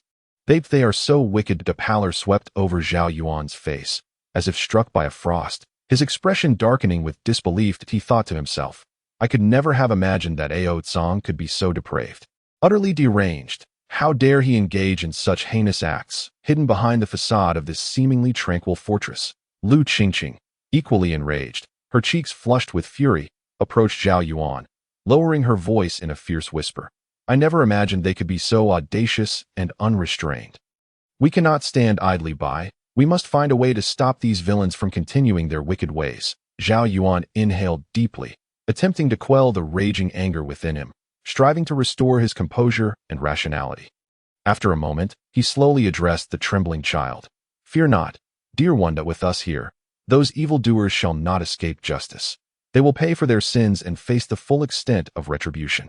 As soon as he finished speaking, Zhao Yuan resolutely turned to Lu Qingqing, his gaze intense and unwavering. "Qingqing, time is of the essence. We must return to the fortress immediately and expose their nefarious deeds. We cannot allow more innocent souls to suffer at their hands." Lu Qingqing nodded without hesitation, fully endorsing Zhao Yuan's decision. Zhao Yuan then turned his attention back to the quaking child, his tone gentle yet resolute. Child, would you be brave enough to accompany us back to the fortress and identify those wicked men? Initially, the child appeared hesitant, fear evident in his eyes. However, in a moment of recollection of some dreadful experience, his uncertainty transformed into resolute determination. He bit his lip and proclaimed in a youthful yet powerful voice, I will. As long as it means those villains receive their due punishment, I will follow you back, no matter how scared I am. Upon reaching the fortress, Zhao Yuan and Lu Qingqing refrained from acting impulsively, opting instead to observe the surroundings first. They noted that the guards were more vigilant than before, the patrols occurring with greater frequency. It appeared Aotsong had become aware of their intentions. Zhao Yuan spoke in hushed tones. Lu Qingqing nodded in agreement. We must tread carefully. Under the cover of night, they evaded the patrols and stealthily infiltrated the fortress. The trio approached Aotsong's dwelling with utmost caution. Along the way, they overheard the residents of the fortress discussing the recent disappearances, their voices filled with anxiety and fear. At last, they arrived outside Aotsong's abode. Zhao Yuan instructed Lu Qingqing and the child to hide nearby while he scaled the wall to enter the stone house. Inside, the atmosphere was eerily silent, devoid of any sounds or movements. Like a phantom, he moved stealthily towards the most concealed room deep within the stone structure. Reaching the window, he carefully peered inside through the partially open pane. There sat Aotsong at an old wooden table, his visage as stern as frost, his eyes glinting with a sharp light. Surrounding him were several anxious subordinates, whispering conspiratorially, as if plotting something significant. These scoundrels had become increasingly brazen, incessantly demanding to know the whereabouts of the missing individuals. If this continued, they would surely discover our presence. One of the subordinates murmured anxiously. Upon hearing this, Aotsong's brow furrowed tightly, his expression darkening like the sky before a tempest. That he scoffed, retorting with malice. What are you afraid of? Anyone who dares to leak even a hint of our secrets will be thrown out to be fed to the zombies. Let us see who else dares to speak out of turn. Upon hearing such words, Zhao Yuan, concealed outside, felt a surge of rage ignite within him. He gritted his teeth, struggling to suppress the urge to charge in and eliminate Aotsong and his men. After a fierce internal struggle, Zhao Yuan ultimately decided to temper his fury, avoiding any actions that might raise alarm, and instead continued his search for more compelling evidence to expose their malevolence. Thus, he commenced a thorough search of the stone house, meticulously inspecting every nook and cranny for hidden secrets. Fortune favored the diligent. After an extensive search, Zhao Yuan finally discovered a notebook in a well-concealed chamber. It contained a detailed plan for using living humans to feed zombies, outlining specific procedures, personnel arrangements, and anticipated outcomes. Additionally, the notebook referenced communication methods and pertinent information regarding other branches of the Meihua gang. Providence smiles upon me, Zhao Yuan exclaimed, exhilarated, as he carefully tucked the invaluable notebook away. Just then, a cacophony erupted from outside the stone house, a deafening clamor that seemed to tear the world asunder. Upon closer inspection, he discerned the terrified screams of children. It turned out that the child and Lu Qingqing had inadvertently revealed their presence and were discovered by the guards. Hearing the commotion, Aotsong's expression darkened, a flicker of anger flashing in his eyes. With a grand wave of his hand, he surged forth with a throng of subordinates, charging out of the dwelling with great fervor. Yet, the moment his gaze fell upon Lu Qingqing standing there, his already ominous visage became rigid, as if ensnared by a paralyzing spell. After a brief pause, Aotsong emerged from his stupor, gritting his teeth as he seethed. Well, Lu Qingqing, I was wondering who had the audacity to trespass here, and lo and behold, it is you, this reckless woman. How bold of you to return after narrowly escaping last time, seeking your own demise. However, just as he was poised to escalate his onslaught, a sudden realization struck him, prompting him to raise his head and scan the surroundings with palpable vigilance. Where is Zhao Yuan? Where is he? In the face of Aotsong's aggressive inquiries, Lu Qingqing exhibited no semblance of fear. She stood tall, her beautiful eyes shimmering with unwavering determination and indignation, fixing her gaze upon Aotsong as she proclaimed, Aotsong, your heinous deeds have long been unveiled by us. Today marks your reckoning. We shall expose the vile acts you have committed, which are utterly devoid of conscience, to the world, allowing all to witness your duplicitous facade. Instead of faltering at Lu Qingqing's words, Aotsong's lips curled into a disdainful smirk. He gestured towards the sides of the stone dwelling, prompting those around him to follow his finger. There, Two ominous Gatling guns stood menacingly, their dark barrels exuding a chilling aura of death. Humph. Even if that brat Zhao Yuan possesses exceptional skills, can he truly evade the torrential hail of bullets unleashed by these Gatlings? And even if he miraculously escapes, do you possess such fortitude? The outcome of today's confrontation remains uncertain. With that, Ao Tsang erupted into a frenzied laugh, the sound reverberating ominously through the air. Chapter 49. The accusation amidst Ao Tsang's arrogant laughter. Zhao Yuan was acutely aware that Lu Qingqing and the child were in grave danger. Those two Gatling guns loomed like the sides of death, poised to reap their lives at any moment. Yet, fear did not engulf Zhao Yuan. Instead, his eyes radiated resolve and decisiveness. In a flash, he darted towards Ao Tsang and his minions like a bolt of lightning. Ao Tsang's expression shifted, and he bellowed, "Open fire! Eliminate them all!" Instantly, the Gatling guns roared to life, unleashing a torrential barrage of bullets akin to a tempest. Zhao Yuan, moving with uncanny agility, navigated the relentless storm of gunfire, weaving through the hail of bullets with the grace of a specter. He resembled a nimble fish, gliding through a perilous ocean. Each bullet whistled past him, yet none could touch him. Skillfully utilizing various obstacles as cover, he intermittently concealed himself behind boulders and beneath crumbling walls, continuously shifting positions to evade the onslaught of enemy fired. In the midst of his evasive maneuvers, his keen eyes remained vigilant, scanning the battlefield for the opportune moment to approach the operators of the deadly weaponry, the gunners. Seizing a fleeting opportunity, Zhao Yuan leaped forth like a leopard, delivering a powerful kick to one of the gunners engrossed in controlling the Gatling gun. A shriek pierced the air as the unfortunate gunner was sent sprawling several meters away. Crashing to the ground, incapacitated, without missing a beat, Zhao Yuan seized the formidable Gad. Zhao Yuan stood resolutely in place, his gaze coldly fixed upon Ao Tsang and his band of followers. Deep within, he understood that at this very moment, Ao Tsang had reached a point of no return. This cunning and ruthless individual had audaciously wagered the precious lives of all the survivors in the city as a gamble against Zhao Yuan's steadfast heart of justice. Chapter 50. A defeat concluded. Zhao Yuan remained silent, his eyes unwaveringly trained on the distant figure of Ao Tsang. Although he possessed the formidable strength to effortlessly dispatch Ao Tsang, the sight of the innocent townsfolk surrounding him stirred a flicker of hesitation in his heart. Zhao Yuan was acutely aware that should he rashly strike out, it would be nearly impossible for him to protect everyone simultaneously. Should he corner Ao Tsang and his minions into a desperate situation, they might resort to indiscriminate slaughter, leading to countless innocent lives being tragically lost. Contemplating this, Zhao Yuan took a deep breath and called out to Ao Tsang, "Ao Tsang, if you are willing to let us leave, we can consider this matter concluded. What do you say?" His voice echoed in the air, tinged with a sense of helplessness and compromise. Upon hearing Zhao Yuan's plea, Ao Tsang paused momentarily, only to break into a smug grin. It was evident that he had anticipated Zhao Yuan's reluctance to act against him in front of so many innocents. Thus emboldened, he turned to the crowd and deliberately incited them. "Want to leave? Humph. It won't be so simple. This is not a decision I can make alone. Let us see if everyone agrees to spare this demon." The survivors of the city, stirred by Ao Tsang's provocations, began to murmur amongst themselves. Bewildered by Ao Tsang's previous twisted rhetoric, their anger was now magnified in the chaotic atmosphere. From the crowd, a voice rose defiantly, "We cannot let them go. They surely harbor ill intentions."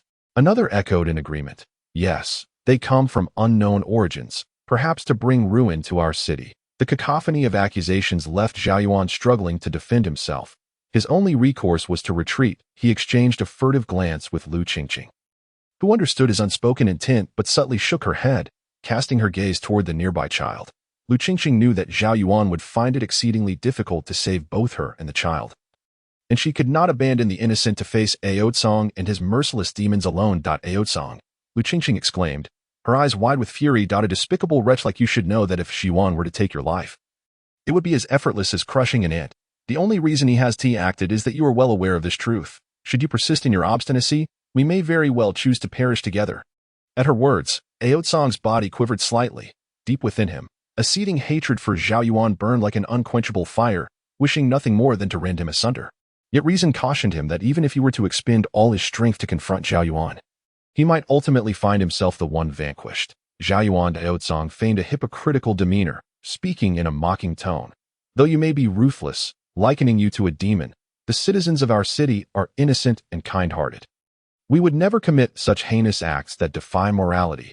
At this juncture, Aotsong abruptly paused, slowly scanning the crowd with a predatory glare.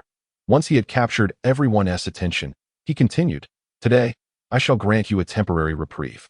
However, there is one condition. You must swear an oath before all the citizens of our city, vowing never to set foot in our territory again, nor harm any of our people." Witnessing this exchange, Lu Qingqing was overcome with a profound sense of anxiety. She gently placed her hand on Zhao Yuan's shoulder, her voice soft and filled with concern. "Zhao Yuan, as long as the Green Hills remain, there will be no lack of firewood." As she spoke, her voice trembled slightly, akin to a flickering candle flame swaying in the wind, revealing her deep-seated unease and helplessness. Zhao Yuan's heart was embroiled in a fierce internal struggle. He recognized the wisdom in Lu Qingqing's words, yet the thought of yielding to the arrogant Aotsong felt utterly unbearable.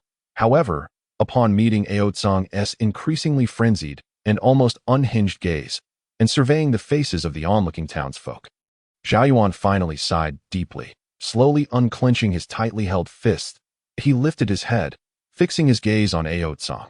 Though his voice was low, the resolve behind it was unequivocal. "Very well, I accept all your conditions." Upon hearing this, Aotsong's expression transformed, a triumphant smile spreading across his face. He then shouted, "In that case, make way for me and allow these people to leave." Zhao Yuan glared intensely at the arrogant Aotsong, his eyes ablaze with fury, yet also brimming with a profound sense of indignation.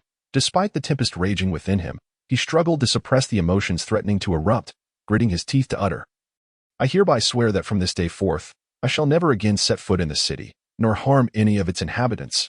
But Aotsong, heed my words. The crimes you have committed will someday be laid bare for all to see."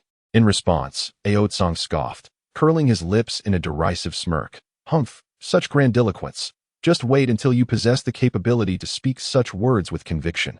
With that, he crossed his arms, regarding Zhao Yuan with the demeanor of a victor. Zhao Yuan inhaled deeply, slowly turning away. Before departing, he cast one last glance at the innocent townsfolk, a moment where time seemed to stand still, his eyes reflecting a tumult of emotions. Ultimately, he withdrew his gaze, leading Lu Qingqing and the child with heavy steps toward the city gates. In that moment, Zhao Yuan appeared desolate, each step akin to treading upon a blade, burdened and slow. This confrontation had culminated in his utter defeat.